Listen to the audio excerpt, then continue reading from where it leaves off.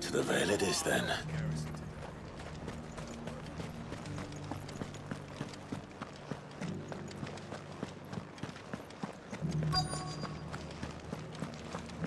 Looks like you've got a thirst. But enough talk. Fancy a peek behind the veil, my lord? I'm looking for a Layla. You found one. So, will your friends be joining in? Or just watching? We're not here for your services. We simply want to talk. What you do with your time is up to you. The price is still the same.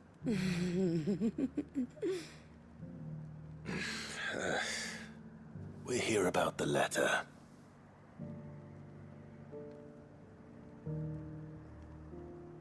Oh. Sorry. I suppose you'll be wanting to know who wrote it then. Among other things. Look, I'm just the messenger here. There's only so much I can tell you. Specifically? A location, north of town, on the shore of Isle of Feist Bay. There you'll find a tent, and the woman who can answer your questions. And that's all. Nothing else. Actually, one thing. There's more than flowers in the meadows these days. So keep that sword of yours to hand.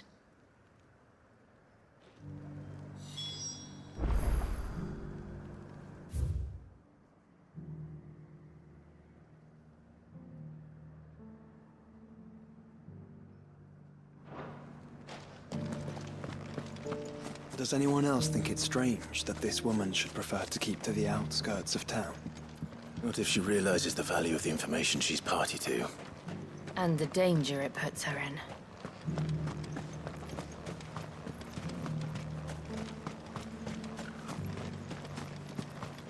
Do be careful.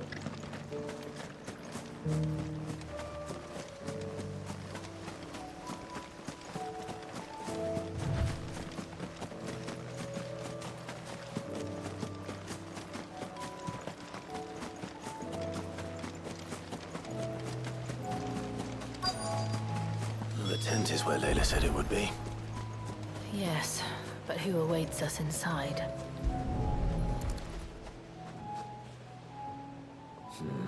It's empty. Why am I not surprised?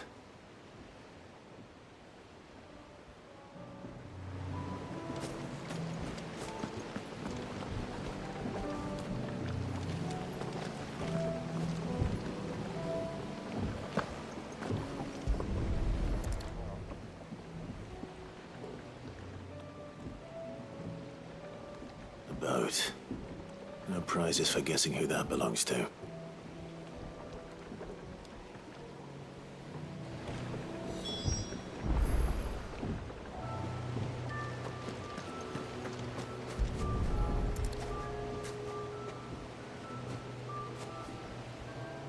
The embers are still warm. So you're Sid.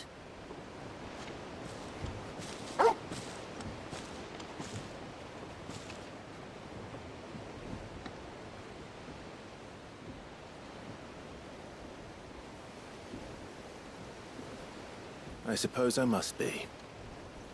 Which means you have me at a disadvantage. Apologies.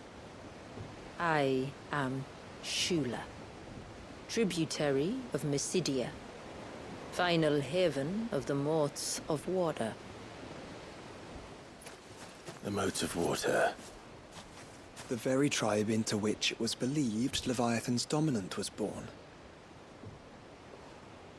A people notable for their sapphire eyes and ivory hair. Yes, that would be impossible, since the tribe famously... Vanished. Was exterminated. Despite the best efforts of both church and state, we are still very much alive. Though we've managed to keep that fact hidden from good Krieger's faithful for over a century. Along with Leviathan's dominant.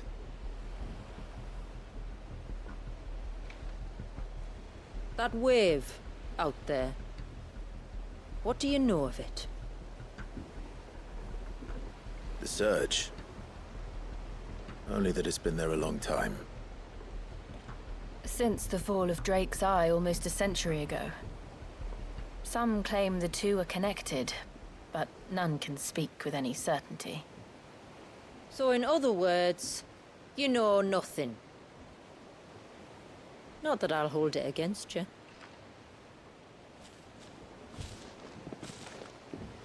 The wave was raised by Leviathan in an act of rage.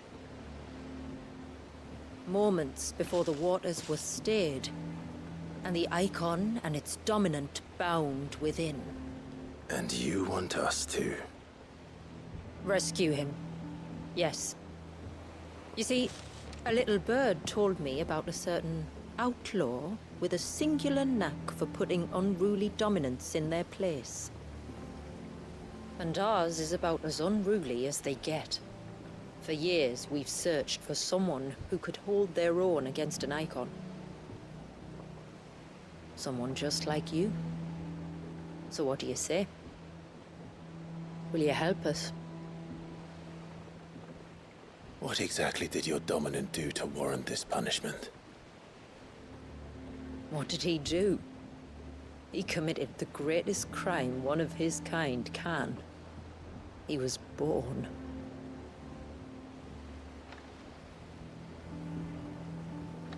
But he deserves a better fate than the one my people forced upon him. He deserves to be free. As do we all. Very well. Far-fetched though your tale may seem, something tells me you speak in earnest. So we will do what we can for your dominant. But first, you will tell us everything you know about him and the means of his imprisonment. I can do better than that. I can show you. Care to take a trip across the bay? My people await you there. Lead the way.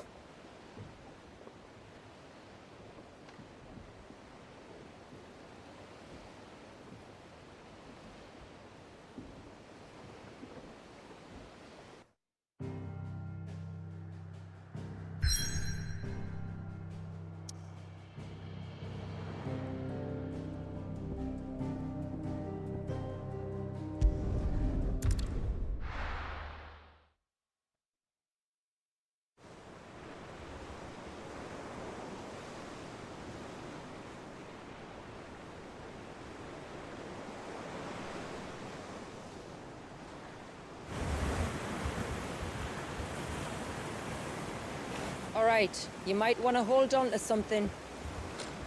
We're coming up on the wall, and passing through can take a bit of getting used to. I don't see any wall. Of course you don't. That's the point. It's a glamour woven by our ancestors to keep our village hidden from prying eyes. But don't take my word for it. Watch.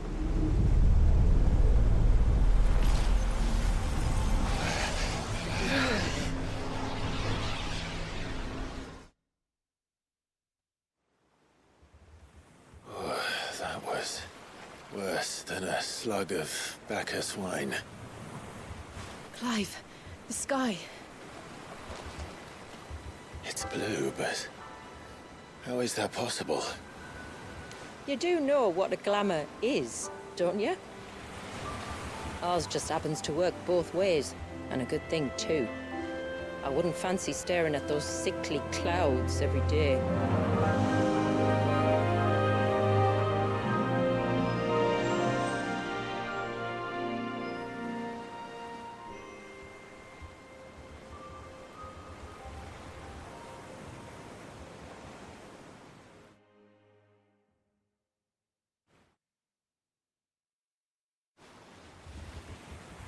And that concludes our little voyage. We're here.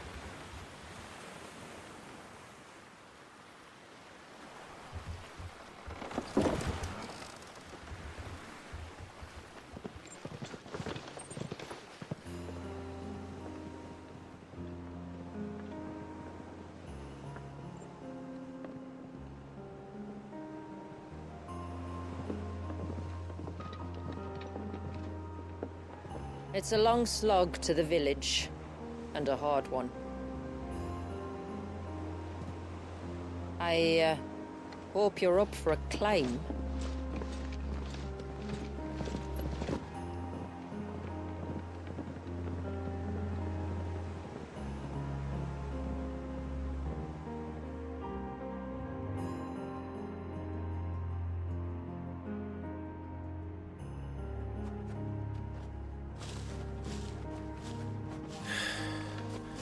Finally. What? You didn't think we'd arrived, did you? The village isn't up here. It's on the other side of the mountain. Of course it is.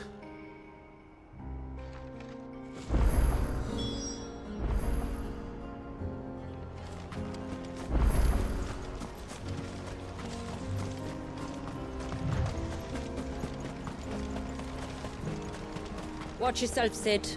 This path can be treacherous. If not for the sheer drop, then for the beasts who prowl it. Thank you for the warning. And please, call me Clive.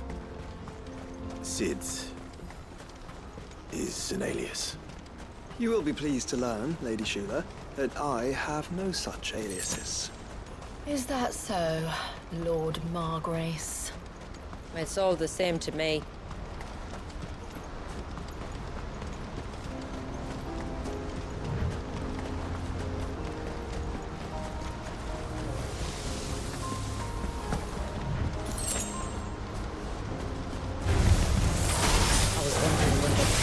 Stand back. Oh, will you now? Shall I keep my axe and spells to myself, then?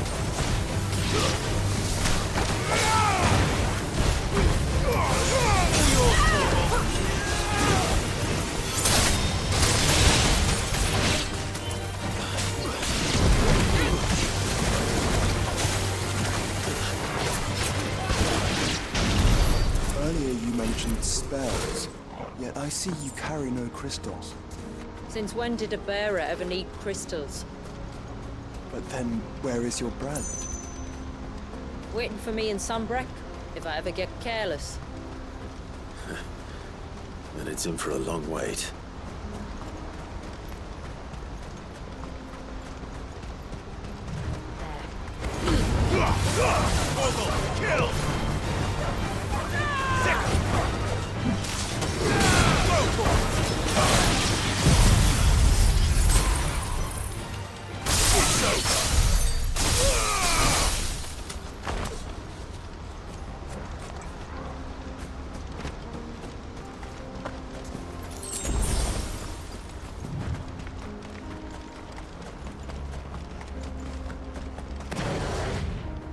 We're almost at the summit. From there, you'll have a better view of our home.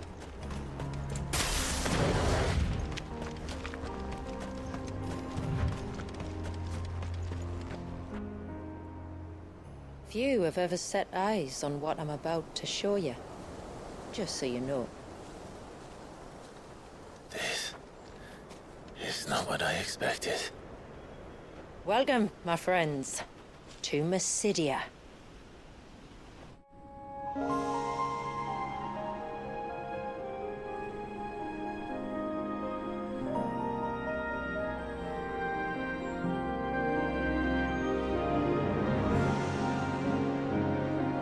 It's been a long time since I saw the North looking so...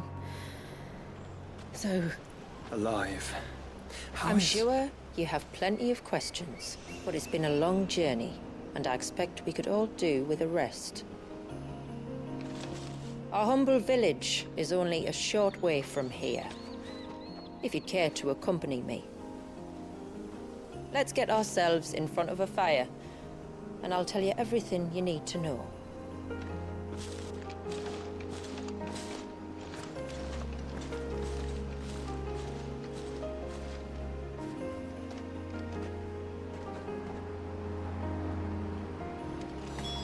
It's beautiful, Shula. And we aim to keep it that way.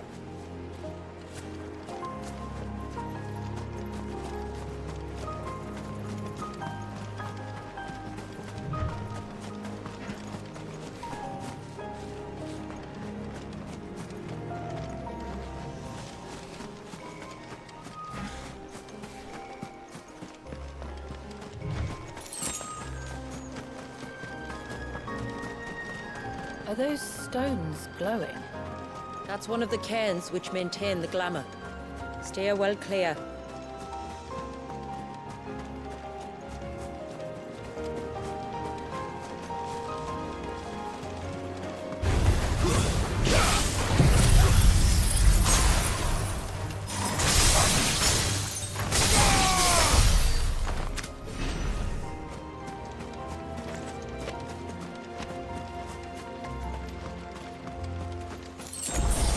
If the surge was an act of rage, One wonders what prompted it.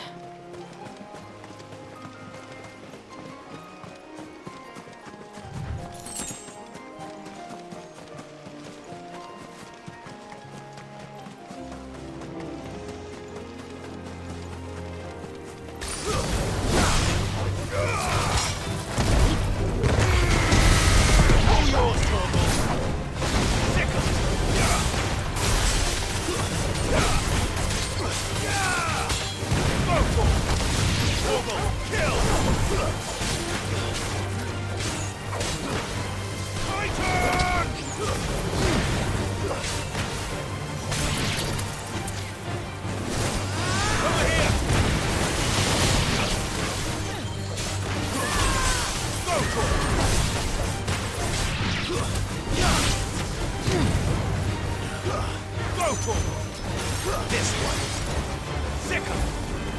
Over here!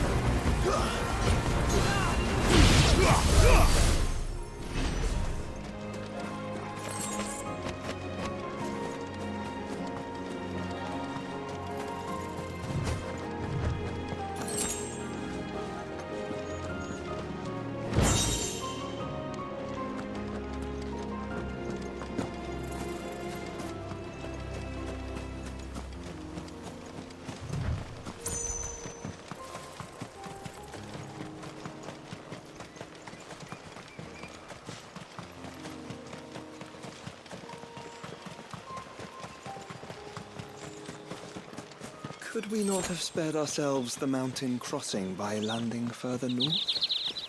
In clear view of the bay,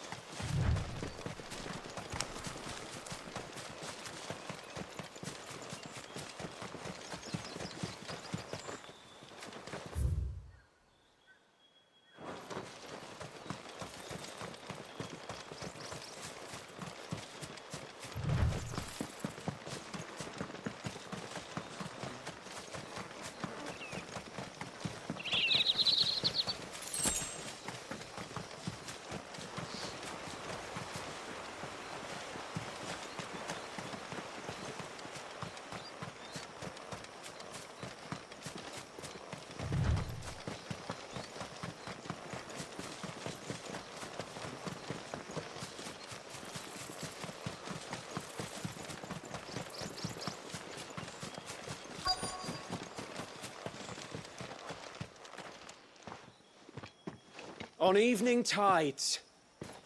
does morning's light return? Open the gates! The tributary is home!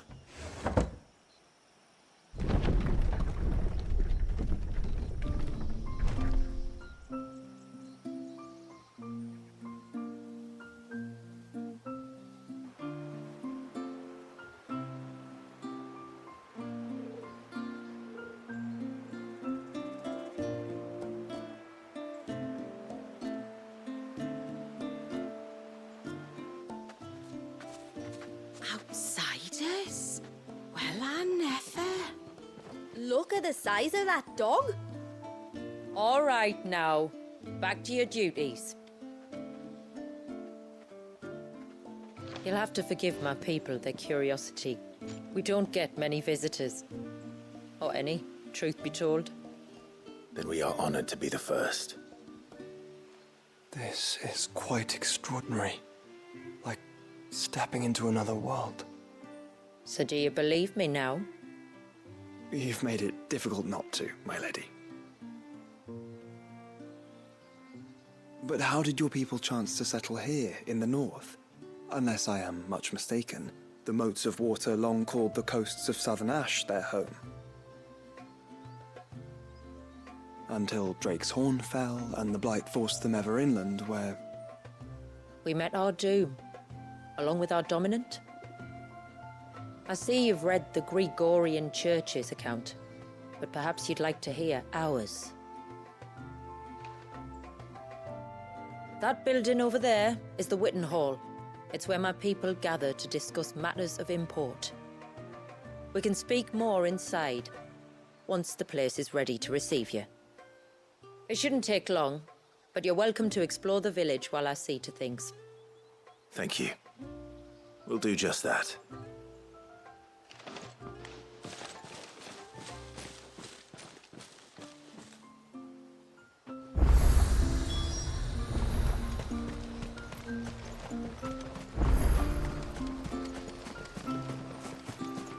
He's coming over here.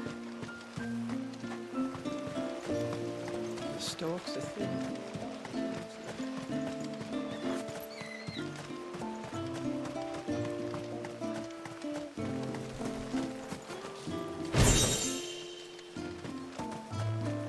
Just you stay away from that temple. I'm sorry, but I don't like it. Outsiders should stay. That'll be them then. Don't look like much.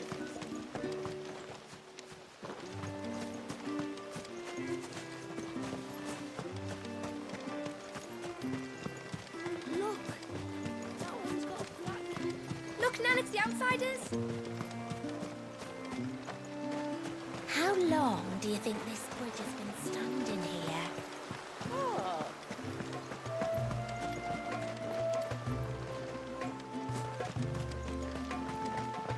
Suddenly, there were curls everywhere. Did you hear that, girl? You're going with father today.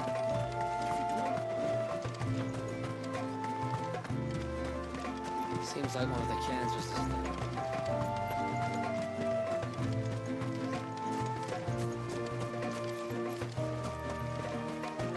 The poor things are as pale as...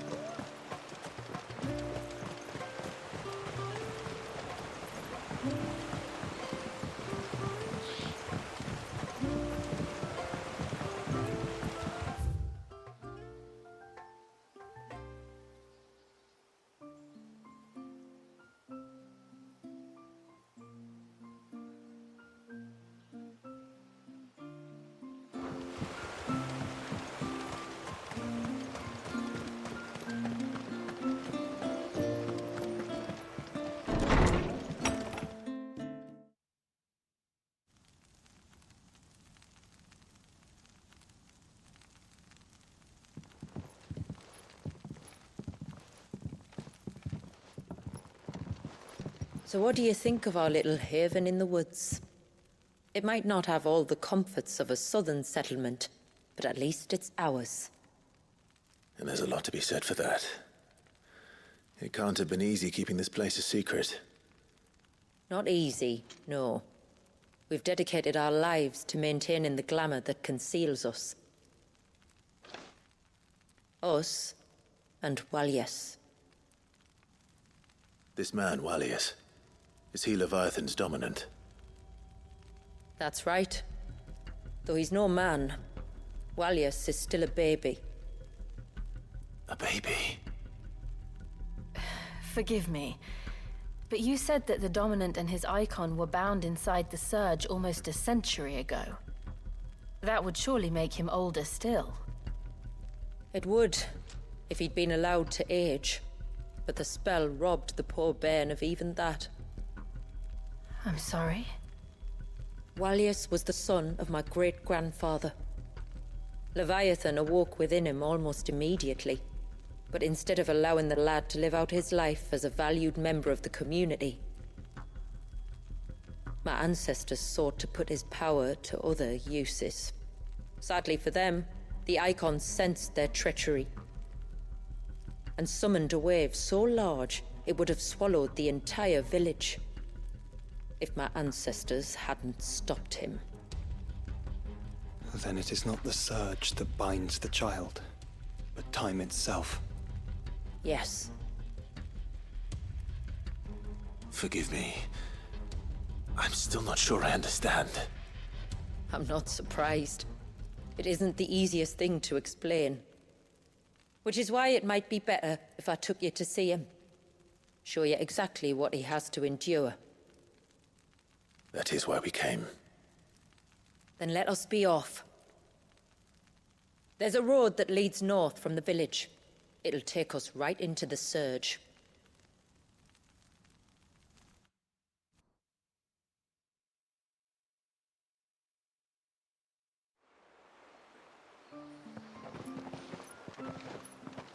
Are you bound for the Wave, tributary? We are, Delina. Have you spread the word about our guests? I have. Everyone knows to treat them as family. You shouldn't have any trouble now, but just in case, I would have you accept this symbol of our people.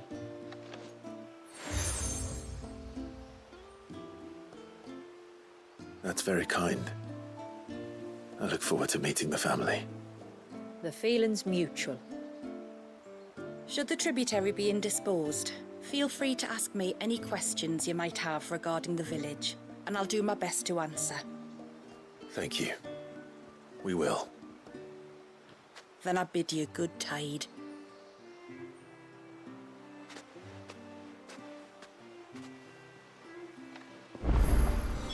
Our storehouse lies across the bridge. If you're short of supplies, you may find what you need there. Though we will have to ask you for recompense, poor as we are. Sid! You are Sid, aren't you? The man the tributary told us about? I wonder if you could help me. With what exactly? Oh, nothing too troublesome. Do you know my husband, Pavat? He's the village smith, among other things. Anyway, his name day's not far off, and I wanted to make a gift for him. He's a craftsman, you see, and he's been fretting about running low on the flowers he uses for dye making, so I wondered if you might collect some for me and give them to him. Would this gift not be better coming from you? Perhaps, but it can't, for reasons I can't go into.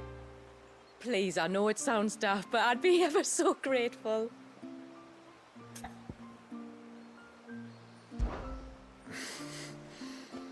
Fine. Which flowers does your husband need? The sweet little blue ones that grow around the fount. Elder's blessings, they're called. We use them to dye our fabrics so we always feel close to water like they are. You don't need to go to the trouble of picking them yourself, though. Just speak to the field hands and ask them to share their harvest with you. 2 basketfuls should be enough for my husband to be getting on with. 2 basketfuls it is.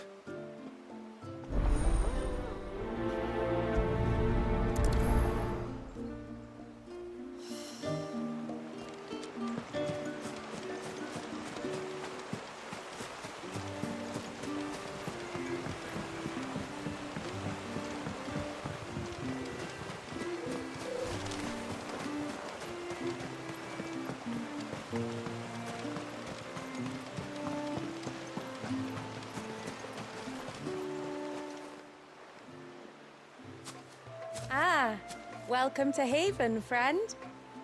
Thank you.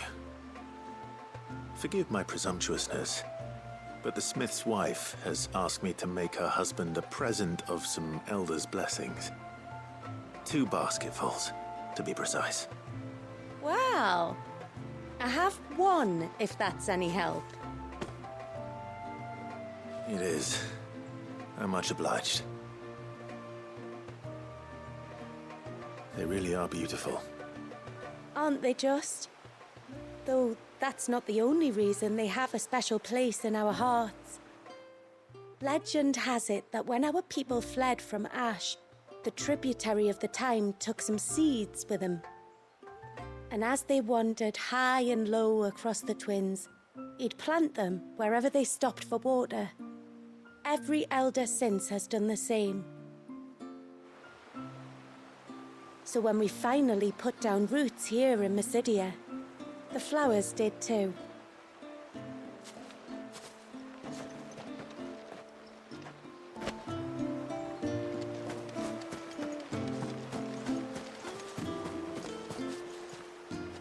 Excuse me.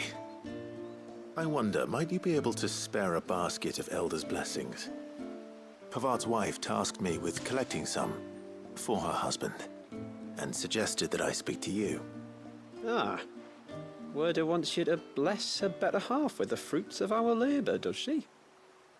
Go on then. Give the old fool something to squirm about.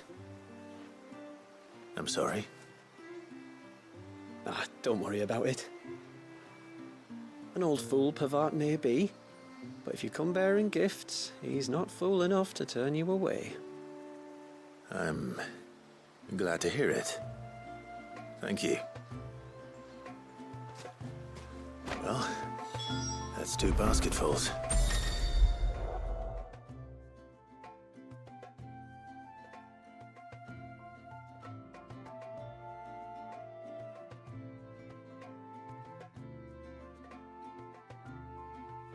Time to visit Pavart.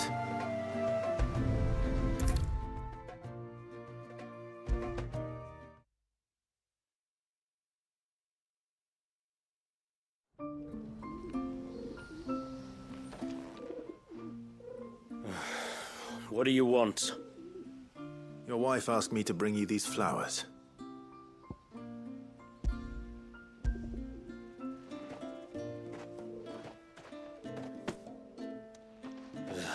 That woman. Come out. I know you're there. Who? Me?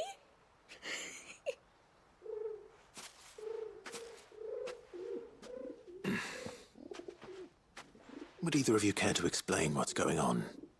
I'm sorry. I didn't mean to deceive you. It's just, my husband can be a bit standoffish at times, and I thought this might be a good way for the two of you to get acquainted. What with you being a swordsman like, and him being the only smith in the village. It'd be a shame if you couldn't turn to him for help. The only reason he couldn't turn to me for help is because I had my hands full with all the orders you lot dumped on me.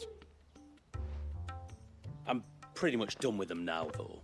But, for the record, the tributary said that we were to lend you outsiders our aid, and that's exactly what I was planning to do. With or without my darling wife's meddling. Still, here we are. Acquainted. So, if there's out you need, just bring us the materials, all right? All right. All right, then. And tar for the flowers. I was running low. You use them for dyeing, I hear. Aye. Crush the petals and it makes a fine and lasting blue. We use it to stain the cloth for our tunics and pennons. Remind us where we come from, like. As motes of water. Children of the sea. That's right. The pattern, too, was left by our ancestors. The Ceaseless Rill, it's called. It symbolizes the river of our tribe, with the strength of Leviathan running through it. And no matter how that river has ebbed and flowed, changed its course, the flowers have always been with us, growing on our banks. I should get back to work. If you need something crafting, let me know. I will. It was a pleasure to meet you. Wasn't it just?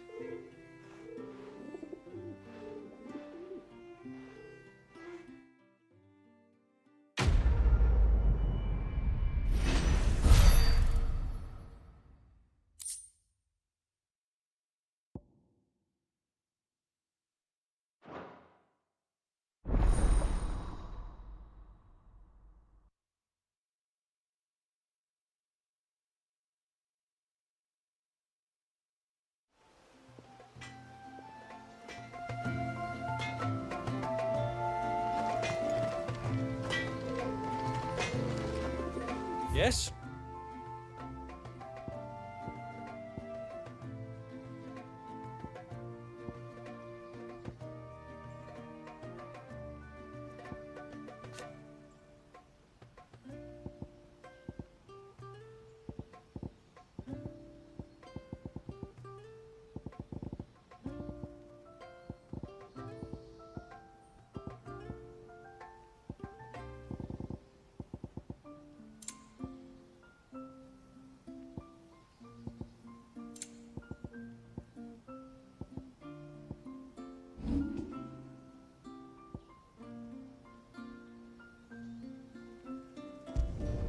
Better than you. Done.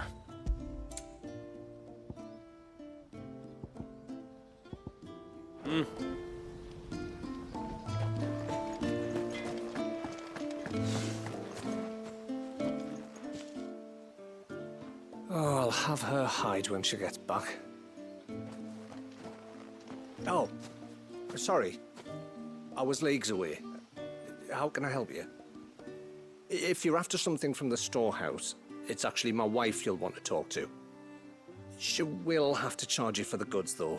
Not that we'd fleece you or anything. It's just, you know, needs must. I understand. Saying that, she might not be able to get anything down for you for a bit. Ah, right. She's got her hands full with the inventory, you see. It should have been my daughter's job, really, but the willful little Rills decided to make herself scarce. The heavens only know where that girl's got to. If you'd like me to keep an eye out for her. Oh, no. I couldn't ask that of an outsider. Could I? You wouldn't mind? Of course not. She won't have gone far, will she? I hope not. But I've scoured the entire village for her and come up empty-handed. Can't help thinking she might have gone on another one of her little adventures. Ah. A free spirit, is she? Aye, that she is. Can't get her to sit still. Especially once you heard you lot were on your way. Outsiders! You should have seen her little eyes light up. Oh, if she wanted to watch you arrive, she'd have made for the low gate where you first came in. The guard there might have spotted her. Maybe you could ask him. Ruka, her name is. All right. I'll let you know if I find her. Try not to worry.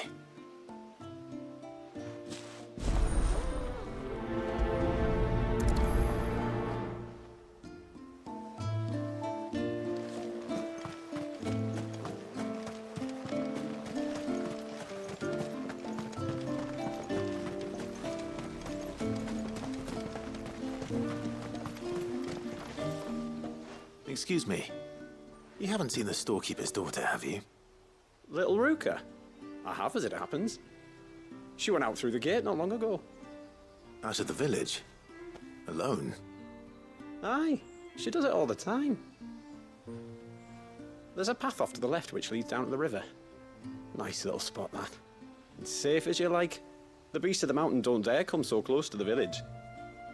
That's where she'll be. Go and have a look if you don't believe me. I will.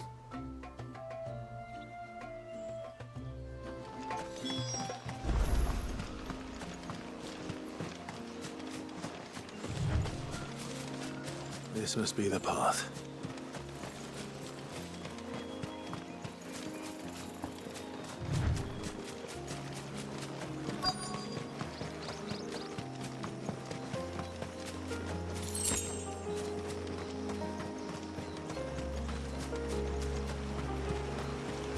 They're not here either.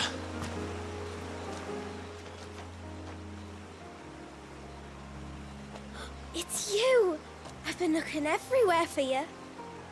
You must be Ruka. You know my name?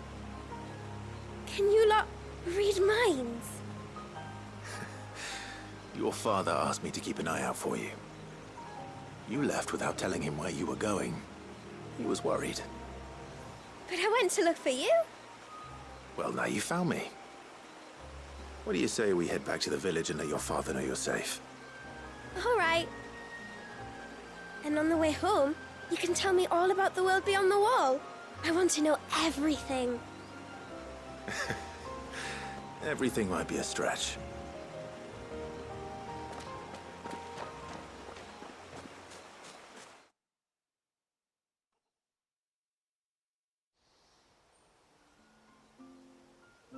Thank you for bringing her home.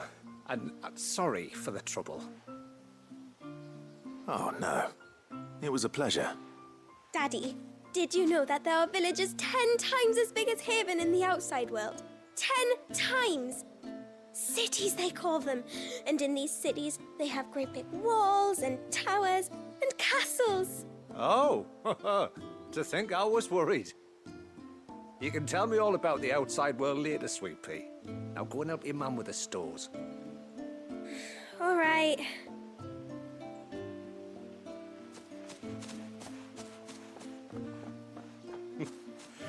Thanks for putting up with her questions.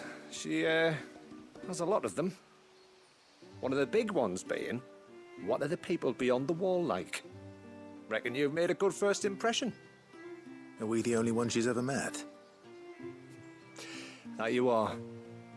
The rest of the world can't know we're here, so we'll have to be very careful who we're letting in and out.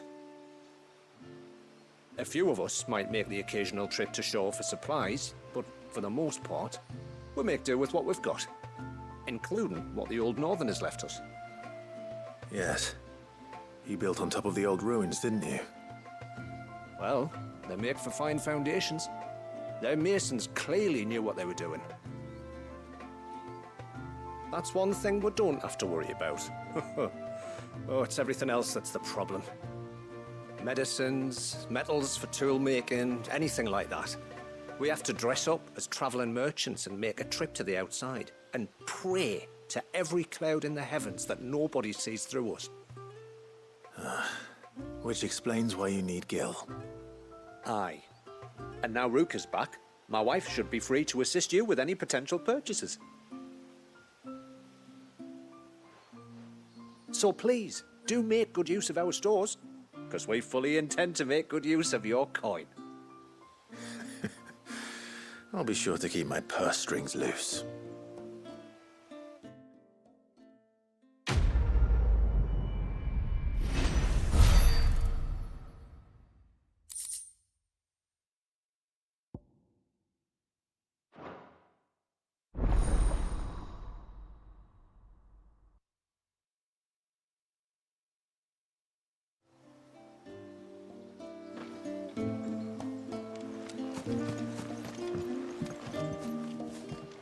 Thanks for bringing me daughter back. I don't grudge her looking for adventure, but she's got to pull her weight like the rest of us. Anyway, now we've got the inventory done, I can attend to my own tasks, like seeing to our visitors' needs. So, was the route you wanted? When you've decided what you want, just let me know.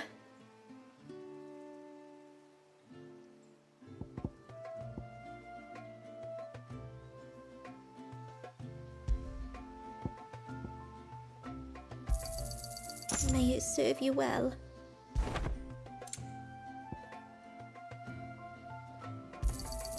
Well, if you're sure you need it. May it serve you well.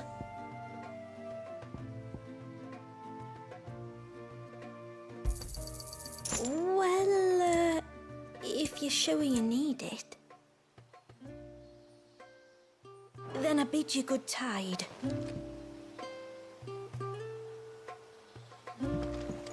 What do you think the tributary sees in them?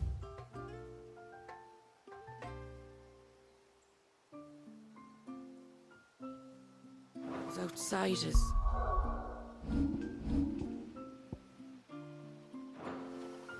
Enough to welcome them into our midst. How long do you think this bridge is going to be?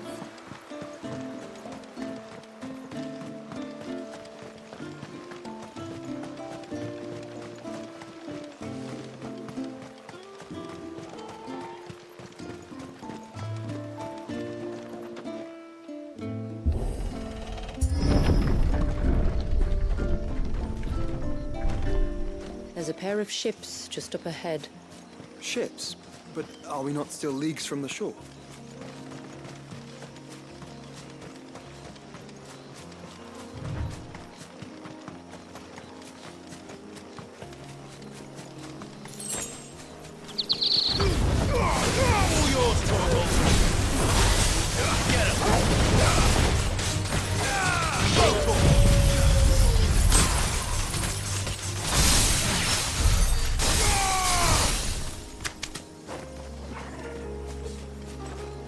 The quickest route to the surge is due east, past the second galley.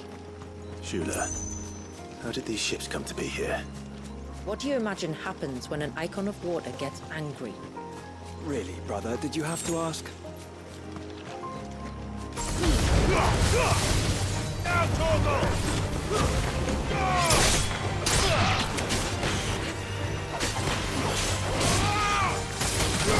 Over here!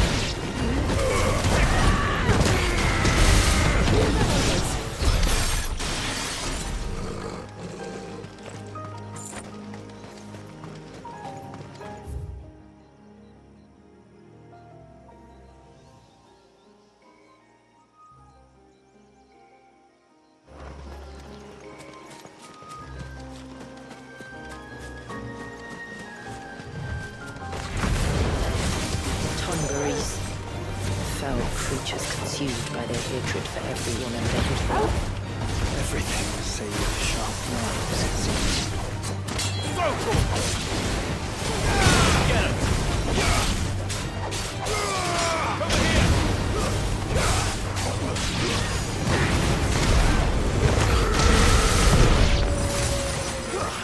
Sick him!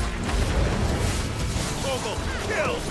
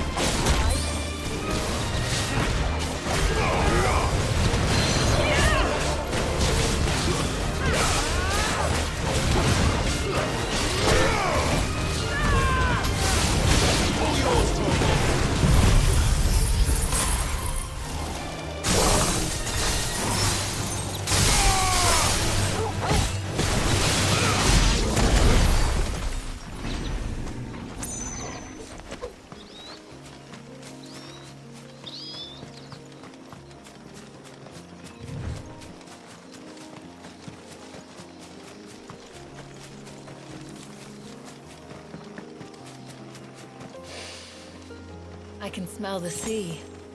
It's not far now.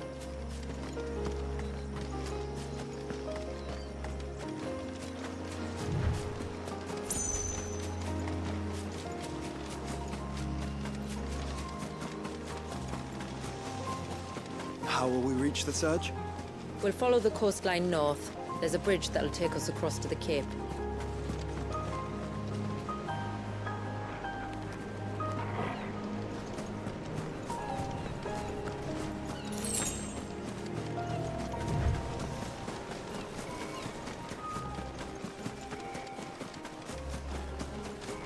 Might I inquire about the Ray of Light? It's what prevents the Surge from being reclaimed by the sea. And Dwalius by his people.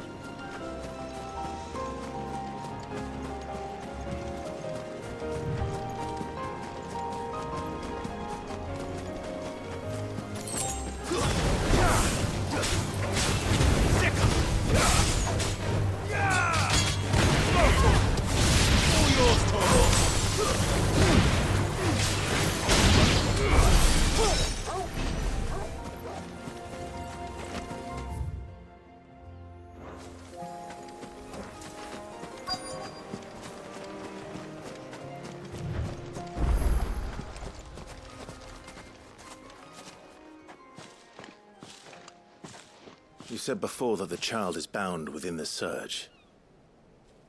But you've yet to tell us how we're meant to reach him. I trust we won't have to hold our breath. No. The Surge wraps around the cape without engulfing it. If we continue to its tip, there is a path down to the seabed. And the wave's origin. All right. It won't be the first dominant we've met at the bottom of the ocean.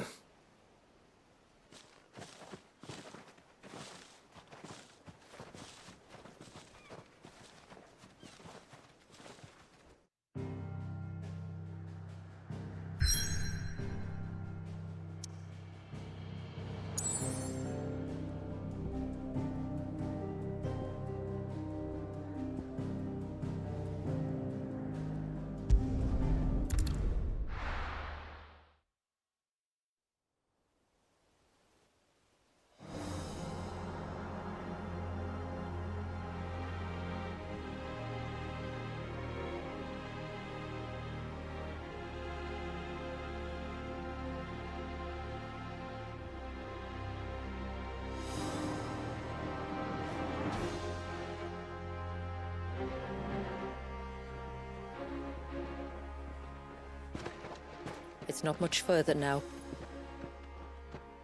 The path seems well kept. Do you and the villagers often come this way? Only me. Once every new moon without fail. It is my duty both as village elder and Dwalius's descendant.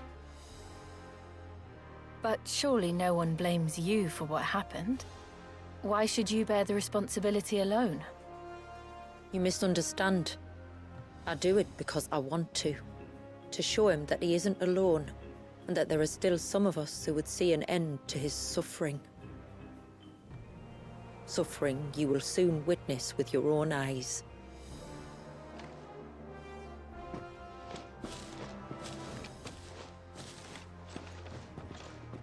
The forest grows quickly here. Left unattended, the path would be reclaimed in a matter of moons.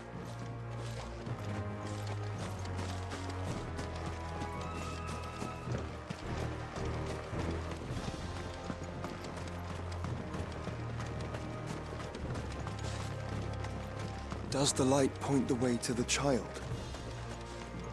It does indeed.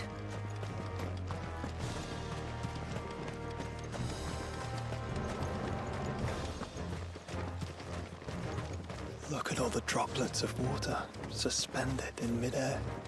Where they have remained untouched by time for 80 summers. It's not right. No. It's not.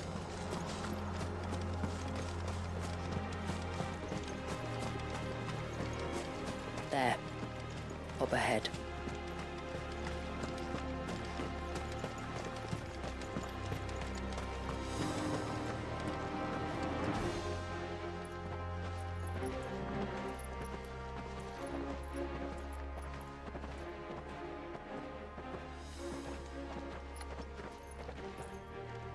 Down in the center. Follow me.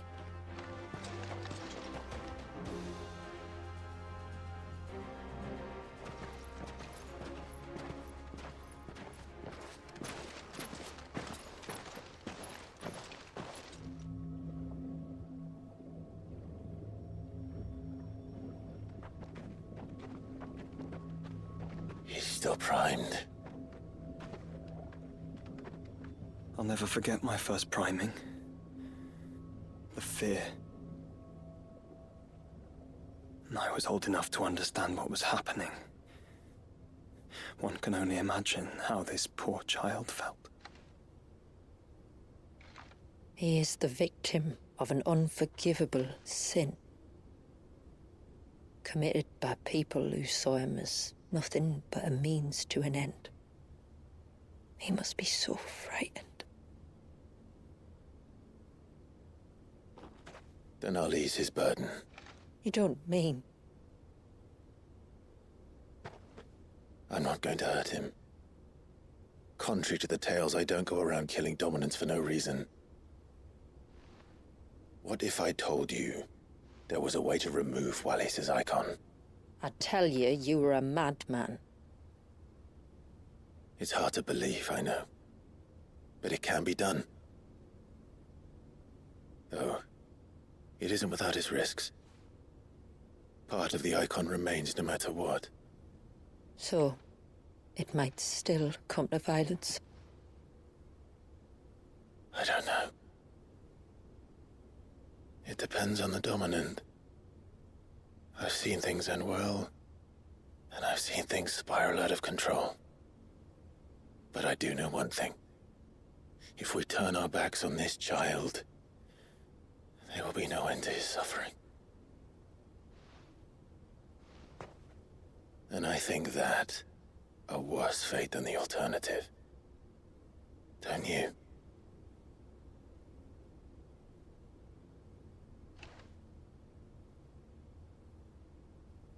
Very well. Do what you must. And whatever happens, I will own the consequences.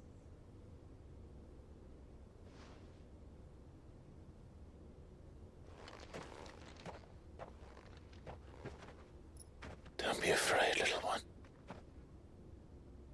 Let me bear the weight.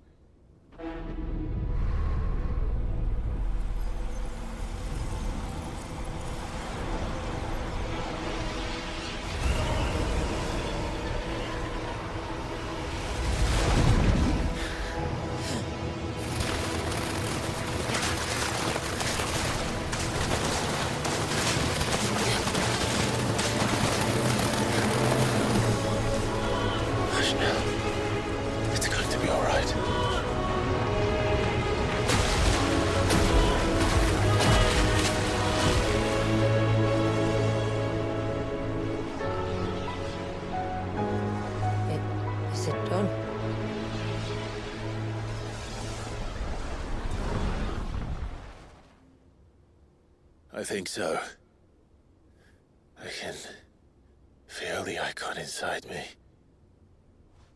But something's wrong.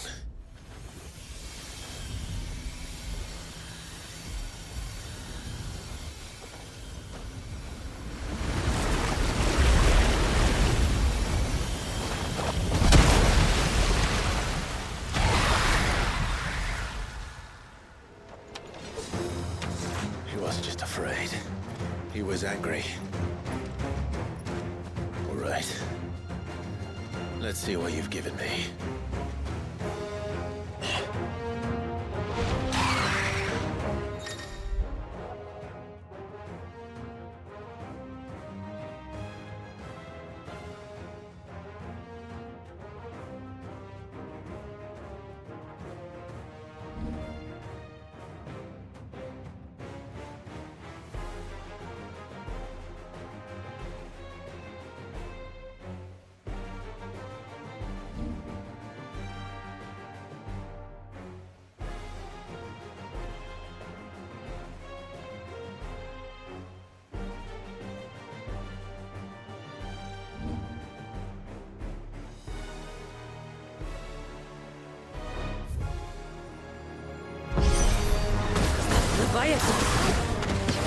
Just an eggy, but a formidable adversary.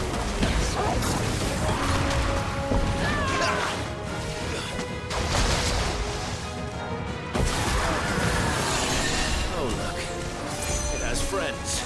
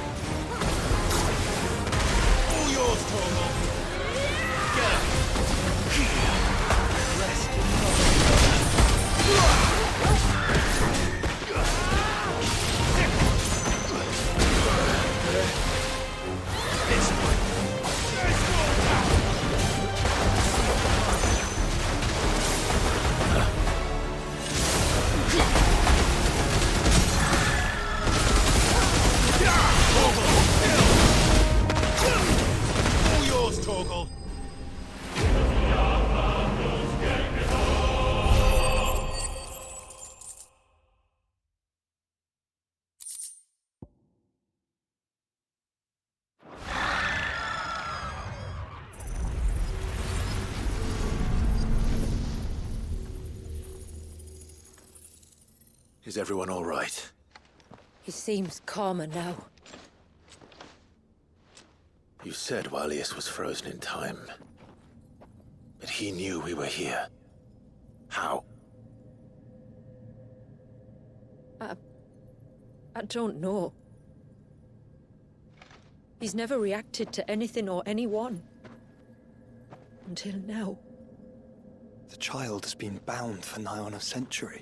If he has been conscious from the first, we must remove the seal at once. It's not that simple. I wish it were, but...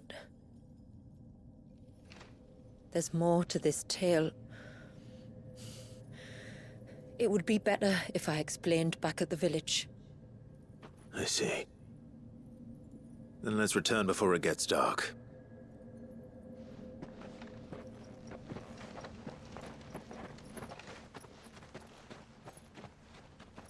I'm sorry, Walius. I will make this right.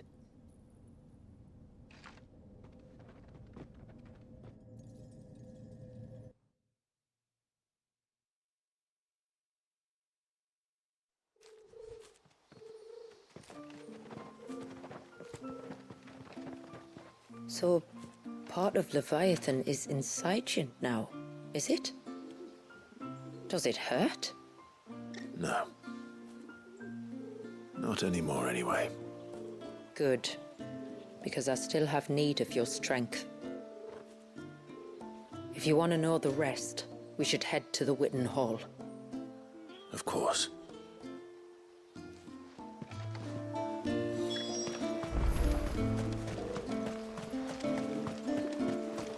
Look, Dad! The tree's back.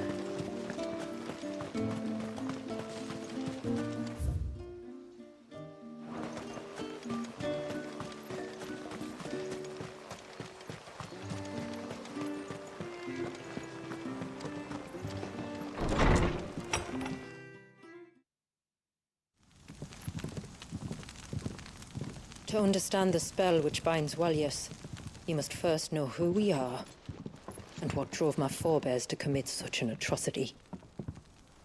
This tapestry is our story, the one that brought us here.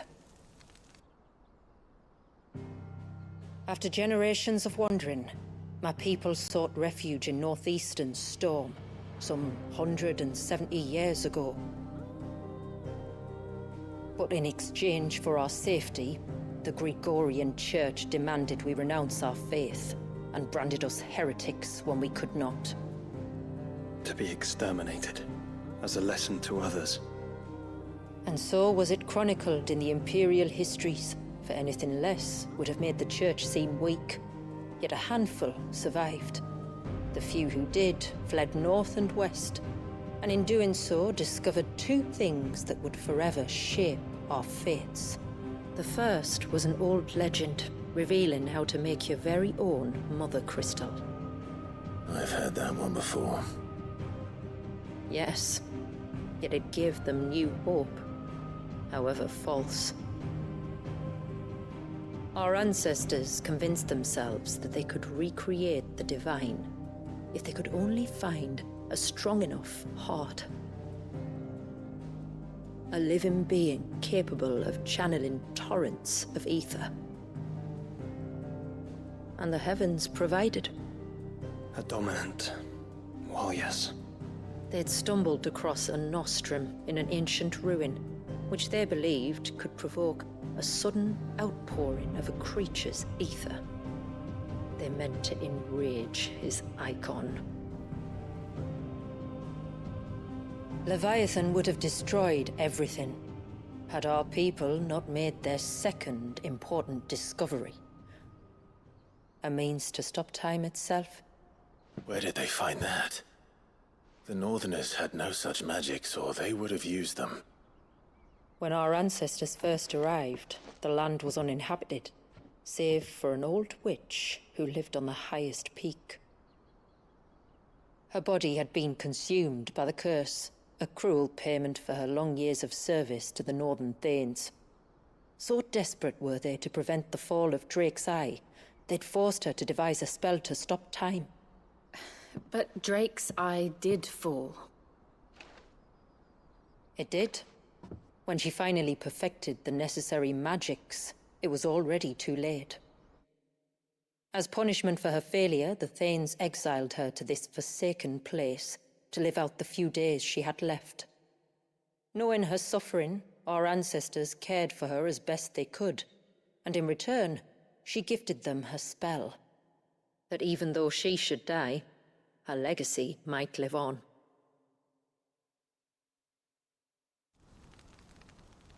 So armed with both the knowledge of the ancients and the secrets of time, our ancestors settled upon an ambitious plan. They would create a new Mother Crystal and enchant it that it might endure for all eternity. Thus would our people's wandering, our suffering, finally end, and prosperity visit us once more. And all it would require was the sacrifice of a single child. A small price to pay, or so they believed. Another victim of man's blind reliance on the Mother Crystals. So we know the seal's source. How do we break it and restore the flow of time? Do you recall the Dome of Light on top of the cliffs to the west? Inside lie the ruins of an old temple. It was there that the witch built the Vare, a conduit of sorts that channels her remaining ether into the Surge. But it's been a long time since anyone set foot in the place. And now, there are others who claim it as their own. Then we shall go prepared for a fight. That said, it may be best if one of us stays behind. You think the village could be in danger? We saw the ether flow from Wallius in all directions, but only encountered a single familiar. There will be more. And should even one make its way here, I doubt the walls could hold it back for long. Then I shall stay. The Phoenix will see your people safe, tributary. You have my thanks. Very well. We should depart at once. I fear time may no longer be a luxury we can afford.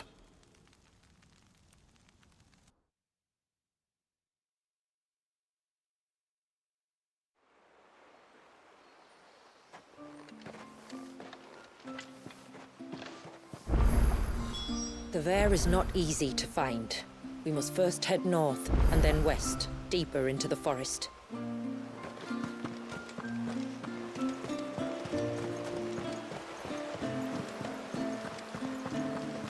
No sign of the child.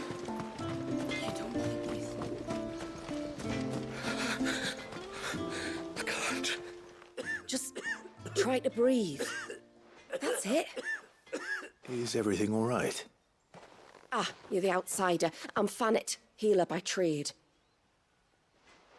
And this is Talor, one of my patients. He took ill not long after you arrived. Nothing too serious, I hope. I hope so too, But? This affliction, it's like nothing I've ever seen before. He complains of feeling chilled to the bone, but there's no fever to go with it. And my most powerful antalgic hasn't done a thing to ease the pain in his chest. I'm starting to wonder if his condition might require a different kind of treatment altogether. Shula said that you were here to help us. You couldn't help me, could you? I'd be happy to. If I can. You can, don't worry. All I need you to do is speak to Talor's son, Pavat, over at the forge, and ask if he knows what his father was up to before he came down sick. Something must have caused this, and I want to find out what. The trouble is, Talor's too weak to speak, and I can't leave his side for long.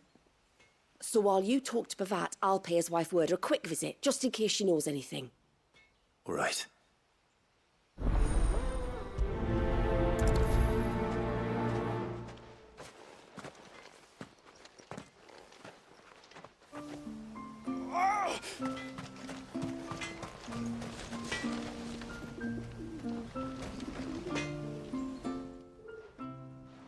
Oh, Do you need something? I do, though not from the Forge. Fanit asked me to speak with you. She's looking into the cause of your father's illness and wondered if you could shed any light on the matter. I see. Sorry. She shouldn't have dragged you into this. It's no trouble, really.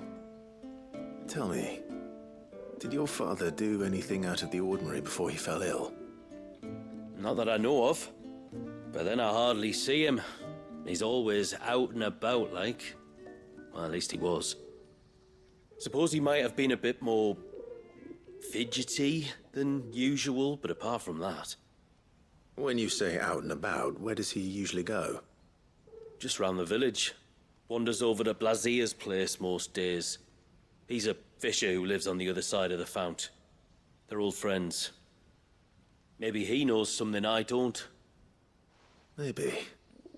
I'll go and speak with him.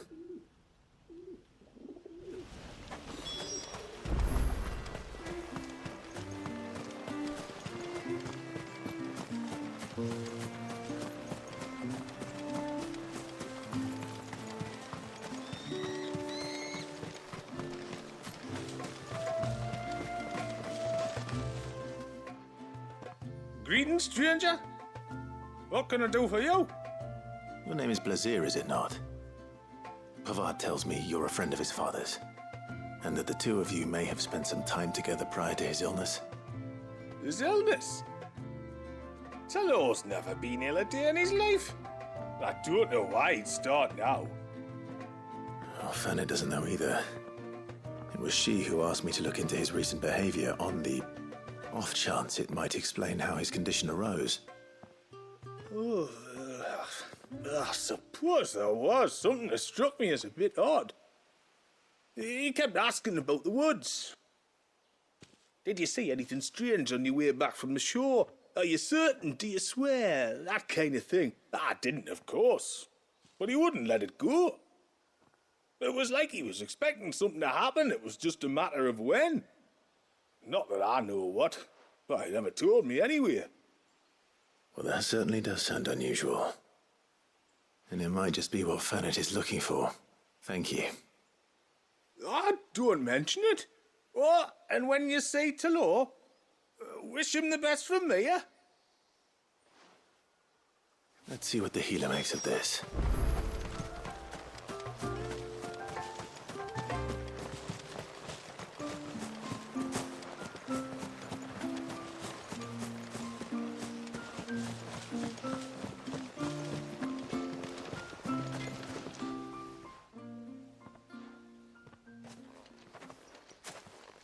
I spoke with Werder, but she couldn't tell me anything. Did you have any better luck? Nothing conclusive. But there was one thing. Blazier, the fisherman, told me that Talor had taken a sudden interest in the forest of late.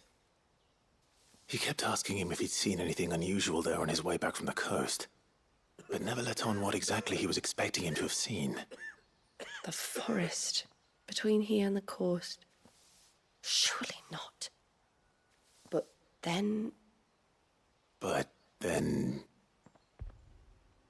I can't say for sure, but I think Talor's illness might have some connection to the Tomberries. You may have encountered them during your time here. The small, scaly beastmen. And you think they may have caused Talor's illness? I do. At least in a way, and if I'm right, it's no wonder the treatments I've been trying didn't work. Oh, I know it's a lot to ask, but would you go down into Father's Fell for me? There's an altar there. And if my fears are true, an offering upon it. What is going on here? Please. I'll explain everything when you return, but time flows fast. I beg you, make haste for Father's Fell and take the offering from the altar. Talor's life may depend on it. Very well.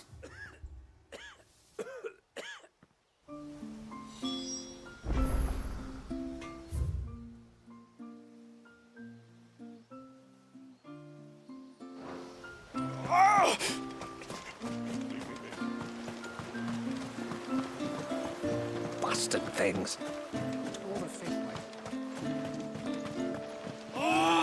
never should have let him go alone.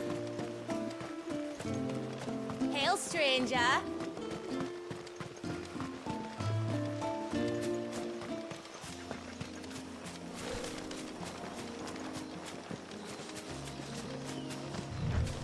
Before, we turned east at the shipwrecks to reach the coast. Now we must head in the opposite direction. Left it is, then.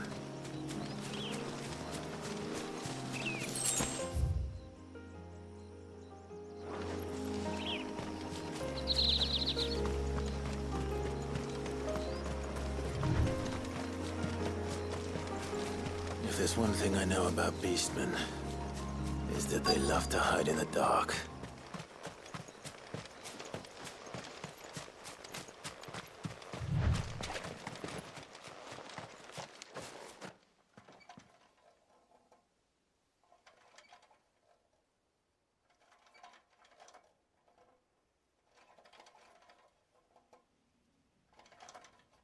What are they up to? Some sort of ritual.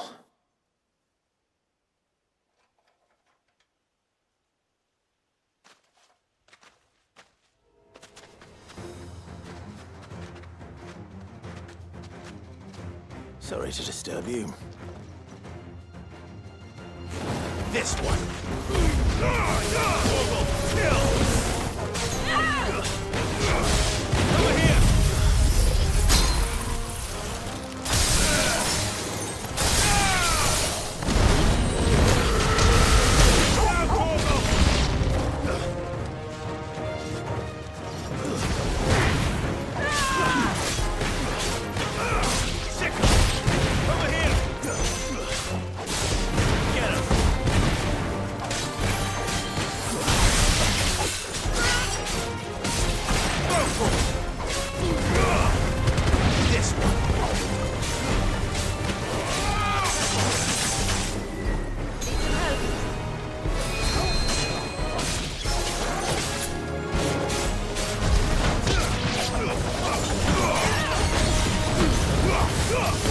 Kill!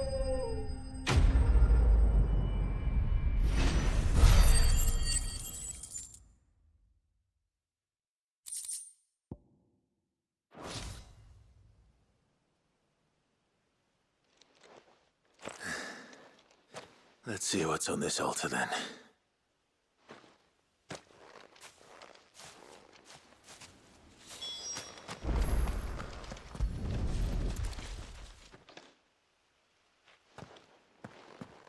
A silver chain. I doubt the Tombrys made it. This must be what Fennec was talking about.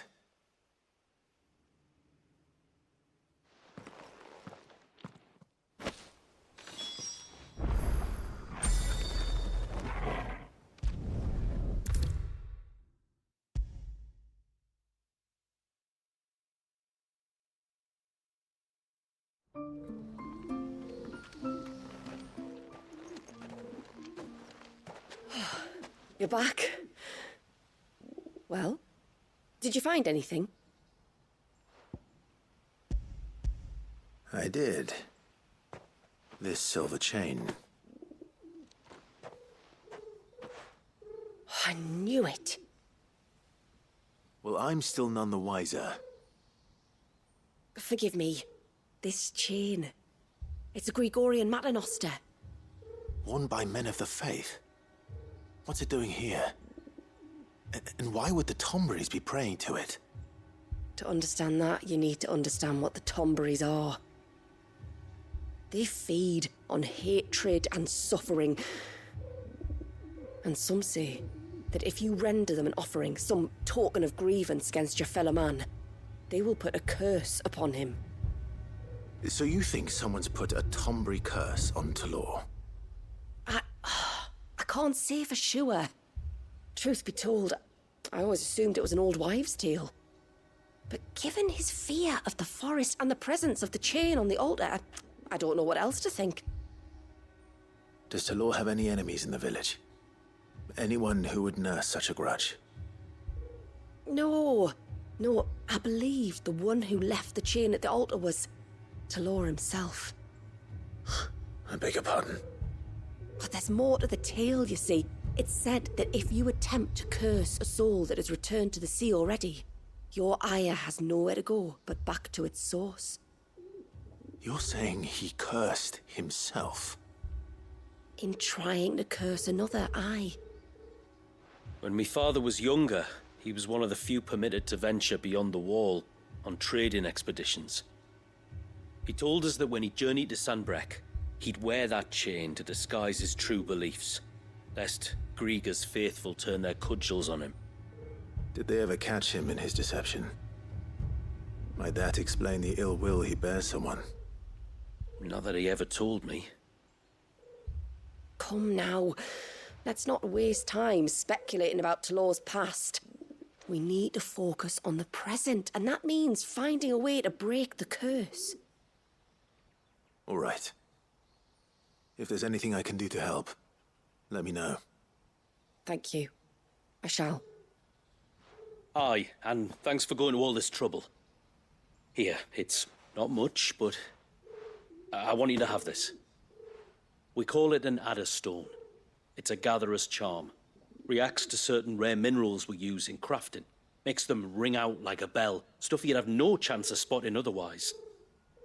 If you find anything, see that you bring it back to me. I can make you some decent gear with it. If you're interested, like. I am, thank you. And I'll be sure to pay you a visit. Until then, I wish your father a swift recovery.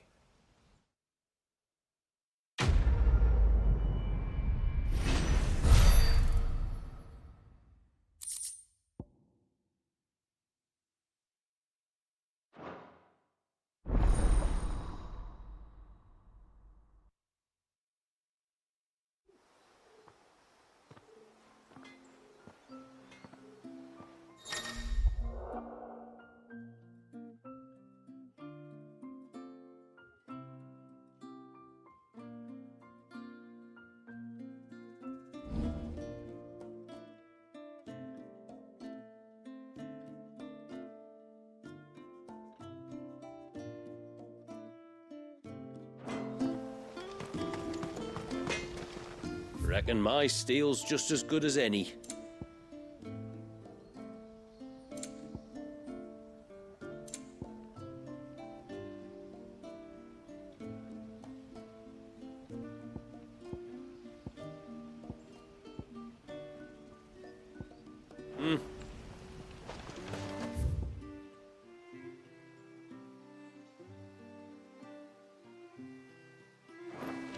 No sign of the child.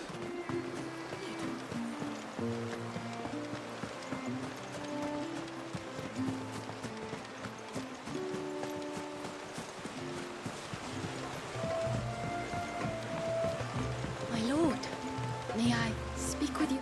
There is a matter with which I would beg your aid. Of course, what is it? Please, not so loud. Something serious, then? Yes. I think we might have company. I was passing by the low gate when I saw a figure moving among the trees up on the cloak. At first, I thought it must have been you or your brother, so I didn't say anything, but the more I think about it, the more certain I am that the figure looked familiar. Then you're sure it wasn't one of the other villagers? Positive. I think it was someone from outside the wall who has found his way inside. Of course, it could just be my imagination playing tricks on me. I only caught a fleeting glimpse, and it might have been you or your brother. But if it is who I think it is, we cannot allow him to leave now that he knows we're here. Would you go and see? He won't try to hurt you, believe me. Given what lurks in the forest, the only one likely to get hurt is him. Very well. Whether the man you saw is who you believe him to be or not, we need to know. It may yet be someone else entirely. Someone who means your people, or my people, harm. Perhaps. Just promise me that if you do find someone up there... Don't worry. I won't draw my sword unless I need to. Thank you. Ymilla, this man you saw, might he be the customer you told me of? I fear so. A customer? I'll explain later. Come on.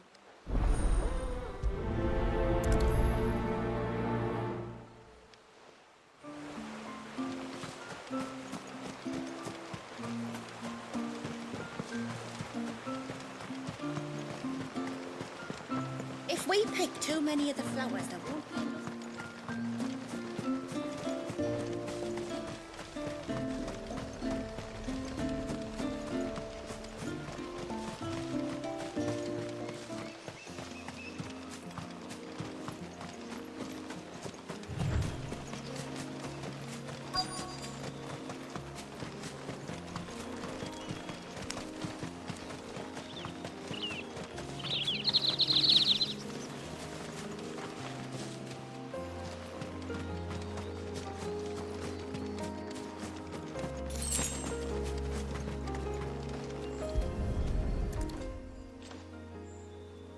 Bottle.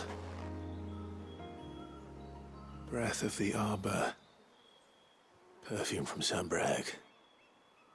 Looks expensive too. Who's there? Stop!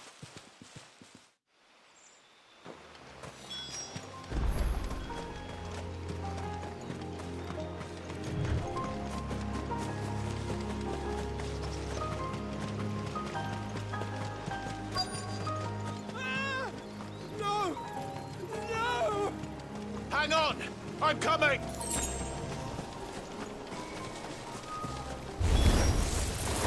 Don't eat me! I'll give you that one, I swear! Stand back. I'll handle this.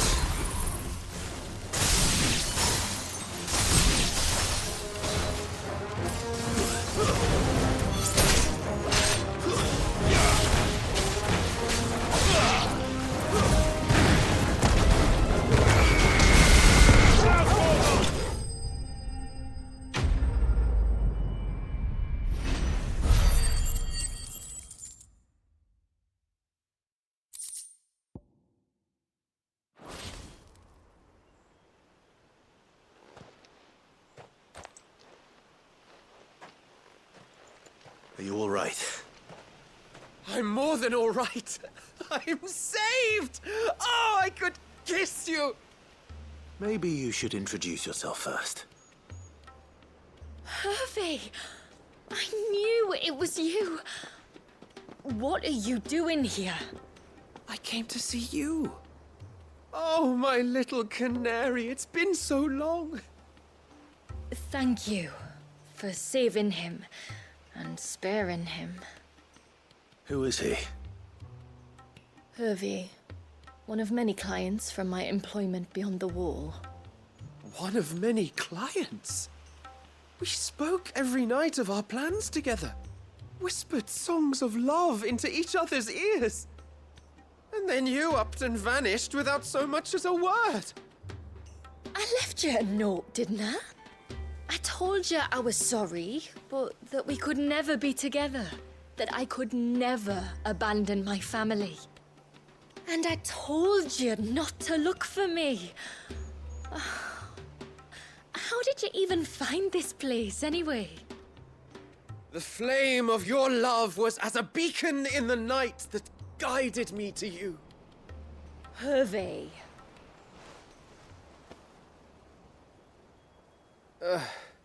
I was walking by the coast near Northreach when I saw a lady who looked like you. Eyes like the ocean.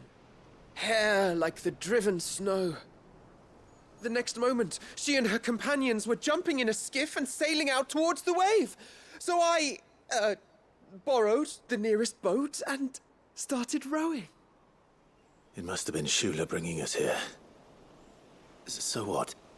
You rowed, found a nose how many leagues across the bay, simply because you saw a woman with white hair. And as I did, The skies changed from a dull and hopeless grey to a bright and benevolent blue.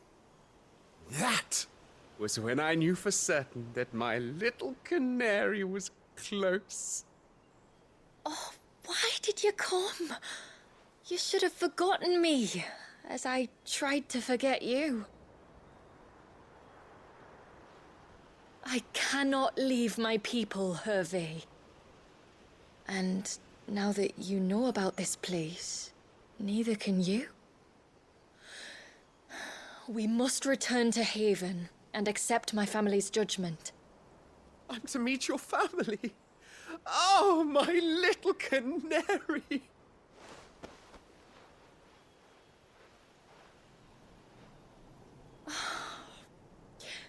Please, come and see me later. You did as I asked, and you must be rewarded for it. But first, follow me, Hervé. To the end of the world and beyond.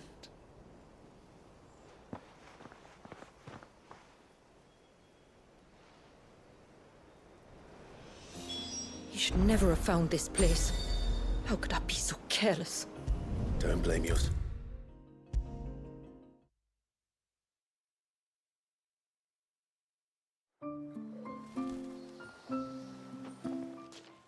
Forgive me. There's nothing to forgive. You two met at the Vale, I take it. When I worked there, yes. To earn the coin that my people need to survive. Though Mysidia is our sanctuary, there are certain necessities that it cannot provide. And for that reason, some of us seek employment beyond the wall. Yet few are the opportunities for followers of a strange faith in a strange land. And so you supported your family as best you could? I did. And I have never regretted it for a moment. I found a second family in the Vale. And in the Dame, a second mother. I also found Hervé. But our love could never be. I knew that if I revealed my secret to him, I would be putting my people in danger. But that if I did not, I would be living a lie, unable to return home. What will happen to him now? Since our people settled in Mysidia, uninvited visitors have been few and far between, but not unknown. Explorers, survivors of shipwrecks, none lasted long. I see. That was before my time, you understand. I've never had to make a decision like this before. Ymila, know that I do not blame you for any of this. It was me who decided to make the trip to shore. Me who exposed our secret. This was my mistake, and I shall bear the responsibility. Thank you, tributary. I only beg you to remember that Hervé means us no ill will. He's just a fool. A fool who loves me. I will take that into consideration. But yours is not the only voice I must listen to. The whole family must be consulted. And it may take time for me to arrive at my decision. I hope you understand. Of course, tributary. However long it takes. Come what may, I thank you, my lord, for bringing us back together.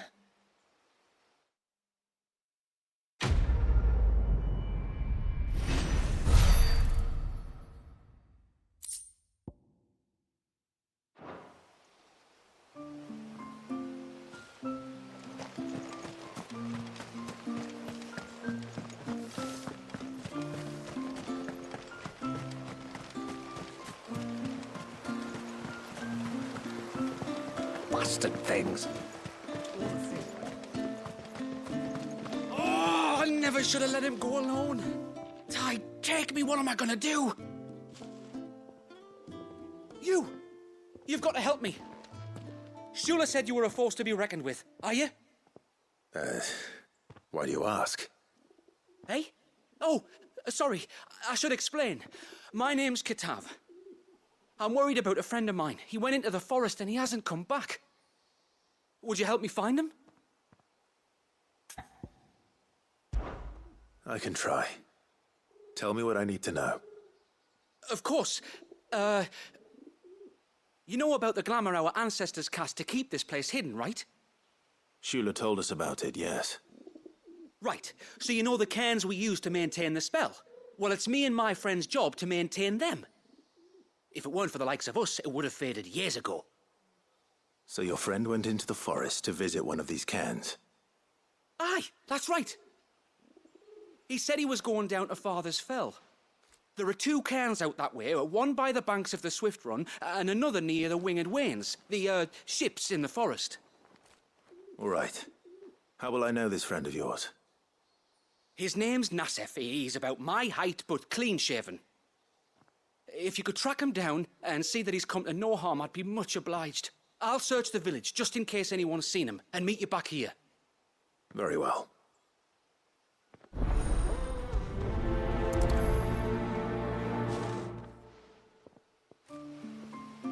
One cairn by the ships, another by the river. Better get moving. Hail, stranger. And once everyone left me in peace.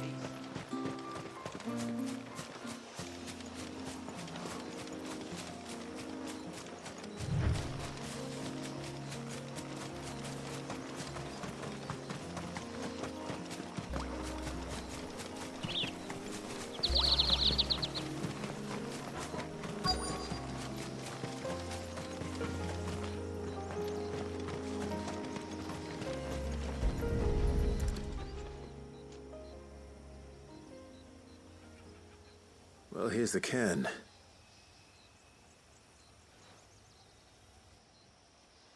But no sign of Nassef. To the riverbank, then.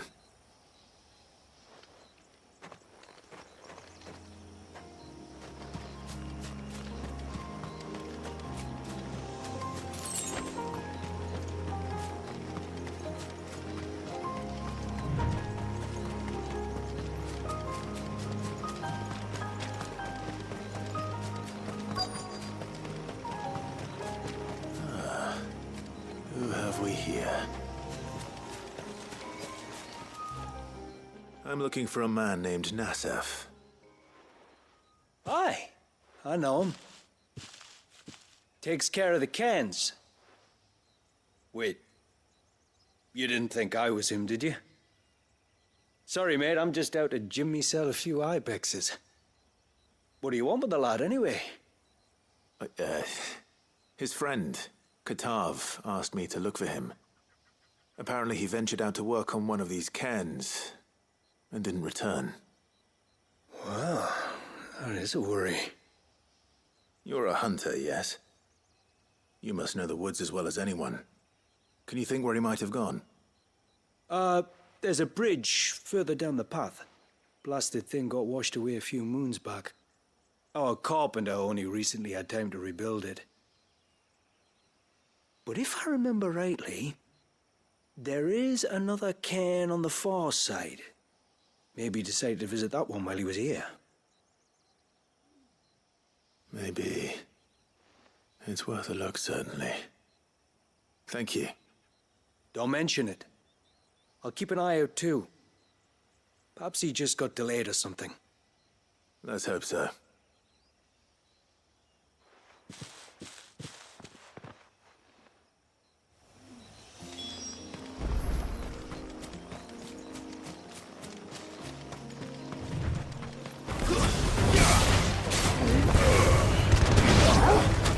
Must be the bridge the hunter was talking about.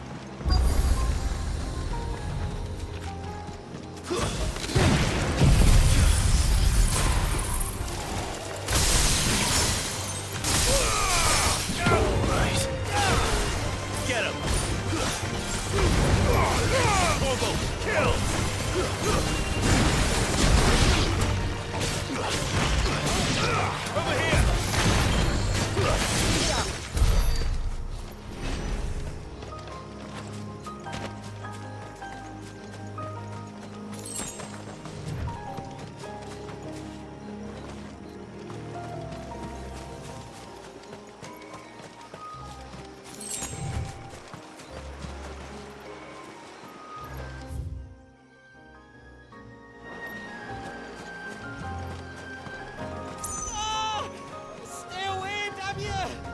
Hold on!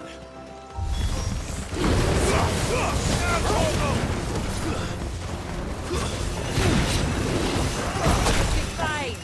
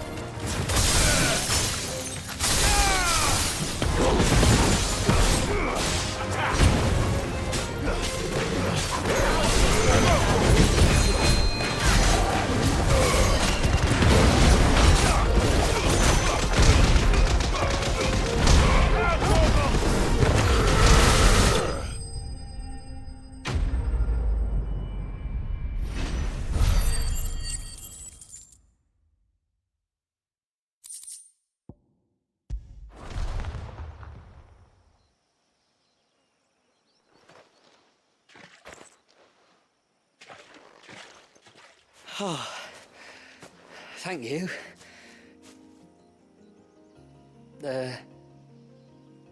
I'm the tributary's guest. And you must be Nassef. I am? But how do you know that? Your friend Katav asked me to look for you when you didn't return. Ah, I'm sorry. I was so focused on attuning the cairn, I didn't see those creatures come until it was too late. How exactly do they work? Oh, there are crystals inside. They're what keeps the glamour going. Should the ether cease to flow through too many of them, our shroud would quickly unravel. It's my job to make sure that doesn't happen. And an important job it is. But you'll struggle to do it if you're dead. You need to take more care. Yeah, no arguments there.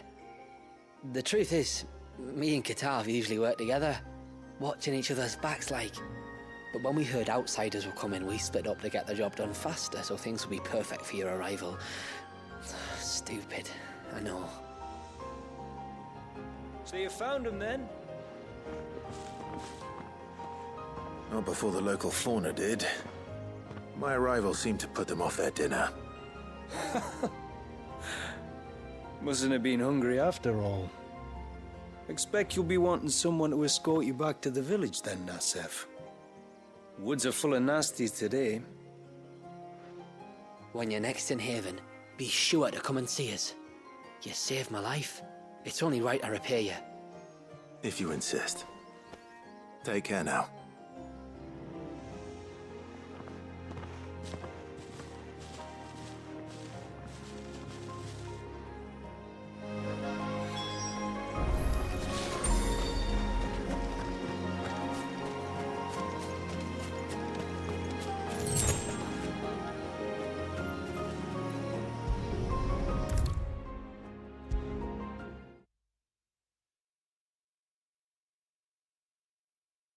I thought I'd lost you, but you saw to it that I was found. Thank you. Nassef told me everything. If you hadn't got there when you did... Oh, it doesn't bear thinking about. All that matters is that you're safe. Far be it from me to tell you how to do your jobs, but don't go alone again. Or if we have to, maybe we should think about casting the glamour on ourselves to keep the wildlife from spotting us. It'd take its toll, of course, but it'd beat letting the cairns fall and having to weave the entire spell from scratch. Imagine if we had to do that. I'd rather not. We'd only succeed in adding 2 new piles of stone to the collection. Your bearers? That we are, thank the tides. The others can't attune to the crystals in the cairns the same way we can. I reckon this place would be doomed without us. So, you do this work for the good of your people? Not because... We're forced to. No.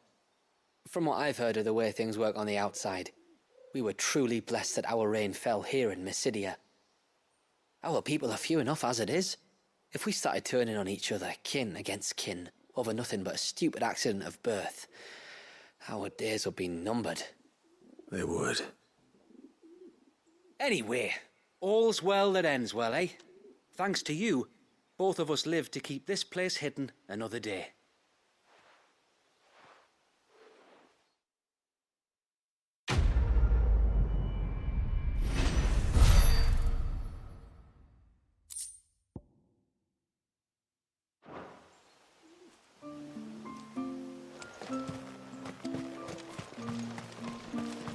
Hail, stranger. Are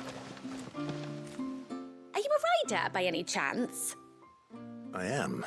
What gave me away? Oh, I can smell it on you. The scent of the stables. And not just any stables. Something tells me you've never been one to ride half-starved birds with chine-gall and wet beak. If I had a guess, I'd say your bird eats only the finest greens and has her feathers groomed twice a day with a curl hairbrush. Nothing but the best for my Ambrosia. Ambrosia, eh? Pretty name. What's she like? Well, she's tall and strong. And her feathers are as white as snow. You're joking. You've got a white chocobo. I have, yes. I suppose they are rather rare. This I've got to see. Can you bring her here?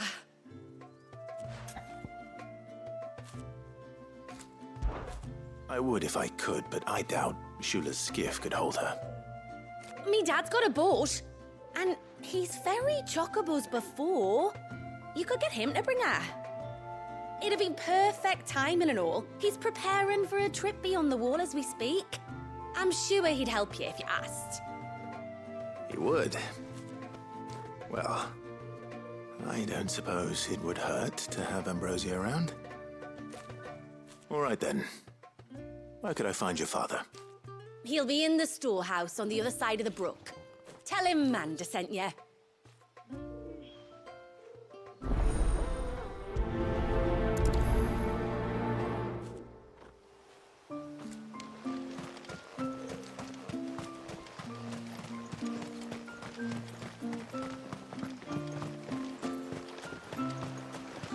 Bastard things.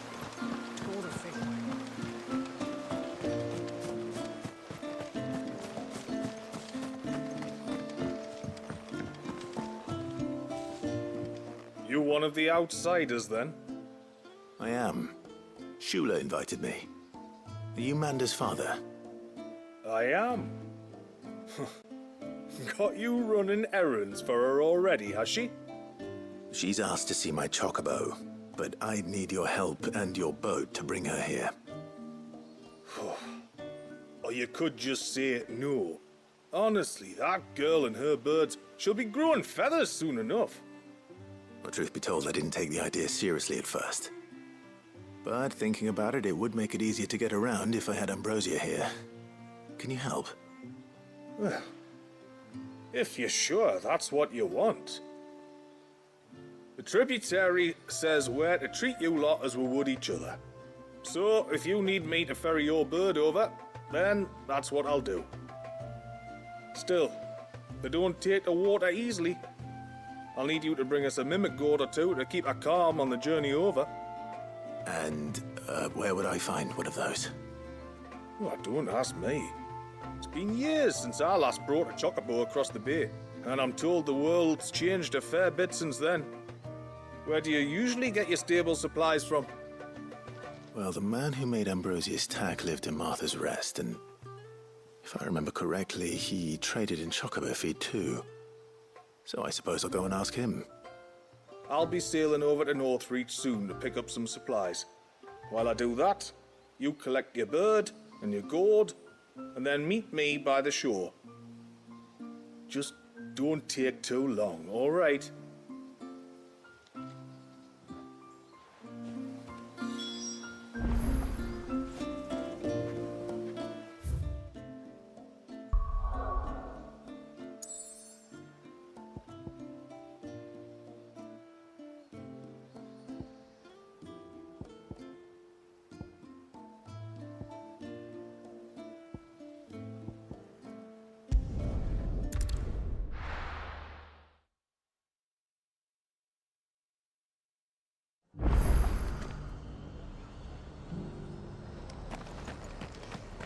a few rooms going spare now. You want a bed for the night?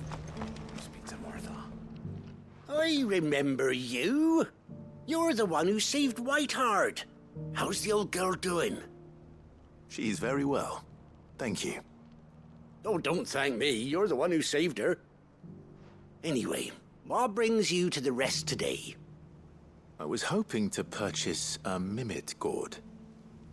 And I thought you might be able to tell me where I could find one. Oh, reckon I could do better than that. Just so happens, I've got a whole carload of the blasted things. Not a buyer in sight.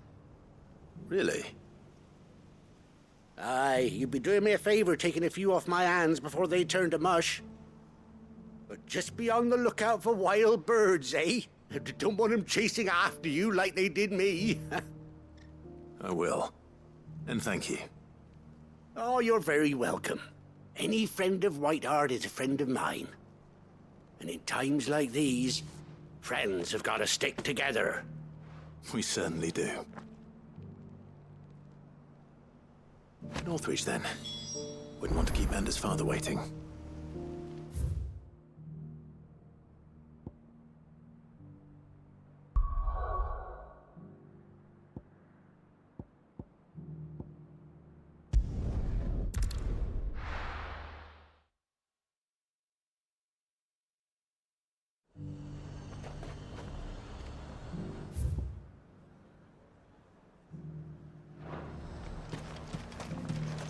And how might I help the garrison today?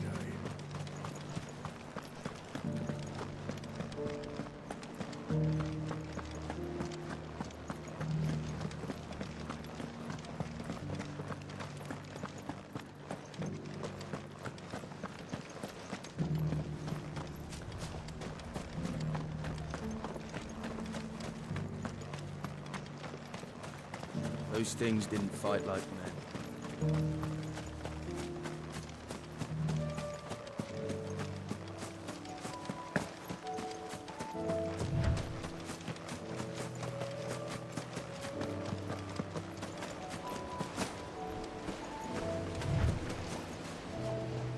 Ah, there you are.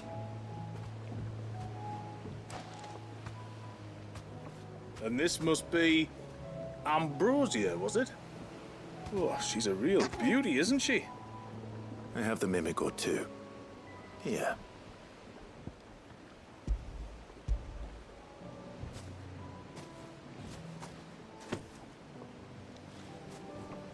Thank you kindly. Soon as she's gobbled this up, we'll set sail. We're going to take a little trip across the bay now, Ambrosia.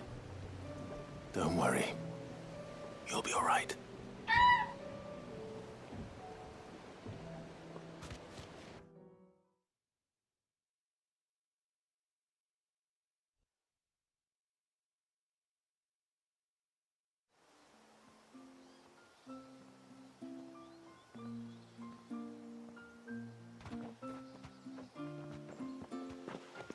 Well, we made it. You didn't all? She is as white as snow. You're beautiful, aren't you, girl? Brave, too. She was calm as you like on the journey over. The Mimic gourd will have played its part, of course, but passing through the walls enough to spook most birds even then. Not this one, though. Ambrosia's been through a lot. I doubt there's much that could unnerve her now. Not with a beloved master by her side. No. It's you who looks after me, isn't it, girl? Anyway, thanks for bringing her here. I hope I can breed a bird like her someday. And if you and Ambrosia need ferrying back to Northreach, you only need say the word. Thank you. But I think we might explore Mysidia together. What do you say, Ambrosia?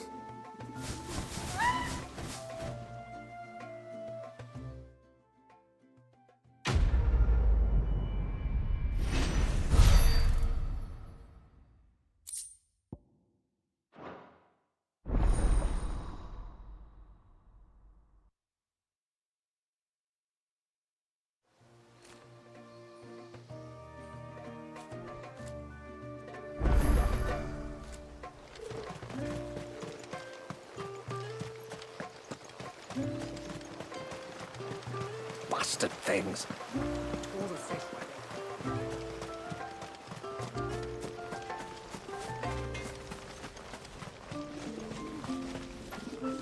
Yes?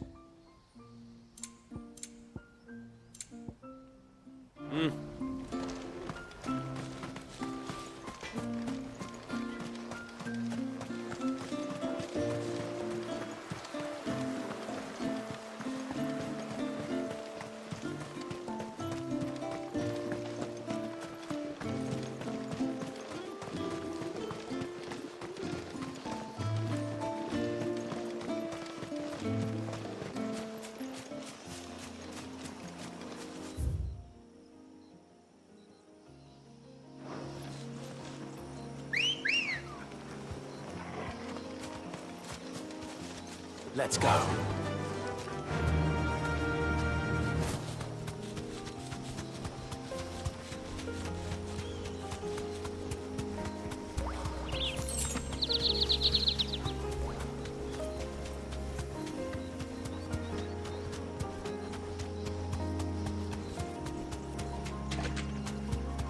There's a large gate up ahead, and beyond it, a cluster of ancient ruins.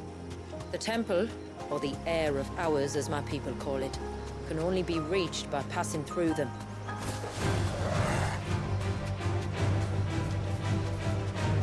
You deserve a rest.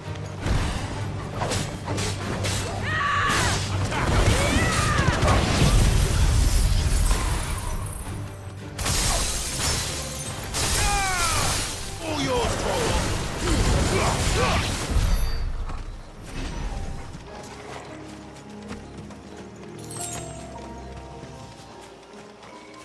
The forest is crawling with life, most of it hungry, which is why we make sure this gate stays shut.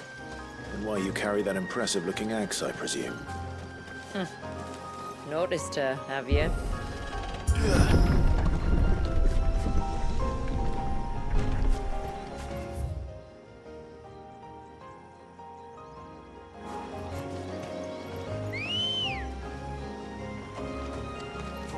Ready, go? The temple is up there. Don't worry, those cliffs aren't the only way to the top.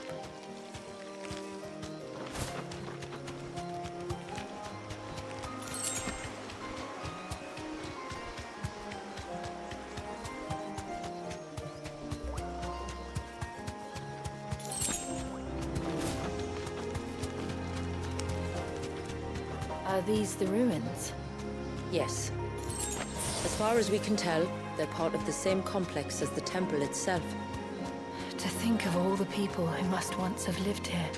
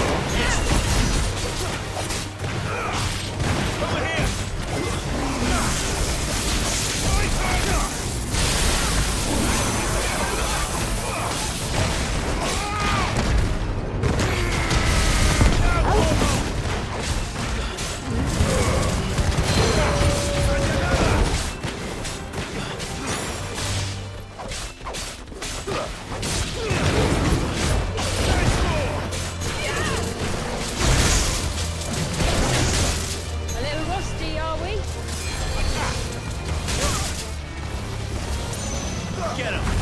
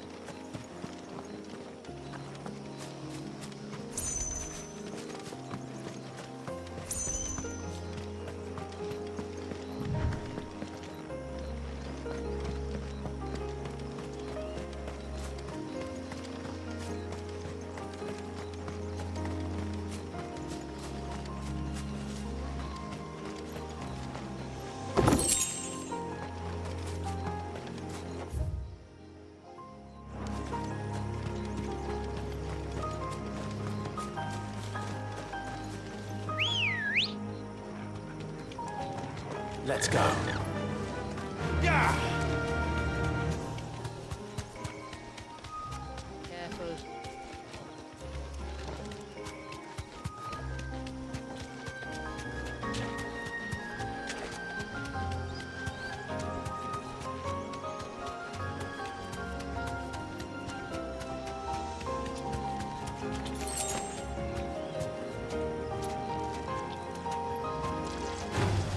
All right.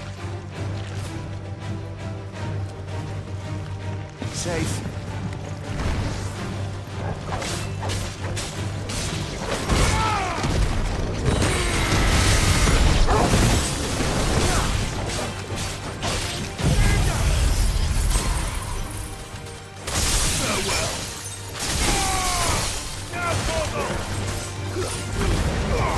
All yours, Torgal.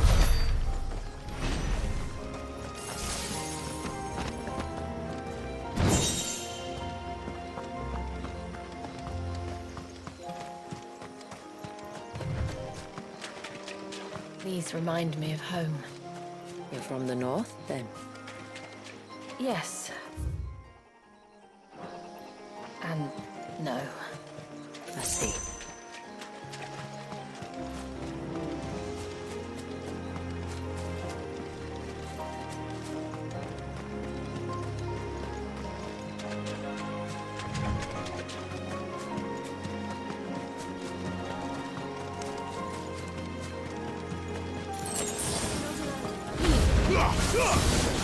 Over here!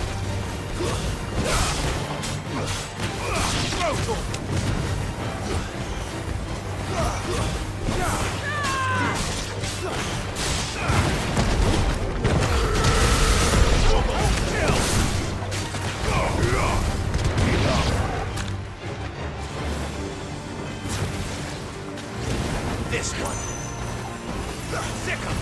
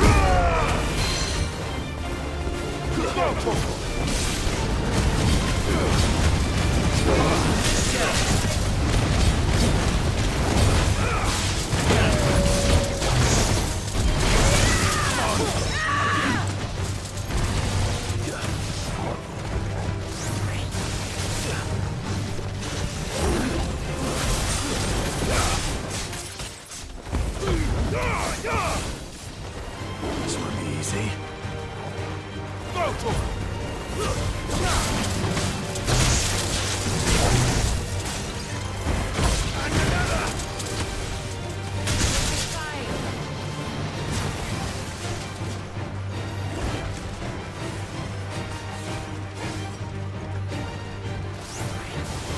So good.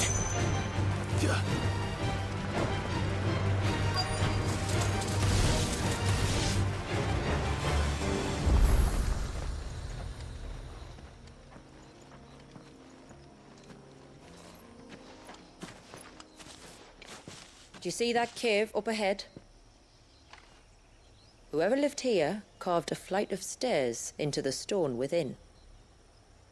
A way to the top. And whatever it is that awaits us there.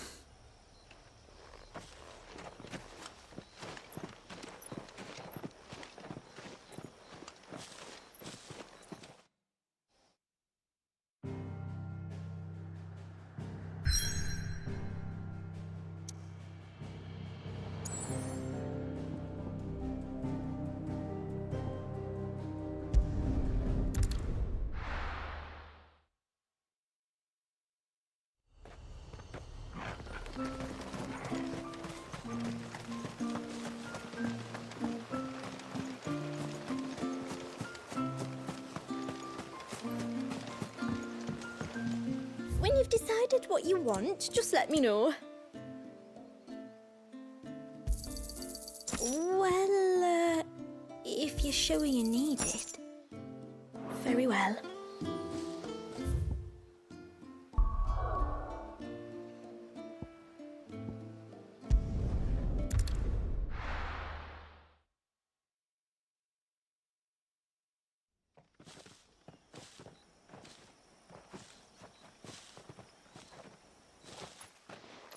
There. The temple that time forgot.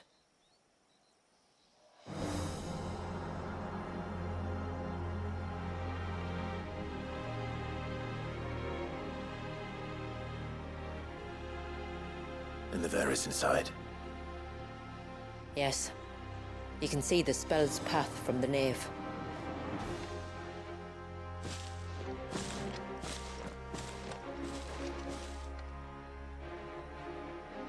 What is it?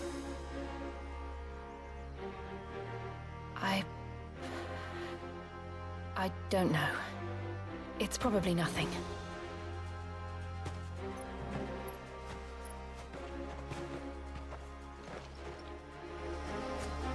Forgive me, but why build the Vare here?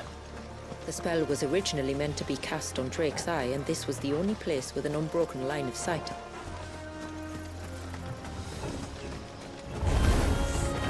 Tomberries like to think these ruins are their own. They look none too pleased to see us.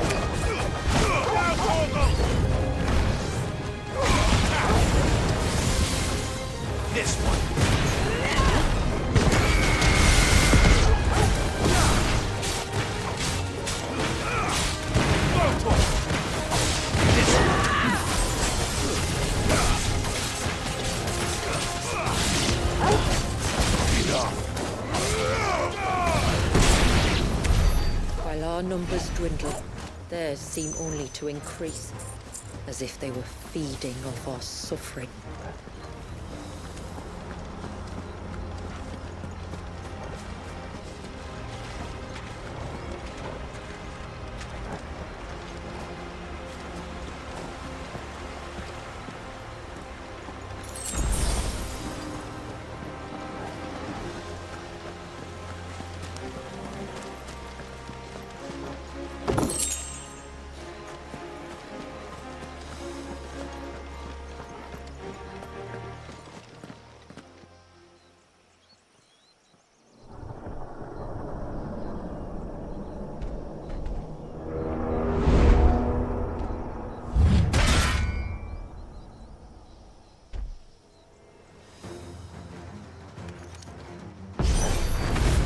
Could this be their leader?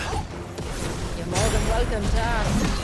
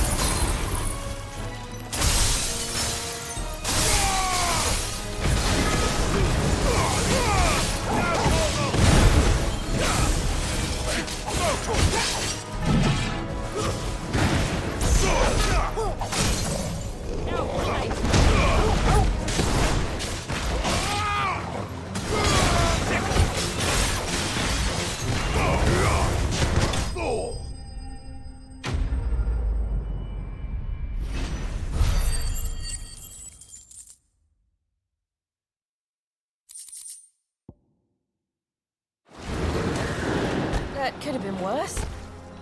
I suppose. Aye, well, if the forest's taught me anything, it's that there's always something worse.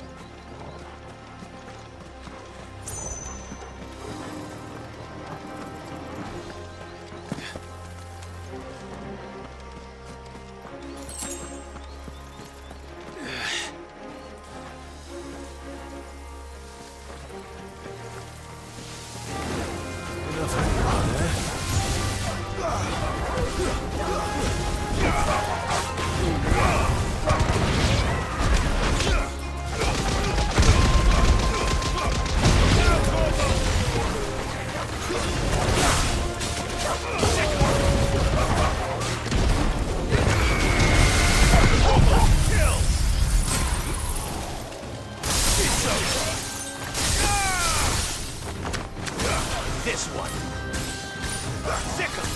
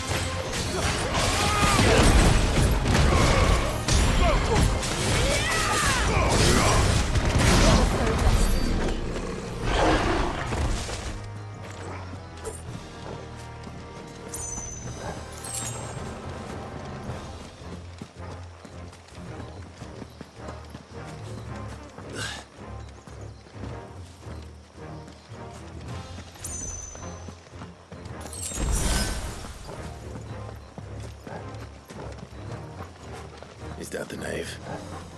Just inside the dome, yes. But it's what's out here that worries me.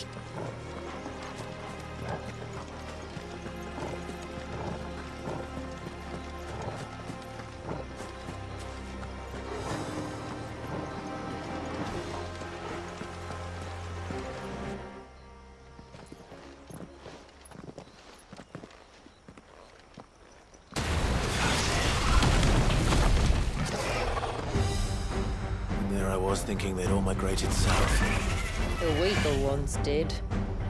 The weaker ones. Did you hear that, Sid?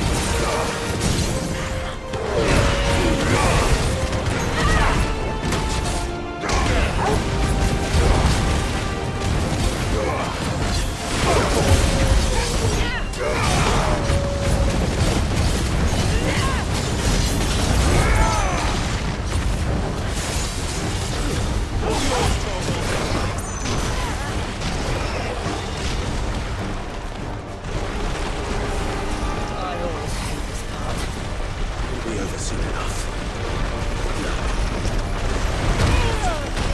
Get ready.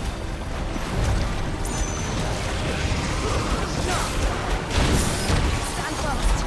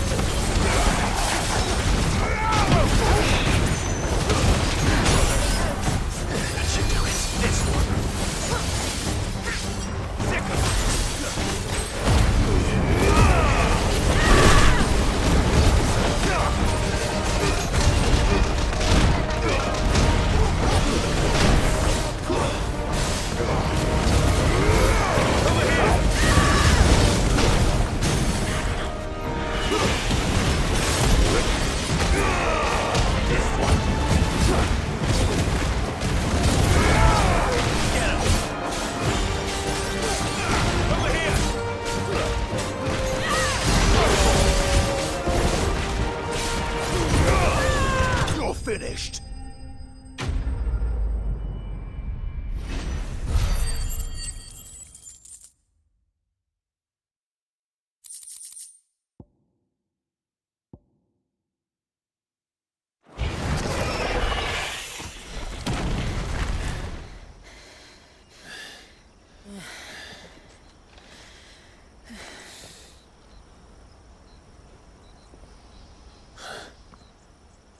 This place.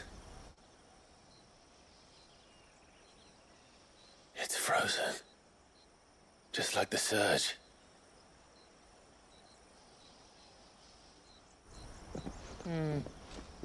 Another of my ancestors' sins. Shall we?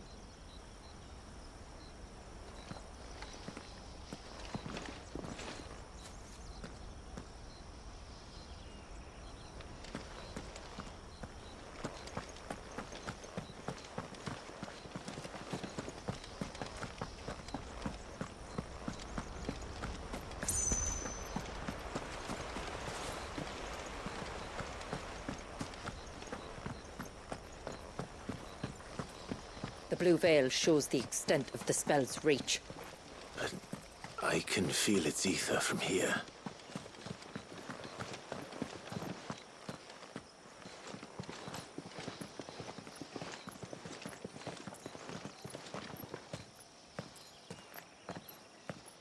Shula, wait.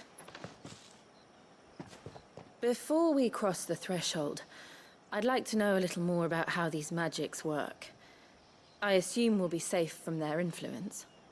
We won't grind to a halt, if that's what you mean. The spell only affects the things that were present at the moment it was cast.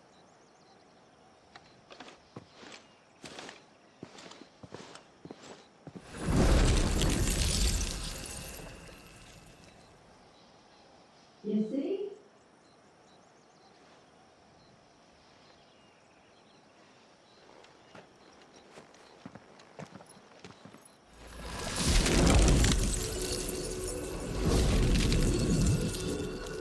But if we can enter, that means other things can as well.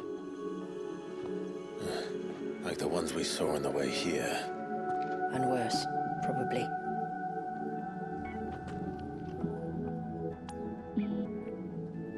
Is this Leviathan's doing? Well, it certainly wasn't ours.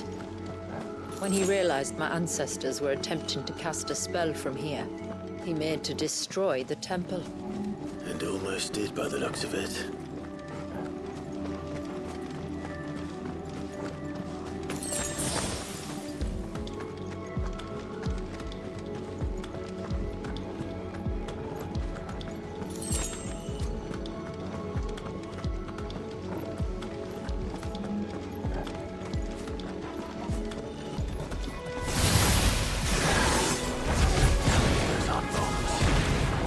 good. They are. Then why is it so cold in here?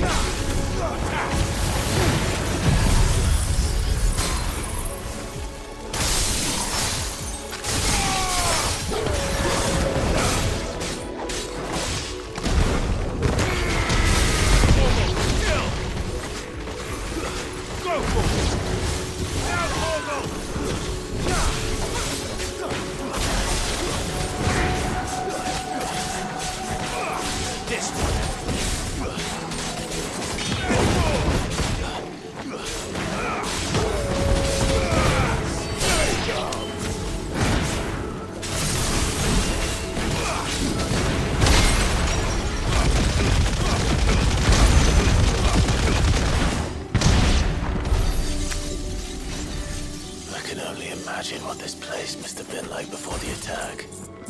This would have been a hall of worship. There was something similar in my father's keep. The priests would deliver their sermons from the dais. Your father?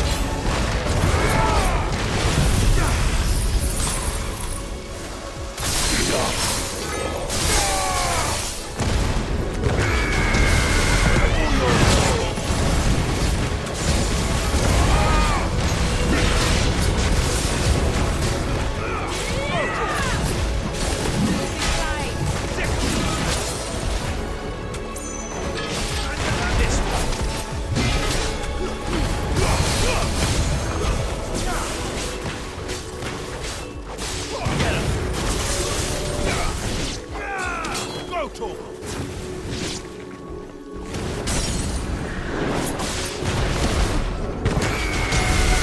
All yours, Torvald! Get him! Over here! This one!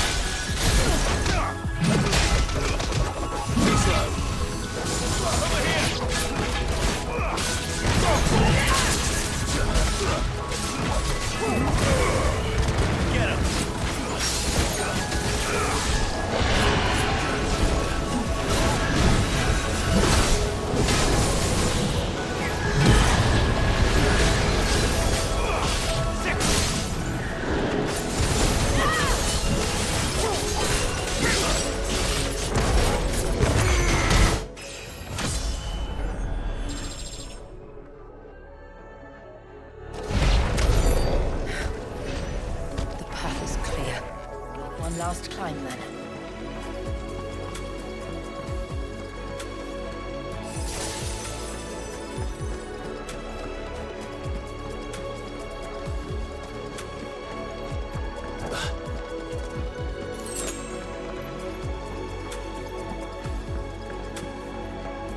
The fair.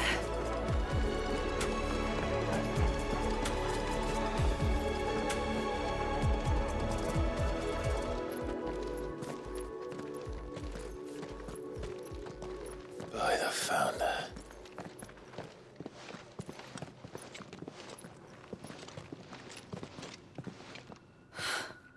It's just as I thought. Jill, does this ether not feel somehow? Familiar, yes.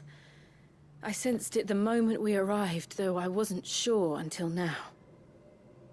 You can feel it too, can't you, Clive? She's calling us. You don't mean the witch? I do. Though she was more than that. Much more. She was a dominant. A dominant who once commanded the icon that now resides in both me and Clive. Of course. I don't know why I didn't see it. Who else would have the power to freeze time? None other than Shiva herself.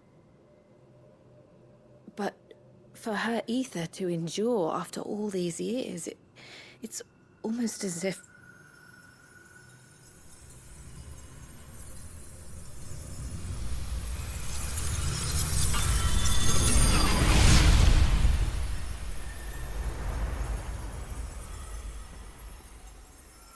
As if she shared it with another, just as Torgal shared in my ice.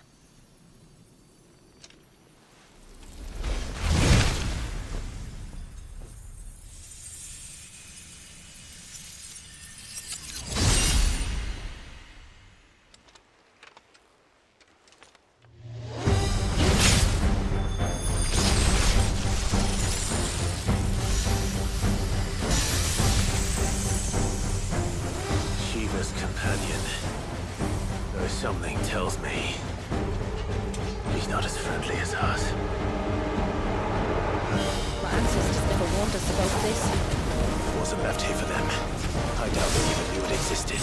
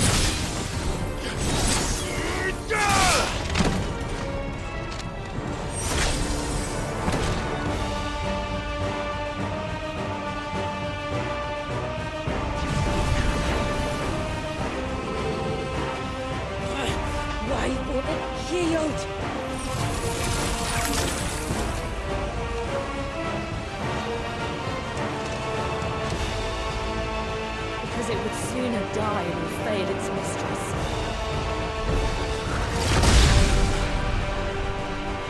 Then it leaves us no choice.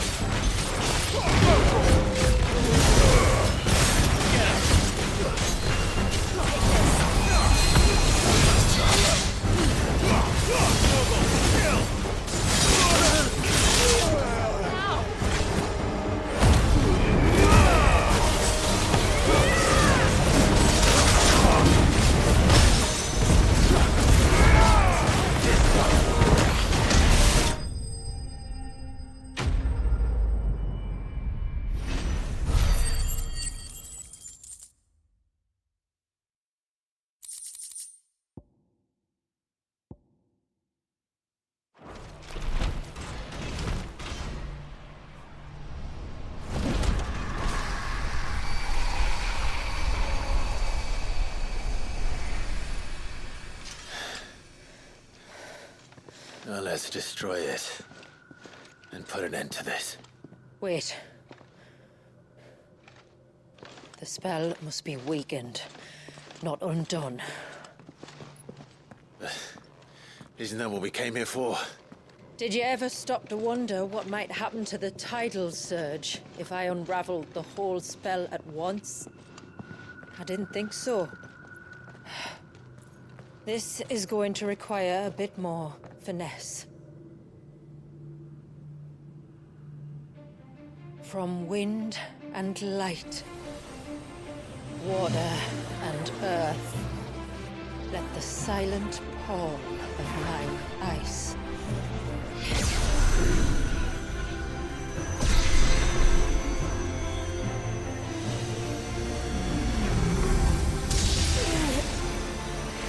There's too much ether.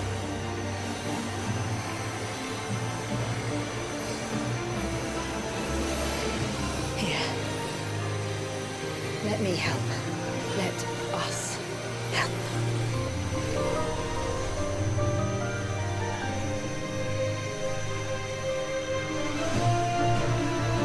Almost.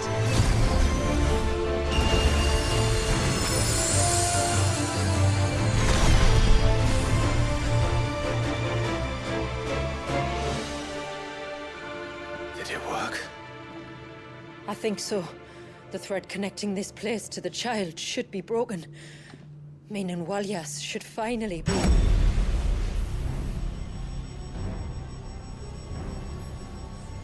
Free once more. Leviathan, our most profaned fragment, its divinity defiled by the hand of man, its spirit shackled by his hubris, till Mythos came, bringing release. Now, let the sins of man be redeemed by the hand of the servant of God.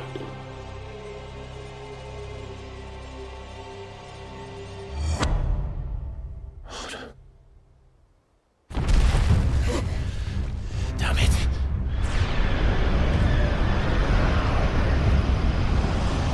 It's happening. Isn't it? It is. What is? What's going on?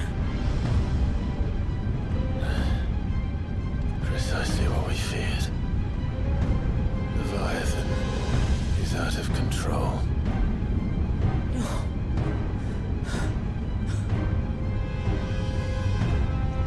Don't despair. This isn't over yet. You should head back to the village and get everyone to higher ground. As for the rest,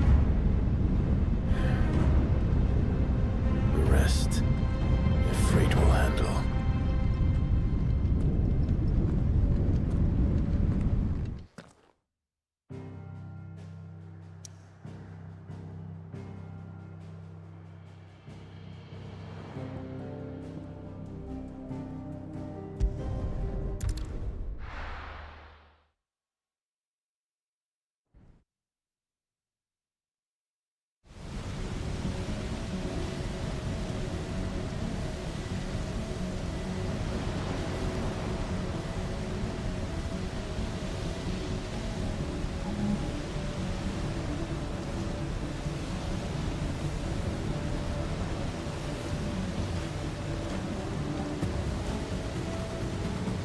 After 80 years of imprisonment, I'd be angry too. But I can't let it end like this, Walyas. It's time for you to come home.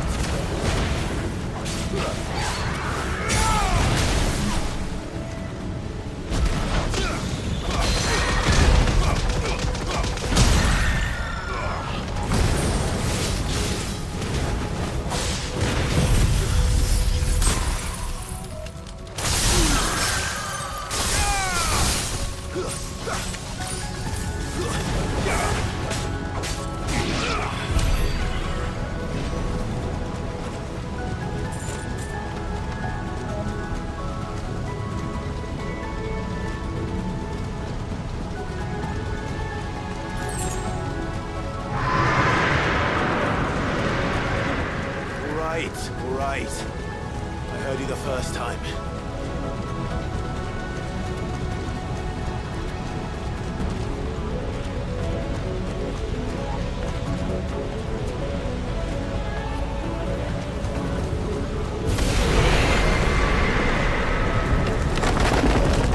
I'm not here to hurt you, Wallius!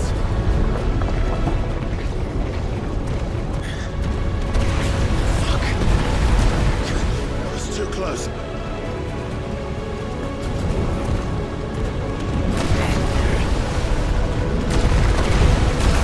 Enough!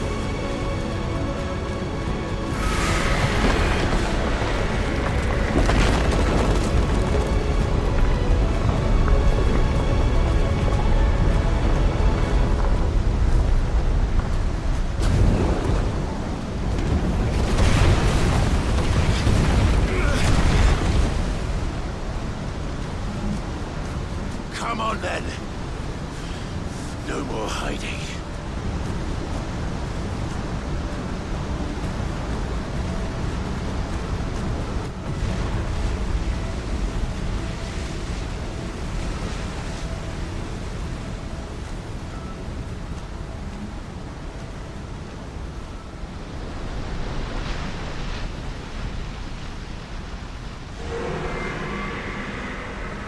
Wallius!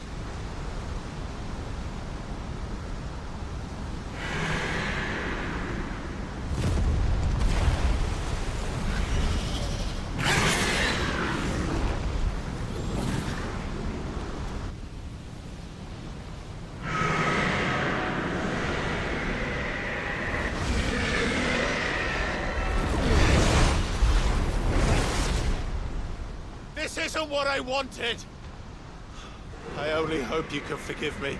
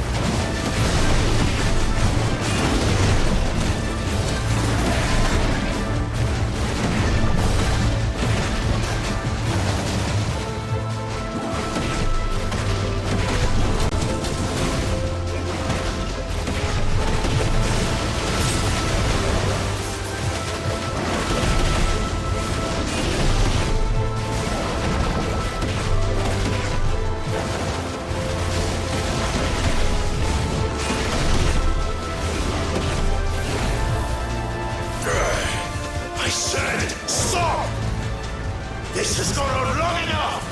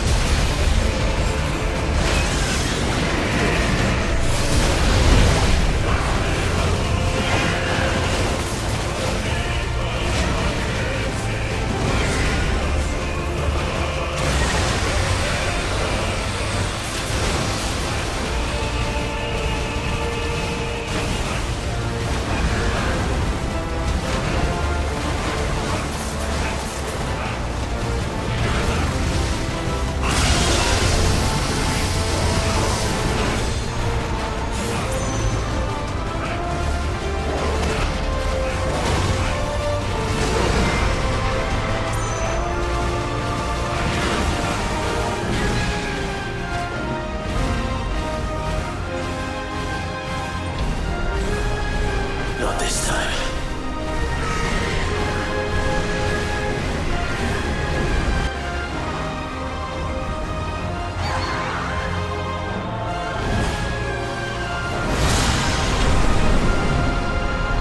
If that's what you want.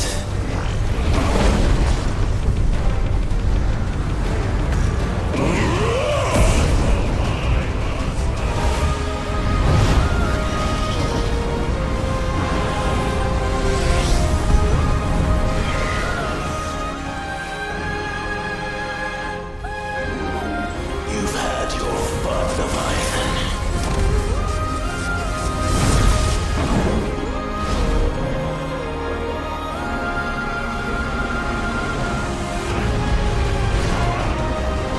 It's time you went back to sleep!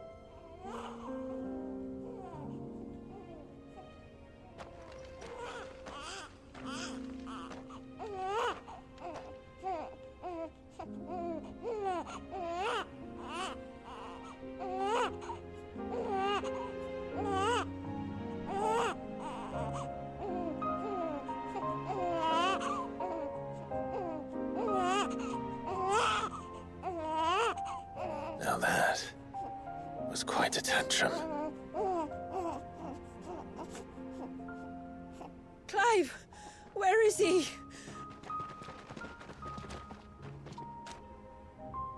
Well, yes.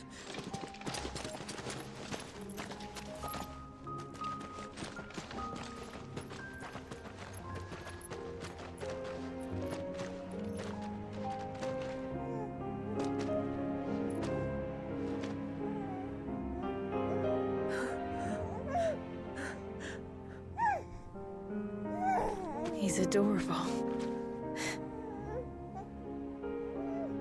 He is now. But did you see him a few moments ago? Clive, I don't know how to thank you.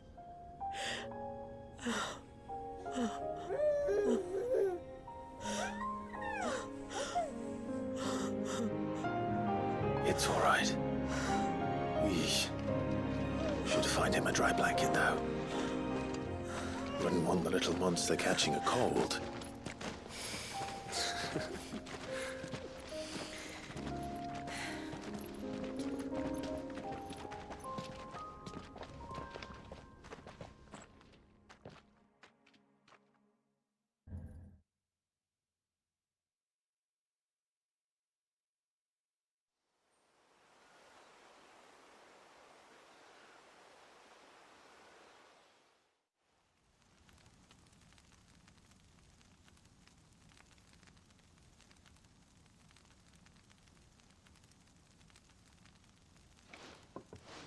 There. He's finally asleep. The poor thing had a long day. That makes two of us. So, what happens now? Now? Now, we make things right. How? By providing Walyas what he was denied. A place to learn and grow. A family to love and protect him. So that one day, when the wounds in his heart and mind have finally healed, he might decide for himself how he'd like to live the rest of his life. But until then, I'll stay by his side, come what may. Then he's a lucky boy. And not only because he'll have the best warrior this side of the belt to teach him the battle axe. She'll do her best. Shula. The beast that threatened your home is tamed. The empire that threatened your people toppled. Might it not be time to cast off your ancestors' glamour and retake your place in the Twins? Perhaps. It's not as if we have the crystals to maintain the wall much longer. But are we truly safe? Is the world truly ready to accept us for who we are and what we believe? If I remember rightly, you and yours still choose to remain hidden, do you not? We do. Well, your people will always be welcome in Haven, regardless. As will yours in the hideaway. We're allies now. If there's anything you need from us, supplies, food, equipment, do not hesitate to ask. It's kind of you to offer. But we'll manage, just as we always have. Besides, I suspect you'll be needing everything at your disposal if you're going to save the world.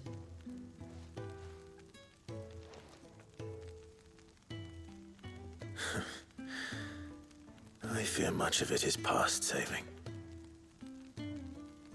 The best we can do is strive to turn what's left into a world where we can all live as equals. A noble endeavor. And there'll be a place in this world for us, will there? For Walyas? For everyone. I swear it. Then we shall be waiting.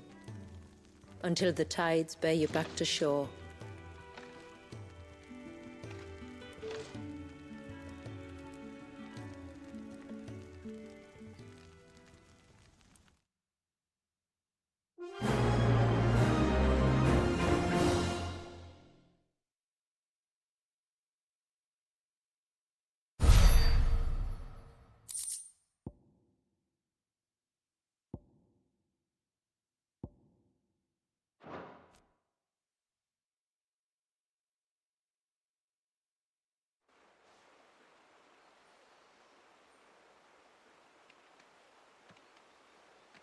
Do you think he'll be all right?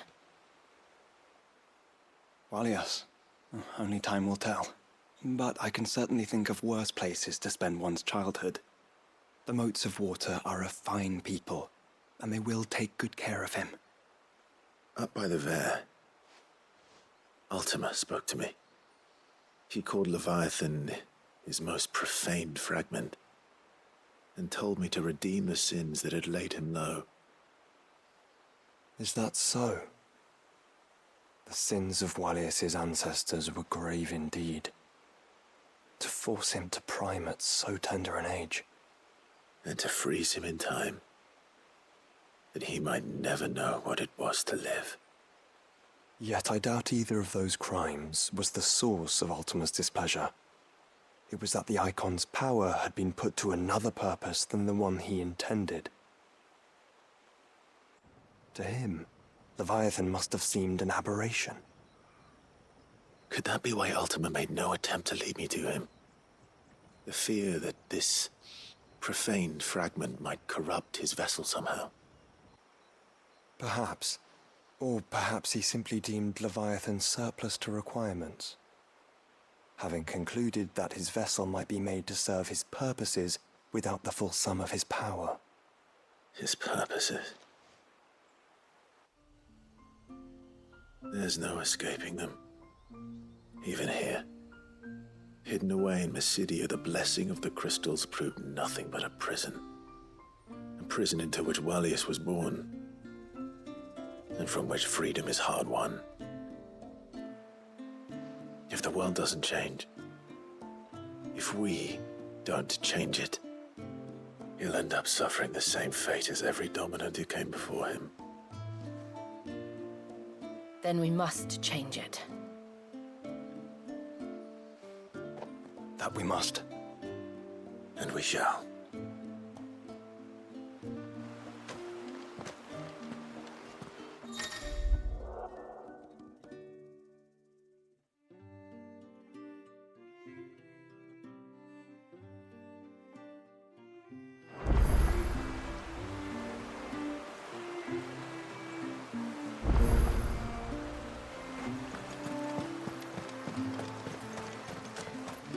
It's good to have him back. My friend, I have news. I think I might have found a way to break Talor's curse. Go on. Well, after listening to the village elders and scouring every likely-looking tome in the library, I learned that not all Tombries are the same little green menaces we know and loathe. Apparently, a chosen few live to incredible ages and grow to many times the size of their counterparts. The folktales hold that it's the very eldest of these, the Tombury kings, who weave the curses, and that their magics bind their victims to them, that they might continue to feed on their pain. So if we slay the one that cast the curse, the feeding will cease. But that was my thinking, yes. Though I doubt it'll be easy. These kings are not just bigger, they're stronger too. And if the tales are true, their followers will defend them to the death. It is a perilous proposition, in short, but it may also be Talor's only hope. What say you? I'll do it. Even if killing this king doesn't break the curse, Mysidia will be a safer place for its removal. Thank you. So then, where will I find it? That, alas, I do not know. It must have woven the curse at the altar in Father's Fell, but as to where it is now... Fanet, you were the one asking about Tonburies, right? Because there's a whole bloody army of them out on the cloak. What? But why would they stray so far? And why now? There's only one way to find out. I'll head up the mountain and see what's going on. Right. Thank you. And please, be careful.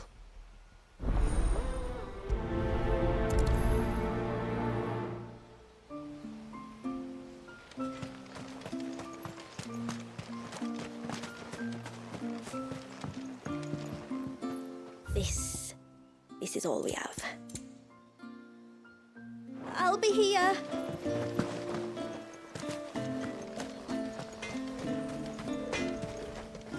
What is it you want? Till next time, then.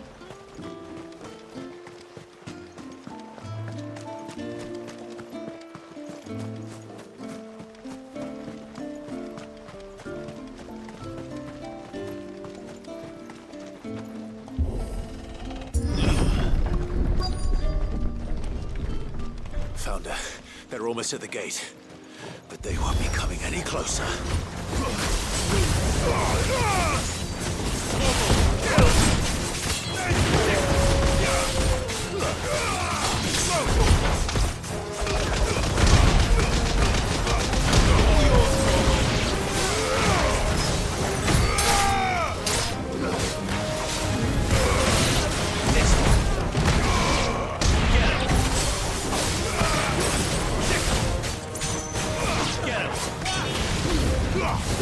Now, Torgal!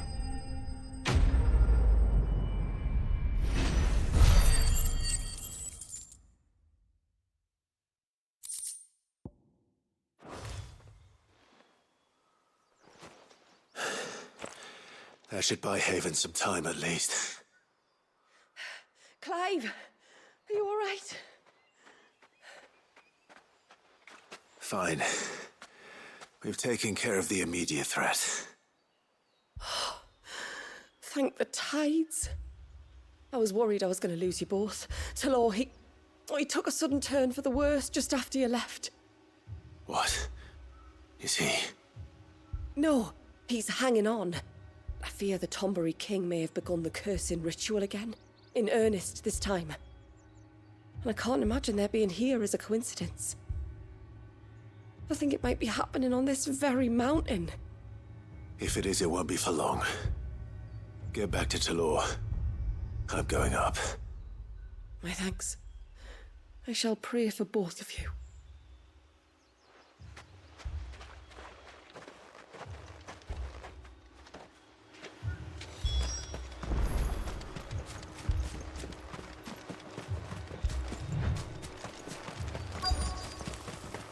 More of them.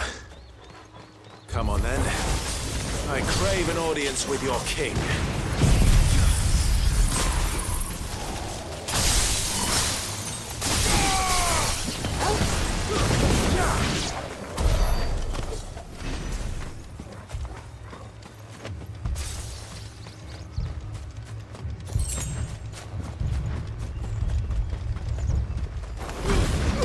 Time to fight.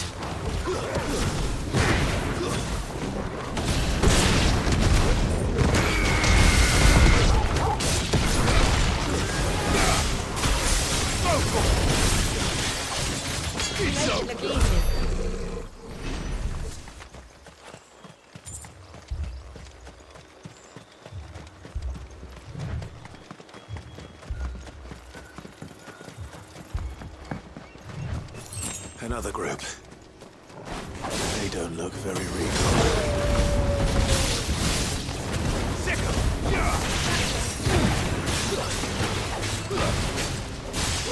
Get him!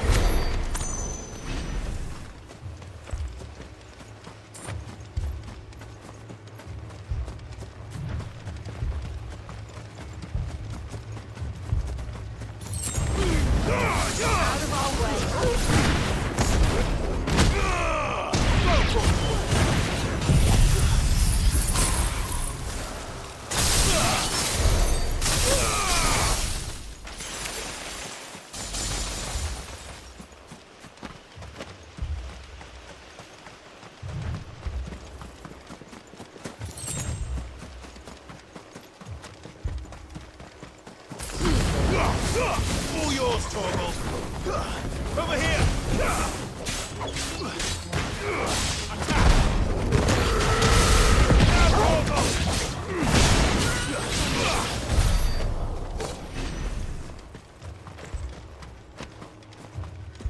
Still no sign of the king. Could Fanad have been wrong?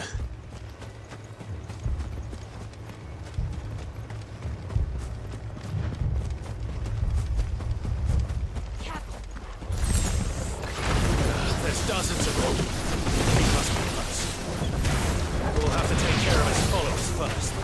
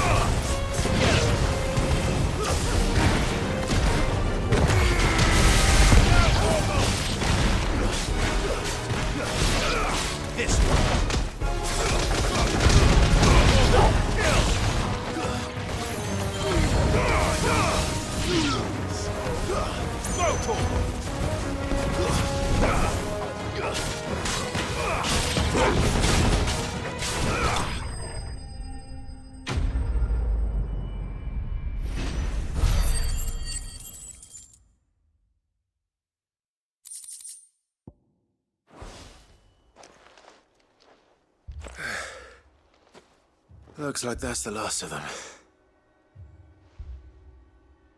Out here, anyway. But beastmen do like dark places.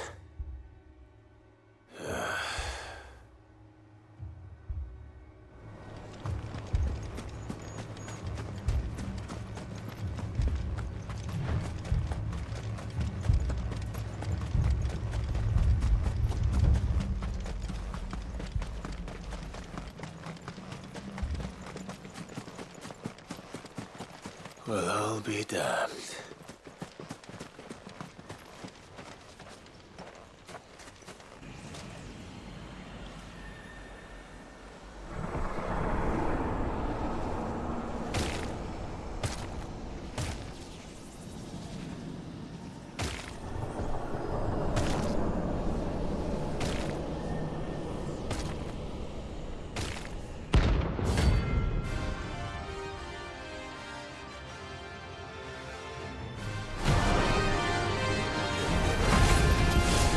A crown. Sorry, Your Majesty. Your reign ends here.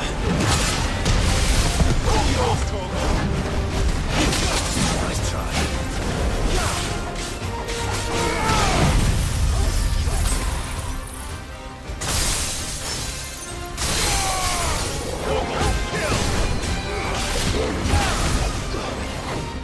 This one. Over here. This one.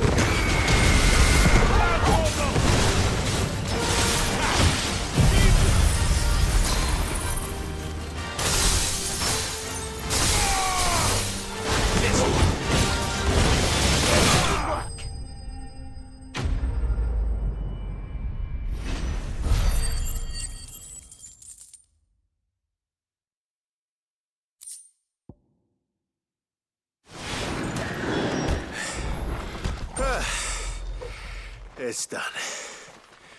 Which means the curse should be broken. Let's see how Talor's doing.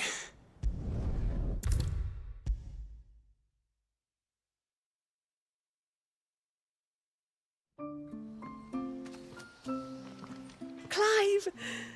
Is it done then? It is. I was going to ask if there had been any change in Talor's condition, but judging by that smile on your face, I think I already know the answer. You do? Talor! He's back!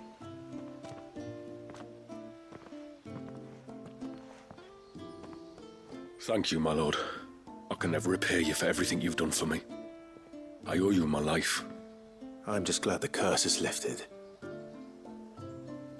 There is one thing I'd like to know, though. If you don't mind my asking.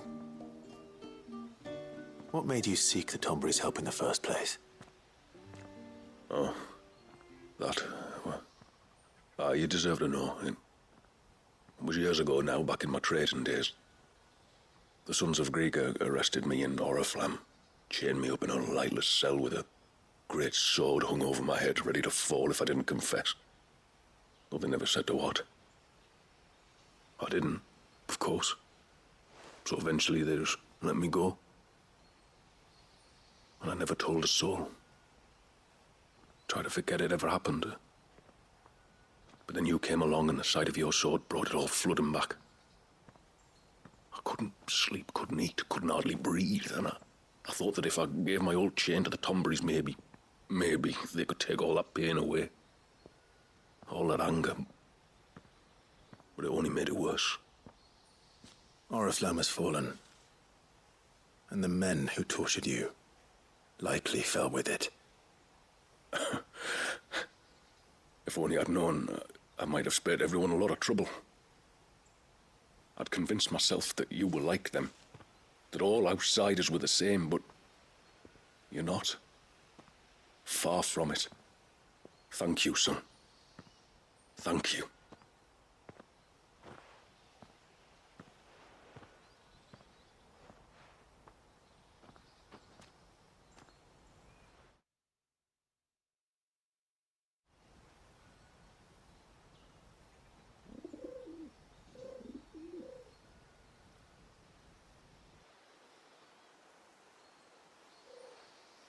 Clive, there's something I need to tell you. After we parted ways on the path to the cloak, I went straight back to Talor and explained to him what you were doing on his behalf. And just like that, his pain began to fade. What do you mean? Just like that? The Tombury King would have still been alive. I had to contend with dozens of his minions before I found him. Then, perhaps one of them warned him of your coming and he broke off his ritual. Or, perhaps knowing that an outsider was fighting for him was what lifted the weight from Talor's heart. I know, from experience, that many illnesses are not wholly physical, but of the spirit, at least in part. Was there ever really a curse, then? Or was Talor simply suffering from the pain of his memories? And the guilt of what he'd done? For all the difference it makes. I suppose we'll never know. Maybe not. But this much I do know. It was your strength and your selflessness that healed his heart in the end. I'll be sure to tell my healer friend when I get home.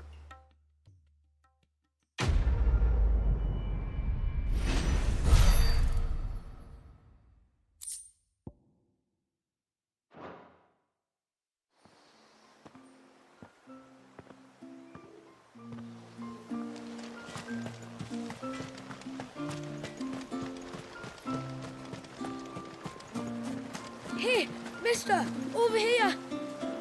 Please, mister, you've got to help us. The village is in danger, and if someone doesn't do something... you should have seen it! Stop. Take a deep breath and tell me everything. Starting with your name. Sorry. My name's Eirik. When you went up to the Erebos with Miss Shula, I followed you. You could have been killed. Lady Shula told us you lot were great warriors, so I thought I'd be alright if I stayed close like. But then I lost track of you in the woods, and that's when I saw it. Saw what? A great, big, dripping, drooling monster. Spitting out great spouts of water it was, that were tearing up the ground and cutting down trees. Spouts of water? I don't recall saying anything like that in the forest. Well, I did, and I don't ever want to see it again. You'll get rid of it, won't you?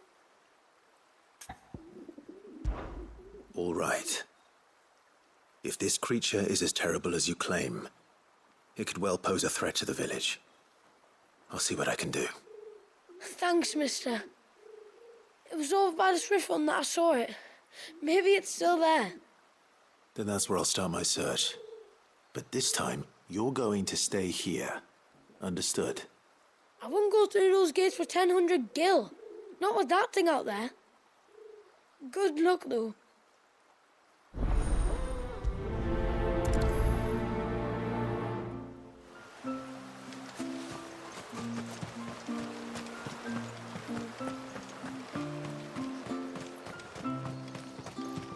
Where was the cane you saw flickering again?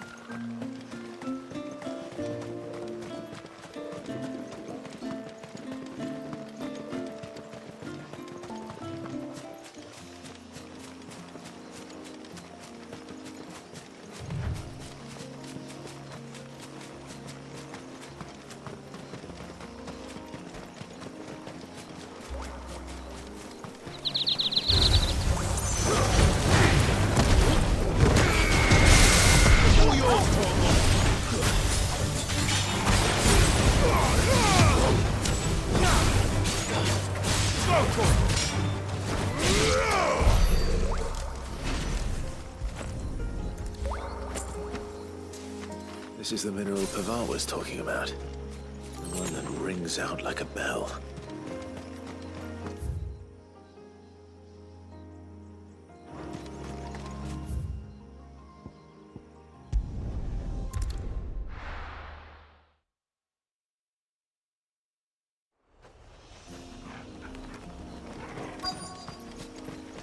Is that the hunter?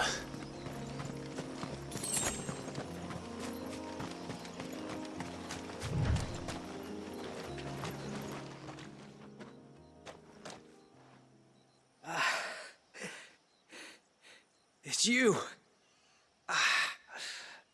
Nasef's savior. Are you all right? What happened? I was tracking an ibex when a great spout of water struck me square in the back. Sent me flying all the way across the clearing. Did you see what made it? No. All I heard was a noise. An ear-splitting din.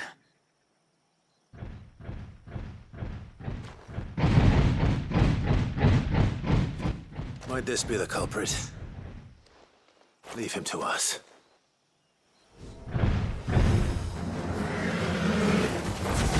You've caused enough trouble.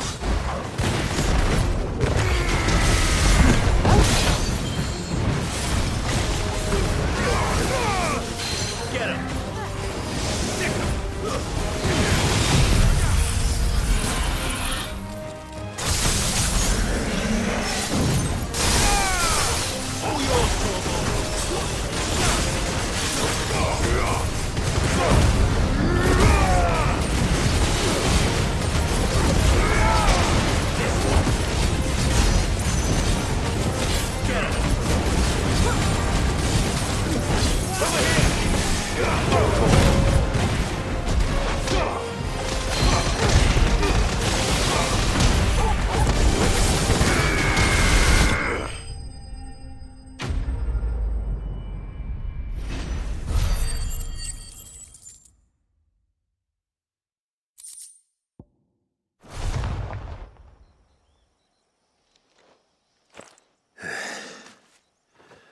Well, that wasn't too bad. Hardly a threat to the village, but you can't blame the boy for being scared.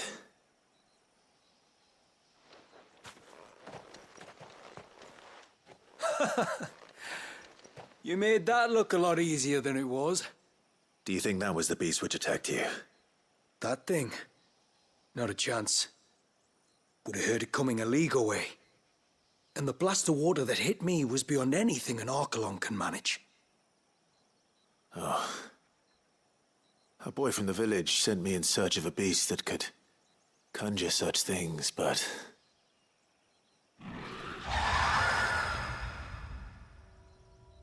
That's it. That's the noise I heard. Sounded like it came from the ruins. I'll go. You head back to Haven and see a healer.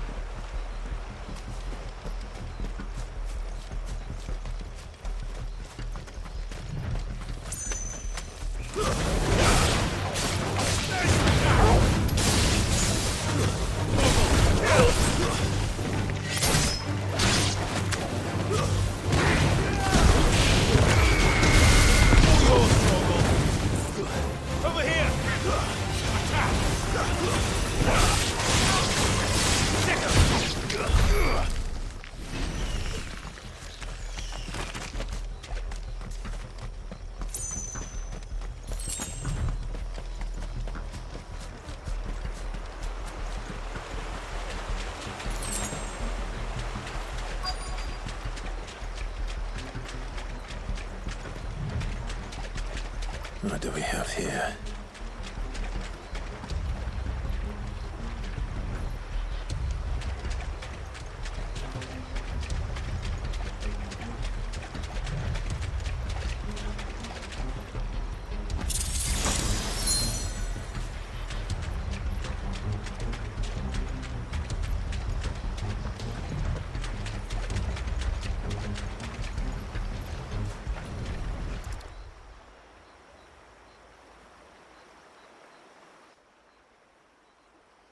Found her. Something's been busy. Whatever this creature is, it's out for blood.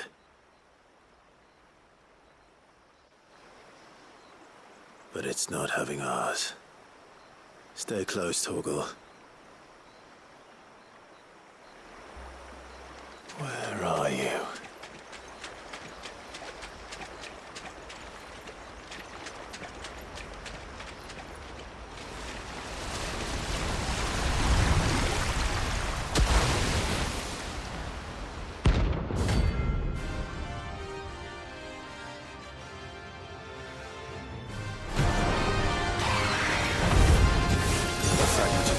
Rage. I should have known.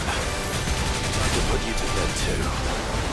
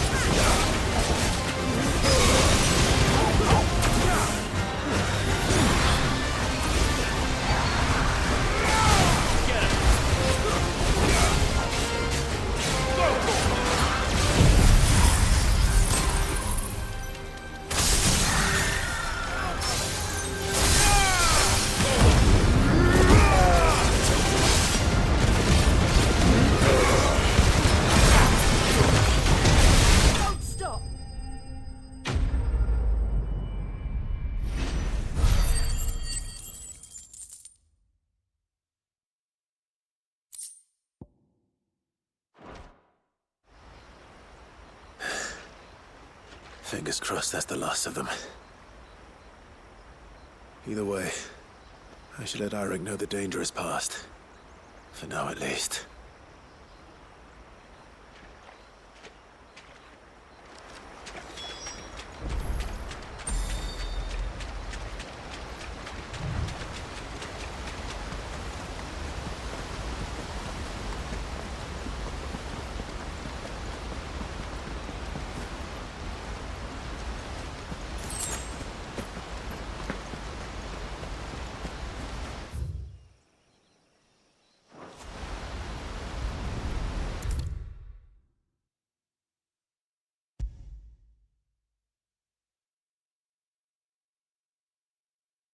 How many times do we have to tell you?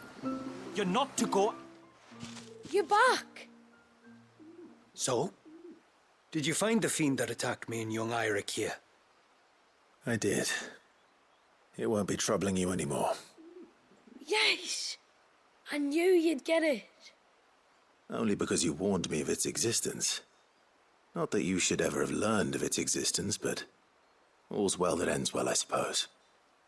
What was it, anyway? A manifestation of Leviathan's power.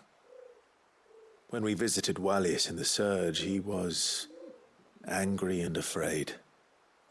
The Icon summoned these creatures for his protection. Though why one would be wandering the ruins of Riversmeet, I don't know. Maybe it was looking for his mum. That's where she died, isn't it? The Falls. The Falls? Aye. When they took her baby, she threw herself off the top. We go there once a year to pay our respects. The whole village. An Eggy is a part of its master's spirit, but Wallius wouldn't have been aware of what had happened to his mother, would he? Well, either way, you did us a favor putting that thing to rest. Us and Wallius. Thank you. Aye. Thanks, mister.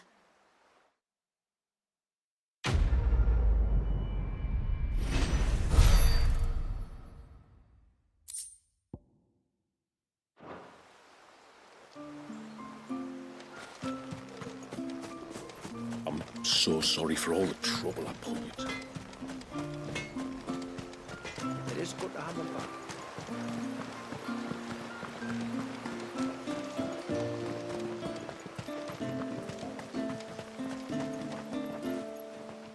My lord, might I have a moment of your time? I would beg of you a service. Certainly.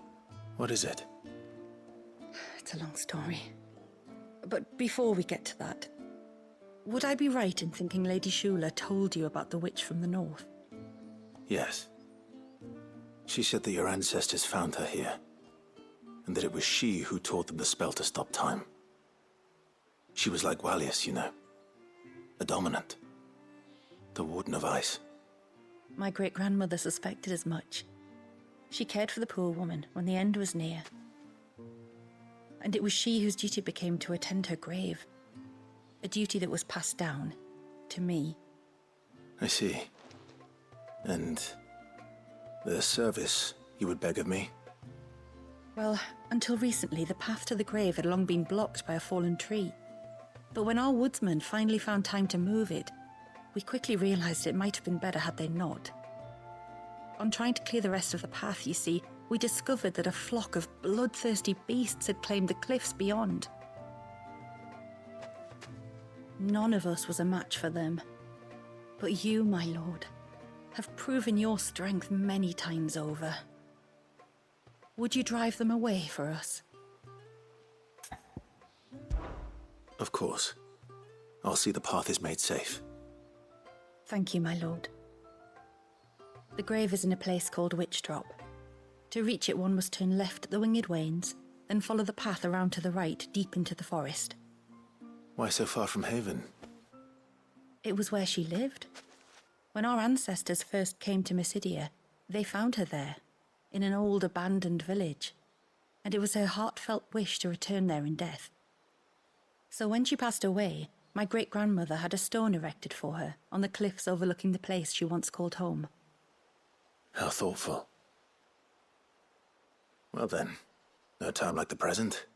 Left at the ships, then round to the right, you said. Just so. Thank you once again, my lord.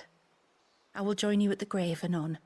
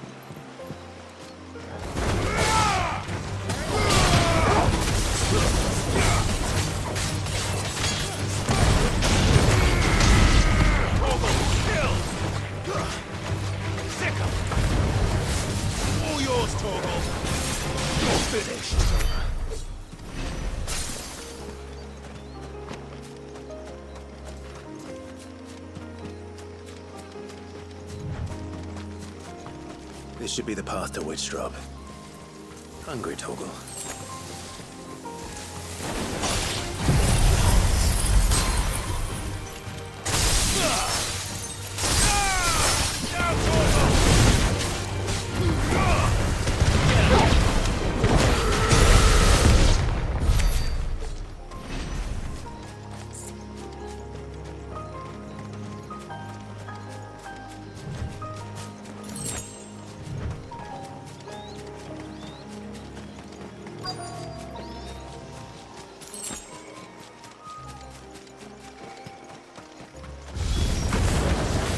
Welcoming party.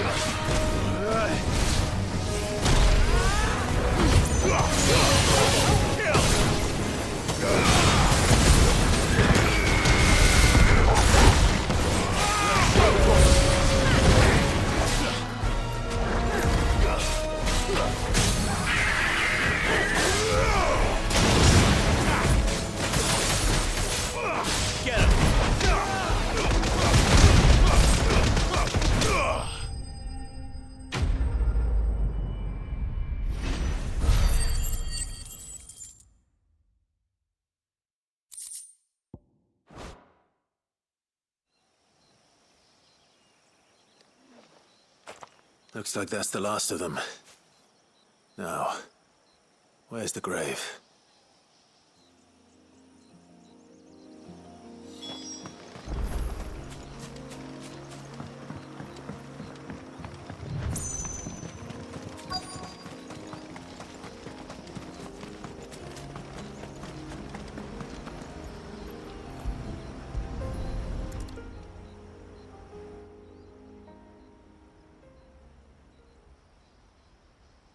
This must be it.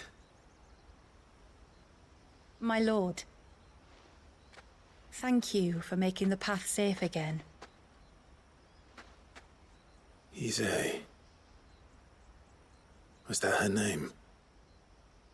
Yes. Hardly the most fitting tribute for a dominant, is it? A rough-hewn stone with naught but a given name engraved on it. But my ancestors had only been here a matter of weeks when she passed. Every day was a struggle to survive. They had neither the time nor the energy to devote to a more elaborate memorial. Yet they spared what they could to grant her wish, that even in death she might continue to watch over her home. She lived down there then? In the ruins? That's right. They were once the living quarters for those who served up in the temple. When the Northern Thanes sent her here to weave her spell, this was where she and her retinue stayed. There were priests, handmaidens, and a knight sworn to shield her from harm. Of course, they were all gone by the time my ancestors arrived, fled or dead in the Western Wars. All except Isay, who remained till the end. Alone. Indeed. At least, that is the story as it's been handed down in Haven. But there is an epilogue to the tale. One known only to Lady Shula and myself. Some years after Isay's passing, you see, my grandmother came here to tend the grave, and found a stranger kneeling before it. A knight, dressed head to toe in plate. She asked of him who he was and whence he had come, but received no answer. The only words he spoke were, "Tell me true, whose grave is this?" So she told him of how her people had met and cared for Isay, and how she had died. His only reaction was to stare up at the air of hours in silence. Then he left, never to be seen again. You said he was wearing plate. Was it black and gold? Do you know something of him? When we went up to the Air of Hours to unravel the spell, we were set upon by a shade in the shape of a knight in full plate. It manifested in front of the Vair, and in its ether, I felt Shiva, the witch. You think this may have been the same man my great-grandmother met? Isay's knight? I don't know. Maybe. All I can say for sure is it was intent on protecting her creation. Or perhaps her spirit? What remained of her ether, preserved in the Vair? Perhaps his spirit too became enraveled in her spell, frozen in an eternal vigil. Till we ended it. If the shade you fought was Isay's knight, then ending it was the greatest gift you could have given him. Now he can return to the sea, to be with his lady once more. And if his spirit should ever return here to visit her grave, I shall ask his name, that I might carve it in the stone next to hers. That they might be together. Once and for all.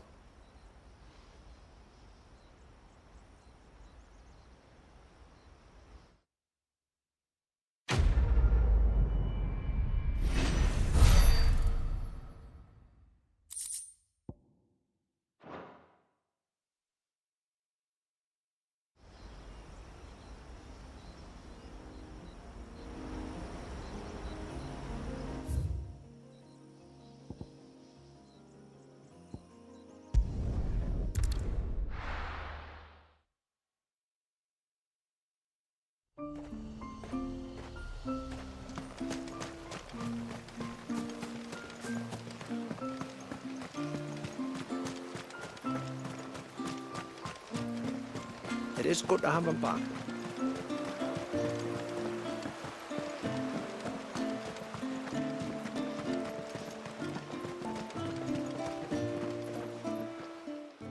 You wouldn't happen to have some time on your hands, would you, Clive?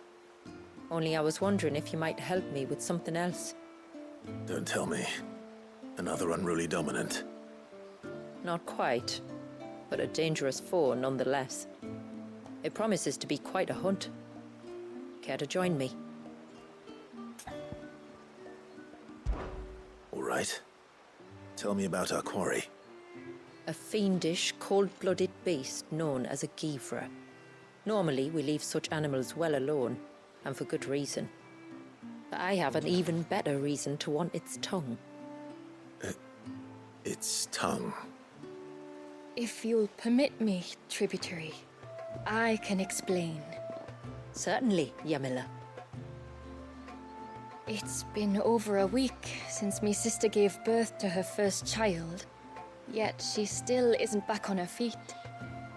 We've tried everything to restore her spirits. Physics and nostrums, the laying on of hands and of leeches, but all to no avail. The healers tell me there's only one hope left. A broth as potent as its ingredients are perilous to procure. It isn't only Yamila's sister who stands to benefit from this, by the way. There's her baby to think of, and Walyas, too. She'd agreed to be his wet nurse, you see. I'd be glad to help. Thank you. Our hunters have no shortage of skill, but this task calls for more than that. And it won't be achieved through weight of numbers either. The Givra is as wary a foe as it is a deadly one. 2 hunters might catch it unawares, but any more than that, and it would pick up our scent a league away. Then it is decided. The 2 of you will go, while Jill and I occupy ourselves here. Perhaps we might help prepare the broth. That would be most kind of you. Come then, Clive. The River of Time flows fast, and so must we. There's a Givra that has claimed the ruins at the foot of the mountain as its hunting ground. But as I say, they are wary creatures. We'll need suitable bait to draw it out. The flesh of a forest ibex should suffice. To the forest, then.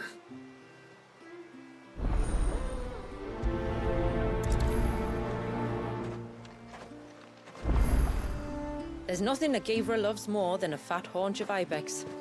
There speaks the voice of experience. Do you hunt often? Since I was a girl, my father would take me. Then after he returned to the sea, Yamila's father. Our families have always been close. Even if her sister wasn't Walyas's wet nurse, I couldn't stand by and watch her suffer. What is it you want?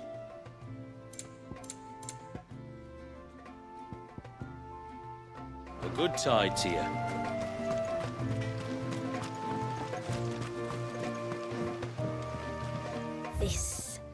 This is all we have.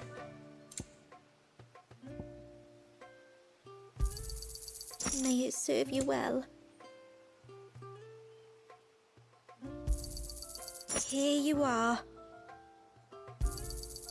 May it serve you well.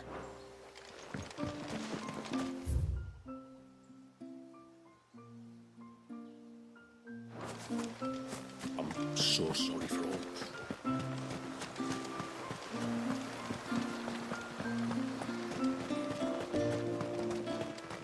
Where was the cane you saw flickering again?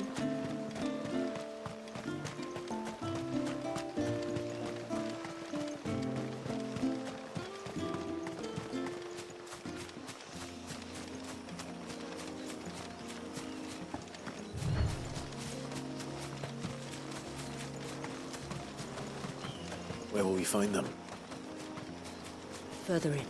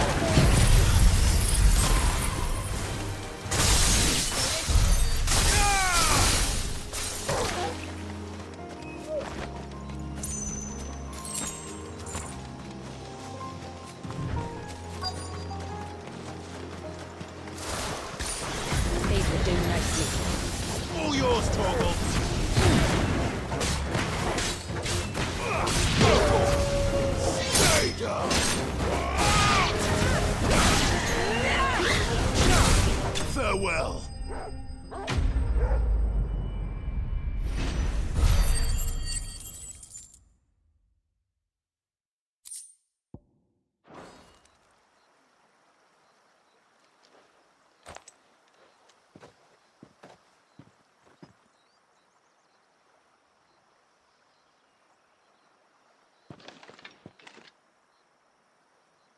Return to the sea, and to the clouds rise again.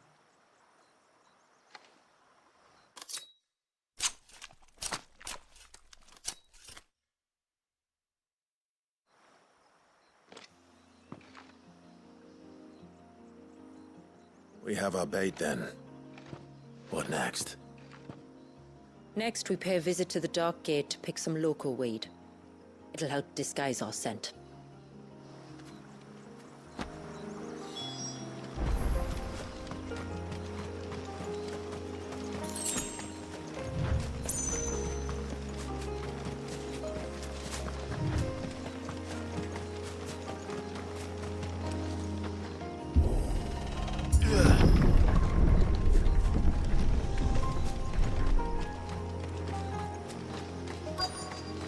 There should be a sprig or two of local weed growing somewhere around here.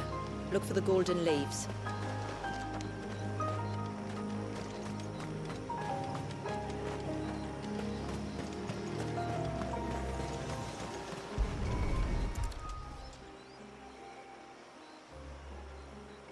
Is this it?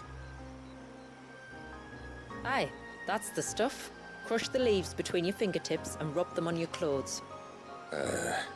If you insist.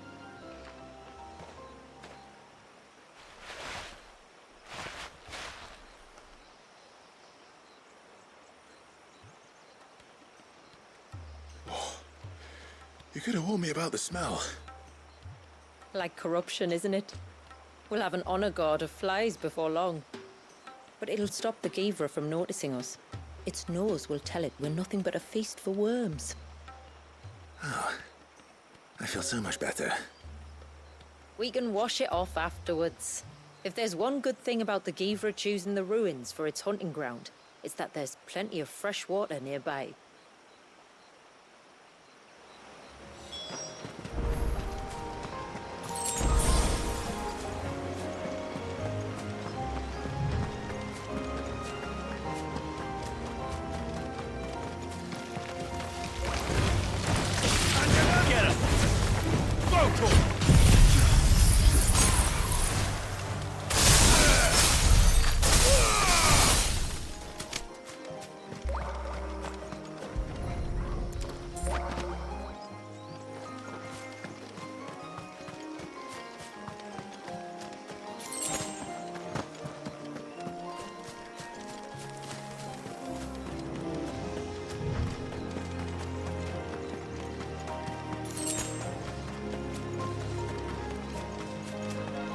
Where should we lay the bait? Givras are creatures of habit. Look for some sign of its passing. It's sure to return to the same place sooner or later.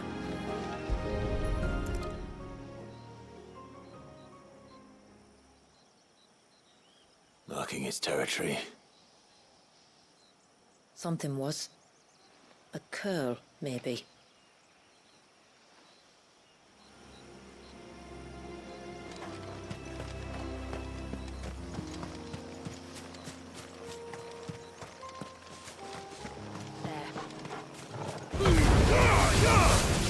This one.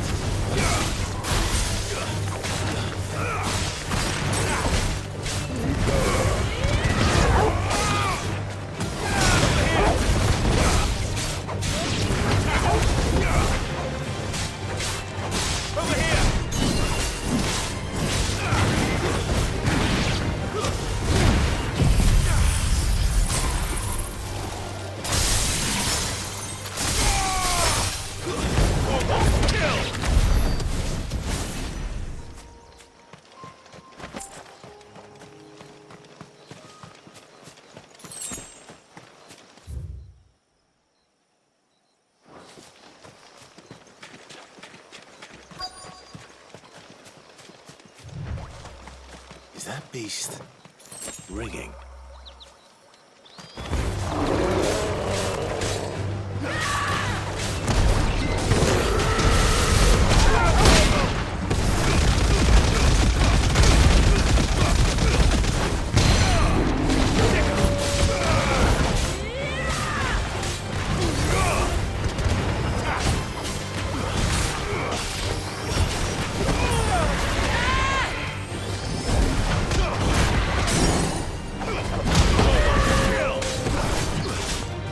this one.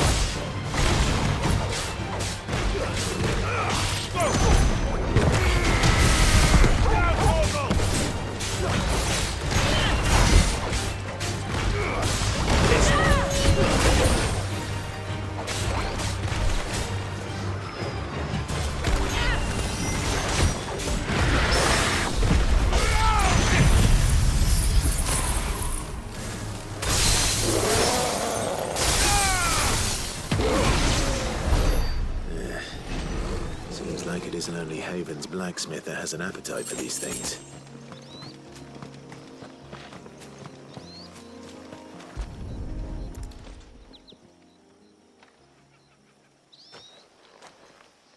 Tracks. But I assume they're too small to belong to a Givra. You're right. They're barely big enough to belong to a Givra's breakfast.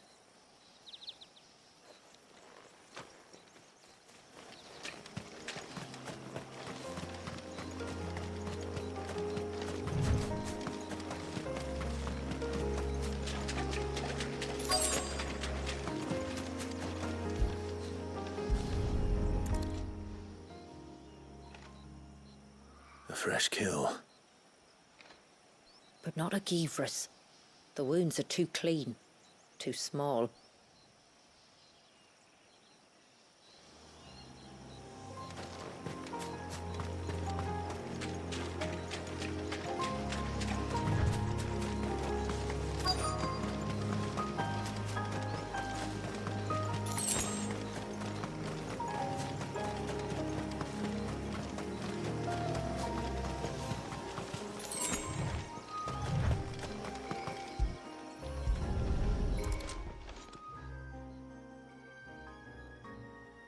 These look like a predator's tracks. You can clearly make out the claws. And not just any claws. These belong to a Givra. There's no mistaking them. We'll lay the bait here.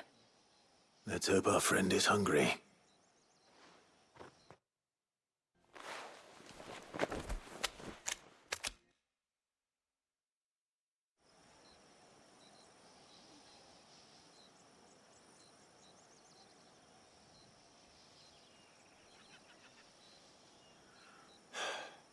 Still no sign. Patience, Clive. Hunting's not something you can rush. Have you stalked these beasts before? Once. Givras are fast, so the job called for a bearer. But even with my knack, it was a close-run thing. Not many leaders would take such risks for their people. Says the man who battled an icon to save a boy he barely knew. It is the way of the moats of water to use what gifts we've been given for the good of all. And I gather it's your way too. It was Sid, the man whose name I bear. He fought for his people and their future with every fiber of his being. I'm just following in his footsteps. In many ways, you remind me of him. Me? You're confusing daring with desperation. Quiet. Something's coming.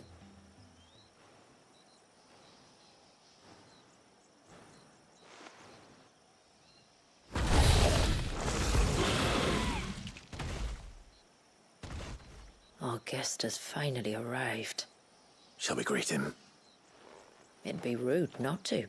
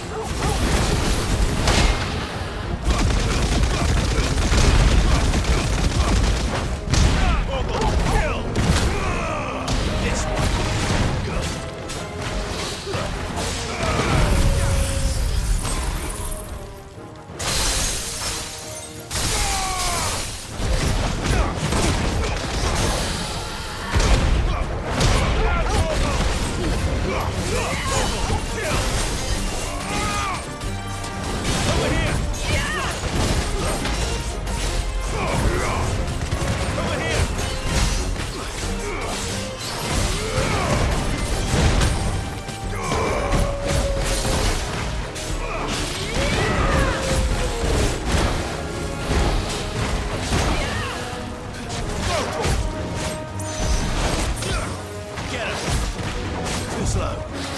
Nice try.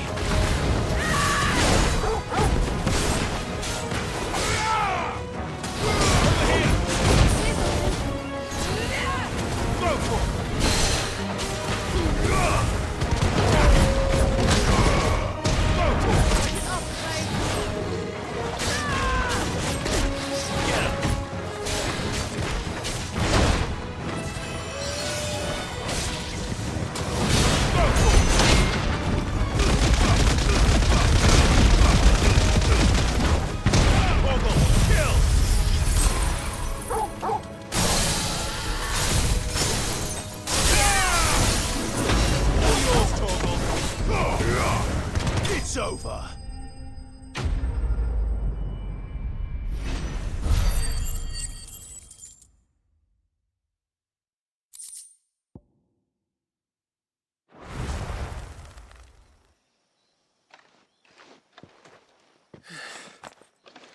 You weren't exaggerating when you said they were dangerous. They're forces of nature, all right.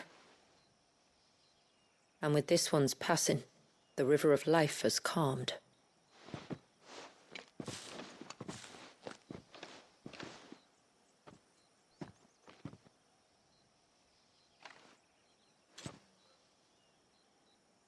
O roaring torrent, son of storms, may your spirit run free in the open ocean.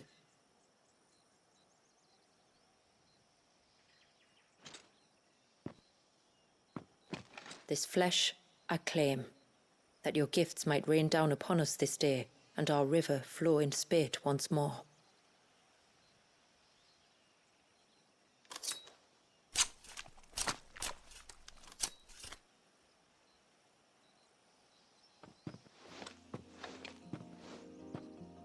Well then, let's return to the village. We must get this tongue to Ymilla before it spoils.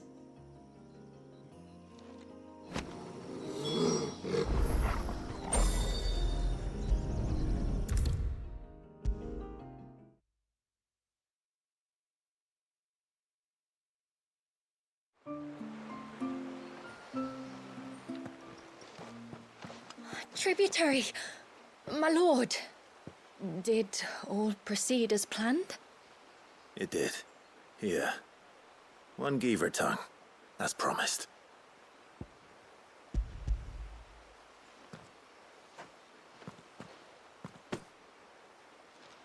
Oh, thank you. I shall add it to the broth at once. By your leave, tributary. If there is anything else that we can do to help, you need only ask. No, no. You've already done more for my family than I can ever repay.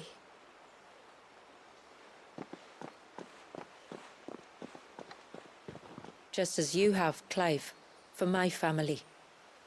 I only regret that I have nothing to offer you in return but my gratitude. It's more than enough. Besides, I'm no less grateful to you. For what? For welcoming my friends and I into your midst. For showing us how your people live. For reminding me that the world we strive to create, where bearers can live alongside their fellow men in peace and comfort, is no mere fantasy. I'd hardly call it comfort. Every day is a struggle. Though we do at least struggle together, it's true. As must we all. I only ask that you remember the cost of using your gifts as a bearer. I know that you feel it's your duty to do whatever you can to help your people. But you have a child to think about now. And Wallis has lost enough. I shall bear that in mind. That's all I ask. Oh, and if there is anything else that we can do to help, well, you know. Thank you. Truly.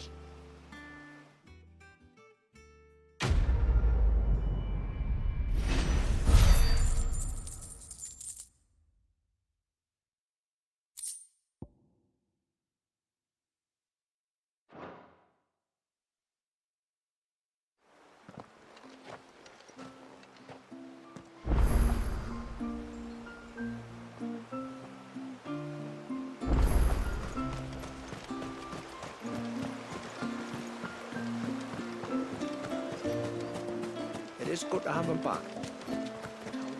Lad wants some and another. No, it has to be him. What has to be who? If you, don't mind my asking. It's not your asking, I mind. It's my explaining. But I don't see any other way around it. You see, when a baby is born here, we hold a ceremony to welcome them. The rite of immersion, we call it. But I don't know whether Walyus was ever afforded that courtesy. What is abundantly clear, though, is that my ancestors never welcomed him as one of us. And I want to change that. The problem is, the ceremony requires 3 ministrators, the baby's parents and a witness. As tributary, the role of witness would normally fall to me, but being Walyus's closest living relative, I must play the role of mother. So you want me to serve as witness in your stead? That's right.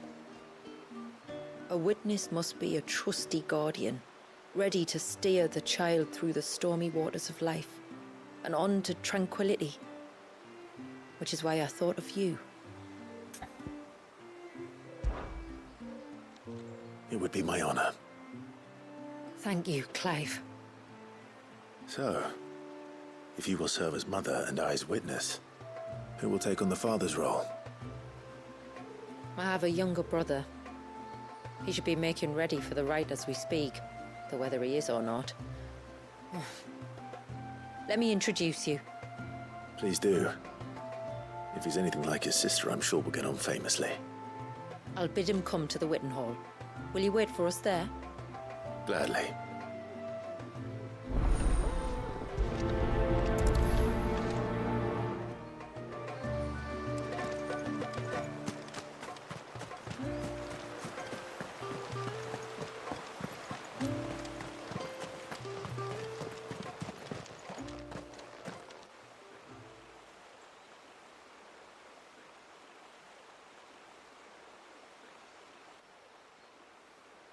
Clive, my brother. If it isn't my old mate Sid! You?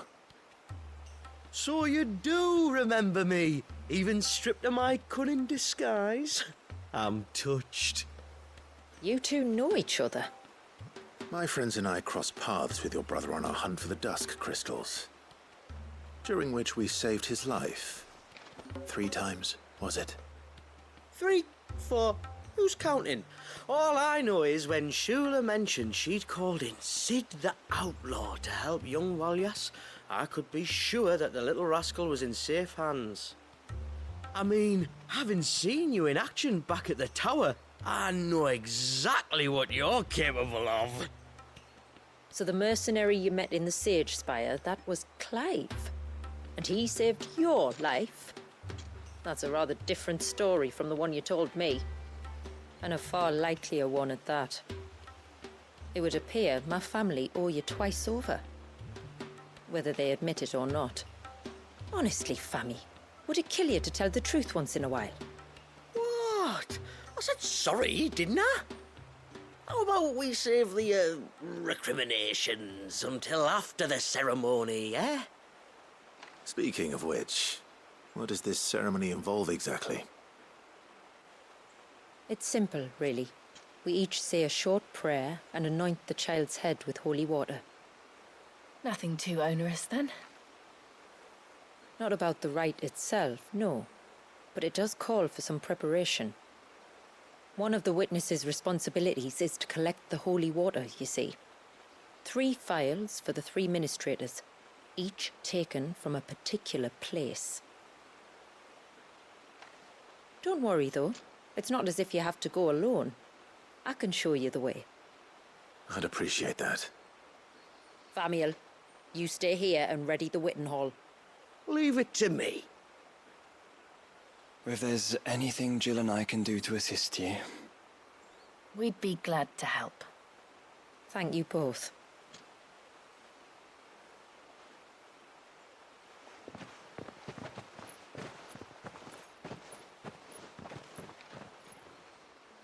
All right then, let's get started, shall we?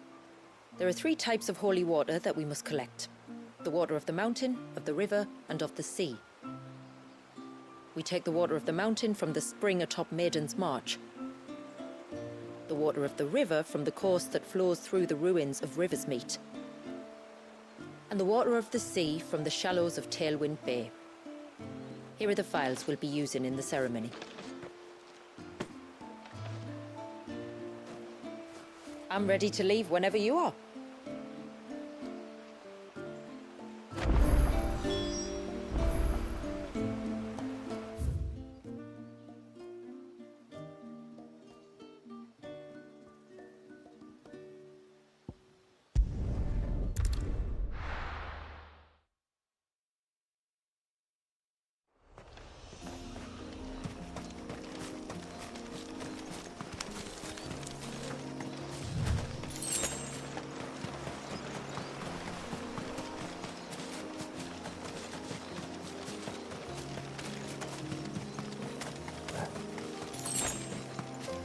We can collect the water of the river from here.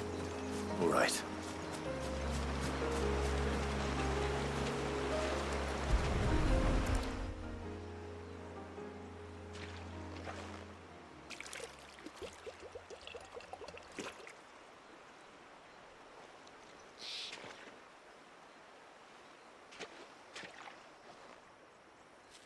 The water of the river represents life.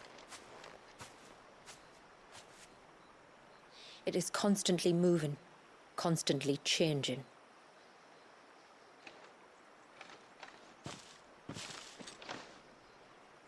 And though its course may twist and turn or branch into 1,000 separate streams, it always flows in the same direction, from source to sea, beginning to end.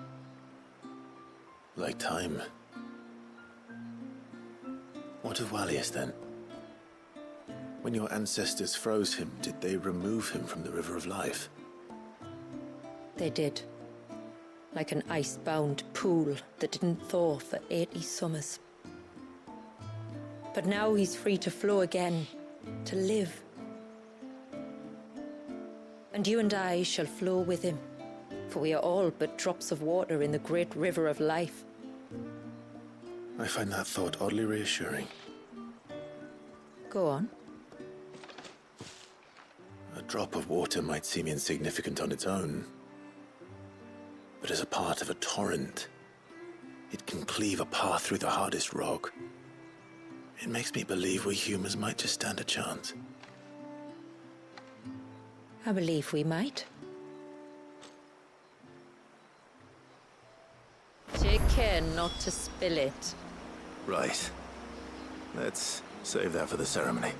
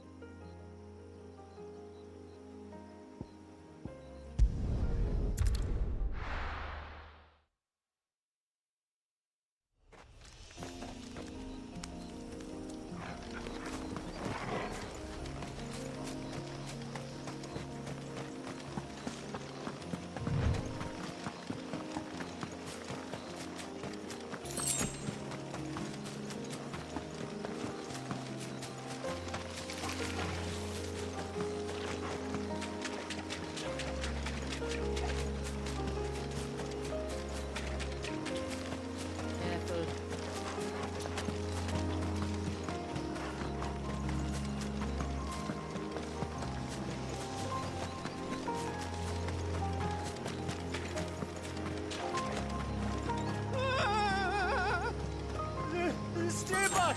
I'm warning you! Someone's in trouble. Come on.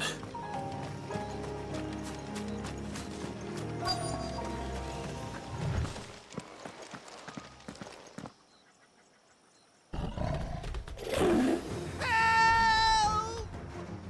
Help? What help? Nobody's coming to... Help? We're here to help. Keep its attention on us. I'll do more than that.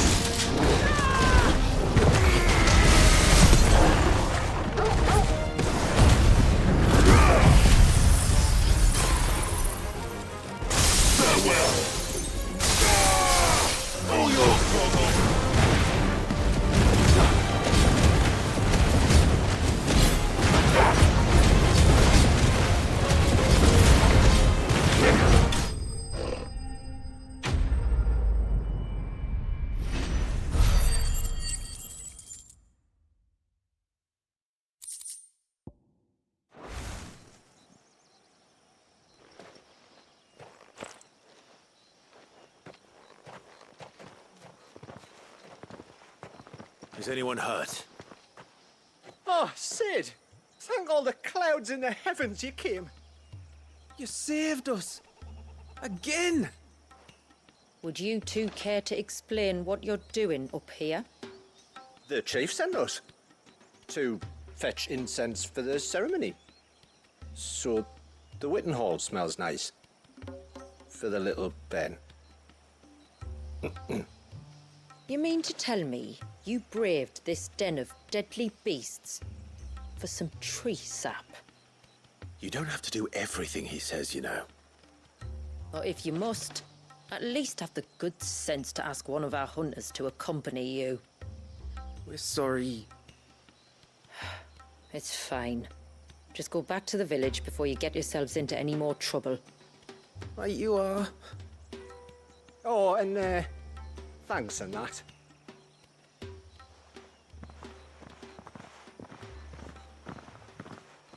Remind me to give my brother a cuff round the ear when we get back.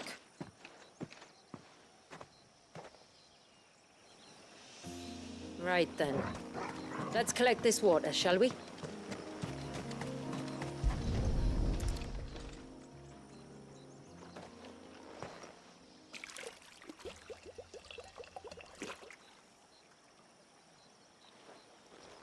The rain that falls on the mountain emerges here in these springs. The source of the river. The source of life. Precisely. Just one more file to go then. Nearly done.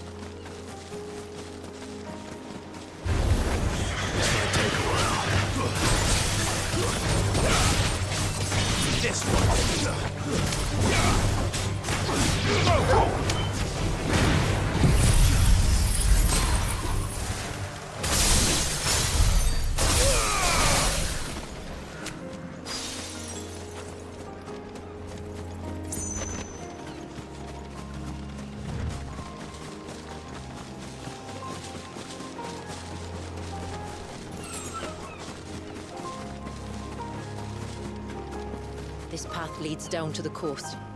Usually we keep this gate shut tight, but since this is a special occasion...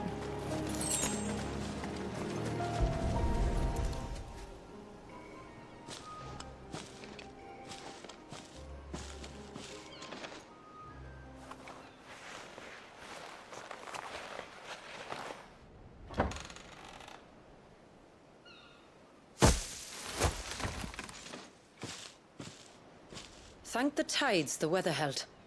This place can be treacherous when the waves are high. If it weren't for the holy water, no one would ever come down here. I'll be sure to watch my step.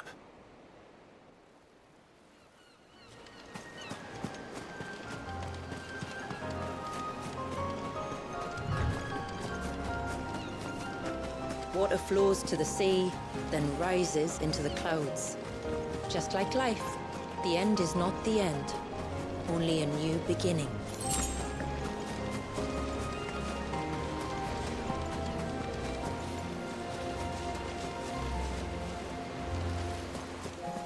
My ancestors chose this place because it was where the first boat landed.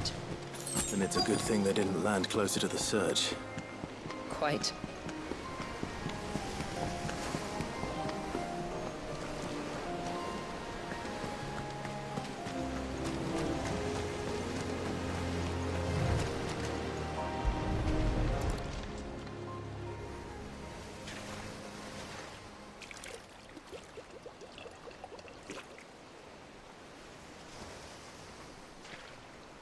The water of the sea.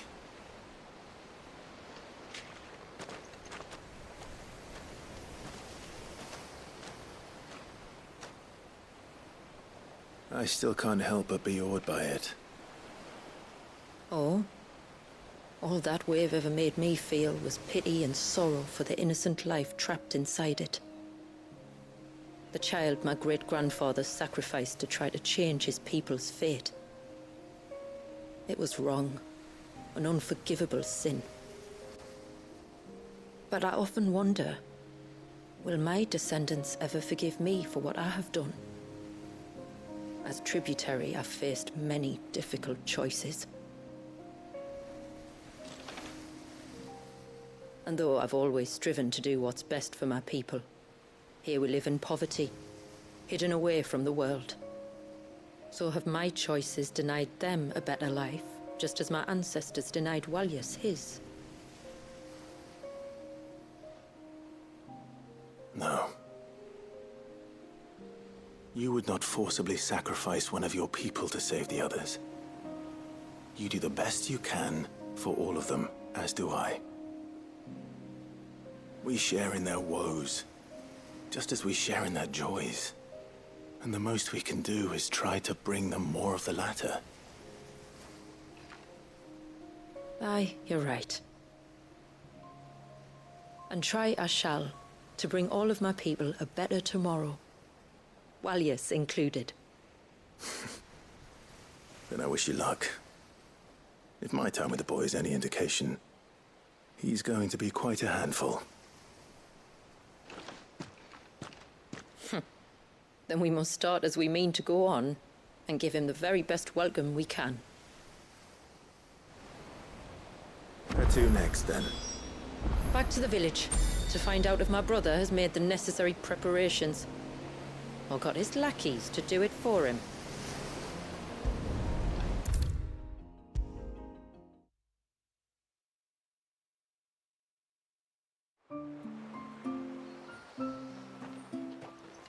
We have the holy water. Is everything else in place? All ready to go. Told you you could count on me. Then let us begin. Famiel, have your men summon everyone to the Witten Hall. Right you are. Shula, wait. I don't know the words. Don't worry. There aren't many of them. We'll have time enough to practice before people arrive.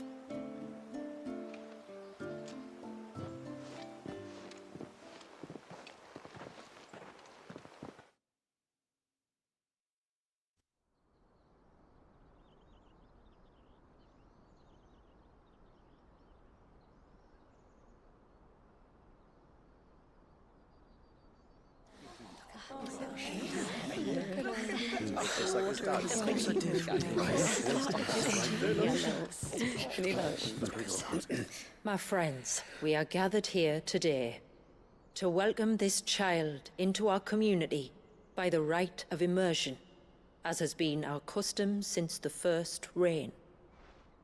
As tributary, I would normally perform the rite with the child's parents, But Walyus's mother and father returned to the sea long ago. So I and my brother Famiel shall serve as his family, while the one who returned him to us shall bear witness in my stead. Clive, if you would step forward.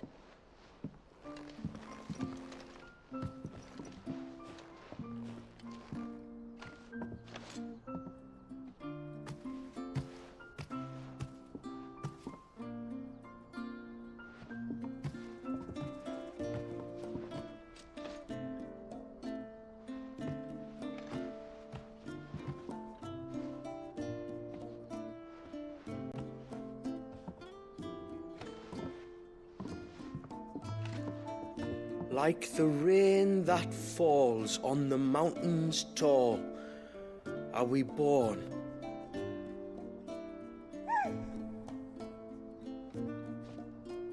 Like the river that flows through the valleys below, do we live.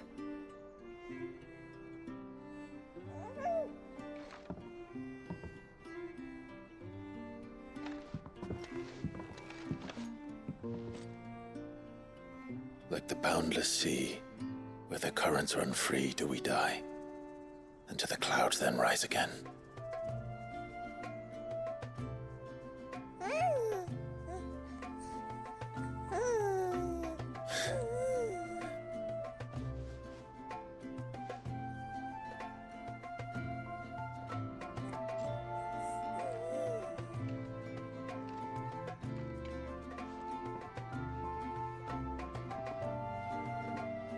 The circle of water is the circle of life, and today from the heavens falls rain anew. This child, Walyus, now joins our stream, and he shall flow with us from the mountains to the sea.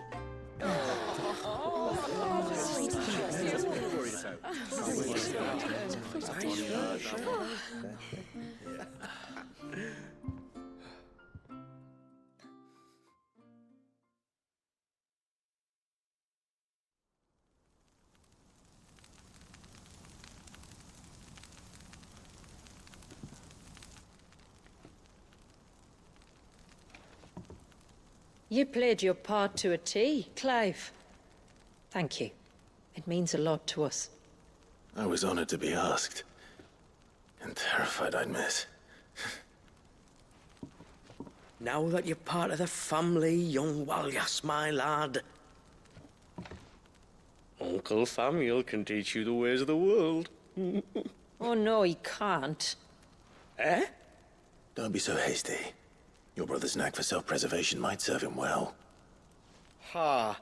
You are never going to let me live that down, are you?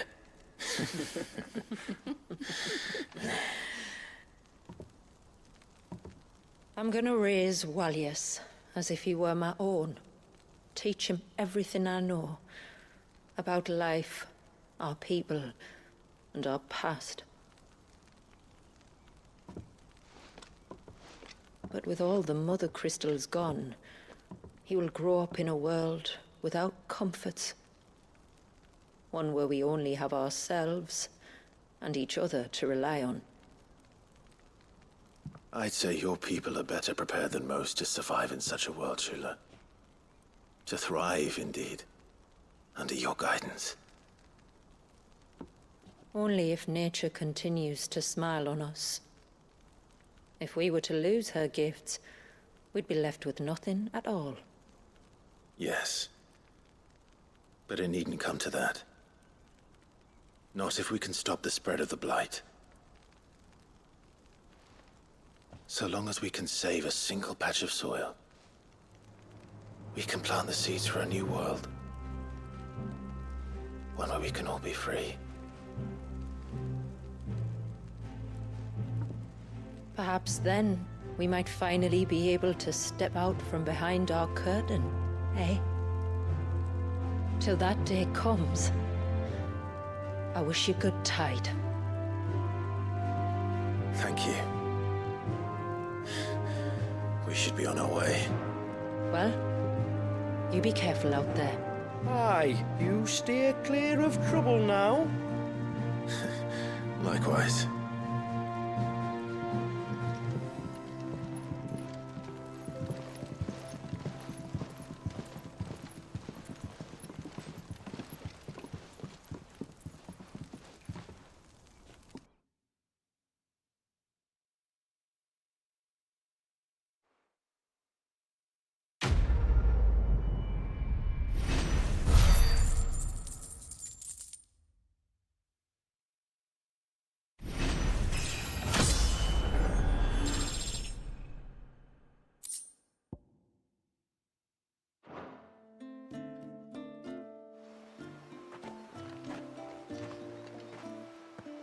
To think, we must be the first outsiders to have witnessed that rite in over a century. Wallius has been waiting for it for nearly as long. He seemed pleased to be finally rejoining the family. Now all we have to do is save that family. To change our river's course. Yes?